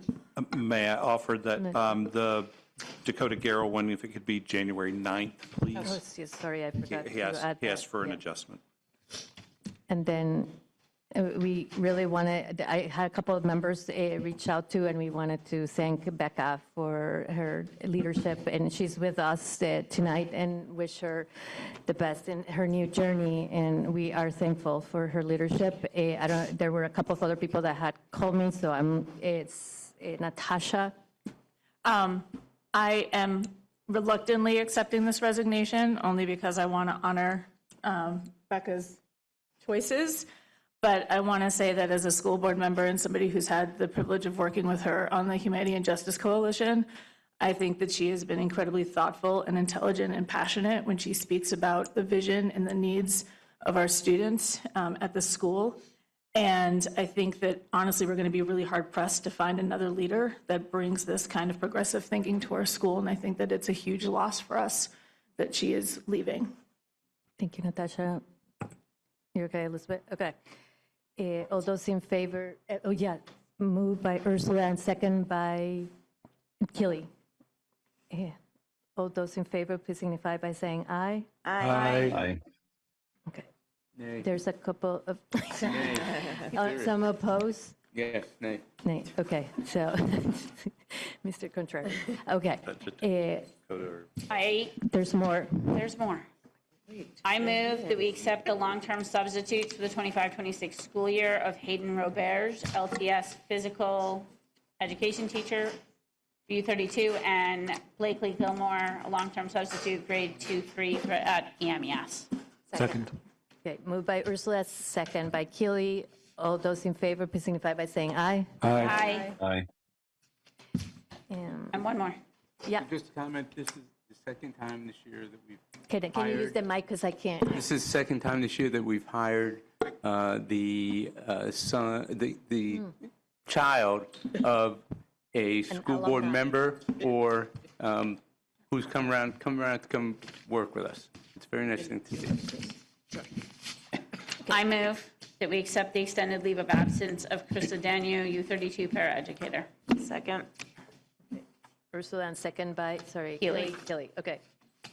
All those in favor, please signify by saying aye. Aye. Aye.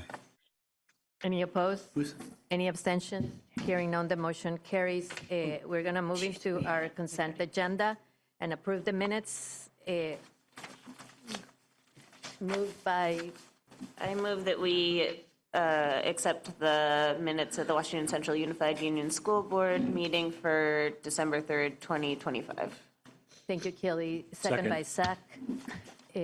Any discussion, any amendments? Hearing none. All those in favor, please signify by saying aye. Aye. Aye. Okay, the ayes have it, and the board orders who's the lucky person. Daniel? Got it, yep. I move that the board authorize the board orders for the following date ranges: November 20th, 2025 to December 17th, 2025, and November 13th, 2025 to November 19th, 2025. one other, and November 13th, 2025 to December 19th, 2025, in the total amount of $1,922,617.64. Thank you, Daniel. Second by Michelle. Is that you? Yeah. Sure. Any discussion? All of those in favor, please signify by saying aye. Aye. Okay. Aye. Thank you. The next part is our future agenda items, which we are also going to table right now, and we're going to move into our, we're going to table for reflection right now too, if that's okay with you guys, and move into public comment. We still have a couple of people that are here with us. I know it's late. I'll be quick. I was stuck on I-89 when you had earlier public comment because of an accident. I know that neither of the budgets you've had before you are good budgets under either the 5-school or 3-school budgets. We're talking about deep cuts. But Flora, I'm going to quote you from your response to the Act 73 Task Force report. You said, "We support in concept the task force's recommendation related to strategic voluntary mergers guided by feasibility studies and designed to relieve fiscal pressures." What you have before us, what you're asking the voters to decide on, is neither informed by feasibility studies nor relieving fiscal pressures. So I encourage you to consider that as you move forward. And I encourage you at your next meeting to take up Daniel Keeney's suggestion that you delay the budget vote until after town meeting so that there is enough time between this February 10th vote and a budget vote for people to really understand and for you all to answer the questions that have remained unanswered that were hanging on the wall earlier. Because I think voters deserve to make informed decisions. And because we have so many unanswered questions, we are not in the position to make an informed decision. Thank you. Thank you. Go ahead. Hi, Kathleen Bookchin, Worcester. I could put this all in the letter, but since I've stayed here, I'm just going to say it. I felt like tonight, based on everyone's comments for the last 6 hours, all we've done is like move chairs on the Titanic from pre-K to 12th grade. But specifically, my concerns are, would we have part-time art in Middlesex with classroom space? Because you talked about not having classroom space for band, but I did not hear the part for art. So that's one question. 2, the irony was not lost on me when the kids gave their presentation that they didn't much care about a library, a counselor, and a nurse. And that is what our conversations have been focused on tonight. These kids cared about band, art, sports. And I think you'd find that similar in the pre-K through 6th grade community. And if you read my letter tonight about T-shirts and other things, you'll get my point. And then thirdly, I don't understand, so actually, I'm going to make one more point. Thirdly, based on what Ursula and Diane said tonight about free lunch and IEPs, you're going to need those counselors because you're joining the 2 poorest communities with the 2 richest communities. So you're going to need those counselors to join those kids, and there's going to be a lot more work to do, in addition to your rebranding proposals. And then fourthly, I don't understand why these kids in the high school can't take AP chemistry at Montpelier, like they have debate club in Montpelier and they have football and hockey at U32. So that was confusing, and just the irony again, those 2 girls to me, they had pasta with me and they said, well, they can't cut our debate club because it's a Montpelier club. Thank you. Any comments online? Public comments online? Go ahead. No. There's one, go ahead. And then, no, I will move into you after. Go ahead. Oh, okay. Yeah, go ahead. Introduce yourself and not, sorry, I didn't mean, it's just, that there's another hand online. My name is Hans Milhus. I'm from Calais. I just wanted to thank you all for the work that you've been doing and continue to do. But the one thing that concerns me about the 3 configuration, the 3 school, is leaving one grade level behind in the school. So like a pre-K, I'm a proud parent of a pre-K. And it just seems like that separates that community. Would love to find whatever resources or infrastructure to keep those kids together. Thank you. Thank you very much. Noah? Noah Weinstein from Worcester. I just wanted to say thank you all as well. I thought that y'all did a really good job tonight. I think that there are a lot of difficult logistics to navigate, and I think that a lot of the outcomes were really good. I wanted to echo whoever it was that talked about bumping up the transition timeline so that we're not waiting until May to be able to start having communities get to know each other. I think that regardless of the outcome of the vote, we could start doing that now, like tomorrow. And because I think it's a good thing no matter what. And then I think similarly, because that transition coordinator isn't going to be coming out of the general budget, but out of the one-time funds, that, I think that you could hire somebody now to help with the communications between now and the vote. Yeah, I mean, again, if somebody were available, but I think that having a transition coordinator who is also a communications coordinator could start right away, and I think that would be a real benefit to this whole process. Thank you. Thank you, Noah. Cole and then Emily.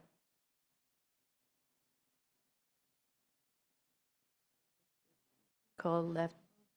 Emily? Right there. Wait, there he is. Can you guys hear me? Oh, yeah, now we can hear you. Sorry, Emma. Yeah. So I was just wondering, with this 3-district model, has any research been done on the families that you're now alienating? And there's been a lot of talk in both towns, Calais and Worcester, and I know it's not everybody, and I know talk is cheap at the end of the day, but of families that are now talking about homeschooling or switching to private schools and the losses that you'll have at these elementary school levels by students that now will not be enrolled. I, for instance, have a pre-K kid that I will not be enrolling now. So have you guys done any research on this or looked into future numbers on actual student losses due to this outcome? Thank you, Cole. Emily? Thank you, guys. I think that you guys have done a really good job of presenting information and answering questions to the best of your ability, and I appreciate the insane amount of time and effort and emotional toll that is to take, and I can't imagine the job you're in. I think that at the end of the day, we're presented with 2 hard, painful realities, and what we have to. And I live in East Montpelier. I was raised in Calais. I went to Calais Elementary. I'm very invested in this. I have 3 little kids in this community who will be going to this school. I've worked for this community for a long time, and this affects all of us. We are relying on Calais and Worcester community members to make the best decision for our entire district. And the losses that will be felt will last for decades. And I just really hope that the people who participated tonight and who came on really listened to the ramifications, to the outcomes that are going to be felt. And I'm terrified. I'm terrified for my kids. And I am going to do everything in my power between now and February, whatever you guys decided for a vote, to educate everybody in Calais and Worcester as much as I can, the people I know, the friends I have, the family I have, to please come out and vote, because I know it's painful to close schools, and yet what's more painful is the loss of all of these programs. There's a no-win outcome here, and you're presented with 2. You have to pick one. You have to pick one road, and we have to pick the best road available. Thank you. Thank you, Emily. I don't see any other hands. Sorry, I didn't see. Yeah, I was looking at the I'm Bodo camera. Perry, and I think it's after midnight now, but I know. reconfiguration is going to have to go regional. When I looked at some of the numbers, it looks like almost 50% of the senior class is going out of U32 between early college with 23, and I think it came to 70 with the kids going to the Career Center. And somehow I feel like it needs to all come together. I don't know why the Career Center is its own district, but it's the one place where school population wants to grow. And yet all these kids are getting turned down. They don't have the same access to education as somebody going to early college. And I know a certain amount of money goes with those students, but I think we have to find a way to get a career center where all the kids who would like to go there can go there, who meet the requirements, and perhaps find a way to make early college come in-house. Because I know that it fractures the community of a TA. When I had TAs in 12th grade, there were just a handful of us left because everybody else had to get the bus early to go to the career center or was going to early college. So I think it really tears away at the senior class. So I hope we can start to think outside of the current district too. Thank you. Thank you for your work too. Thank you. Thank you both. Blood, sweat, and So with that, I'm going to bring us to a closing as we approach the holiday season, and I know some. Wait, executive session? And we can't table that. I know, we have to do executive session. So we're gonna, It'll be quick. Diane and Michelle and Chris, correct me if I'm wrong, but there's not going to be an action after we come out, right? Well, It's just no, for- you have to approve the issues. Yeah. Okay, so then there's going to be action. So unfortunately, guys, you need to go to bed too. I'm sorry. We'll be quick. We'll be quick, but I also know that staff is probably going to go and they don't need to stay for this. So I just wanted to, I'm still going to go ahead and say that, and for the community members that are going to leave right now, that on behalf of the board, we want to wish you a joyful and peaceful holiday season, no matter what you celebrate. And I hope this time brings the opportunity for all of you to recharge, including board members, and spend the time with your loved ones. But most importantly, I just want to say, especially to staff and to our leadership team, that I'm really grateful for you. We couldn't do this without you. This has been incredibly stressful for the leadership team, for our superintendent, for all of the board. We've been navigating a really stressful situation, and I am proud of the work that we did tonight. It was not easy, and thank you for our community members for coming too. So with that, I'm looking for first a finding. Ursula? This information would put the board at a significant disadvantage if it was publicly released. And Diane, I motion to move into negotiations. So I move that we move into executive session to include the superintendent to discuss matters around negotiations. And can I have a second for that? Second. Thank you, Michelle. All those in favor, please signify by saying aye. And we're gonna move into the other room. Thank you, Emily and others.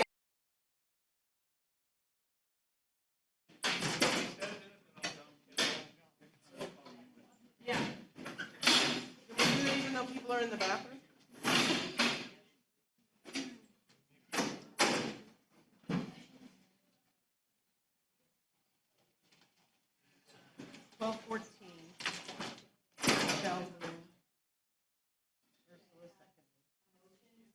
And then I move that we accept board issues for negotiations. Moved by Diane and second by Zach. All those in favor, please signify by saying aye. Aye. Any opposed? Any abstentions? Hearing none. We are done with our meeting today. I will accept a motion to adjourn. Thank you, Ursula, and second by Tilly. Everyone. All those in favor, please signify by saying goodbye. And thank you, everybody that stayed online with us too. It is past midnight. This is a first. Good evening, everybody. Happy holidays to everybody.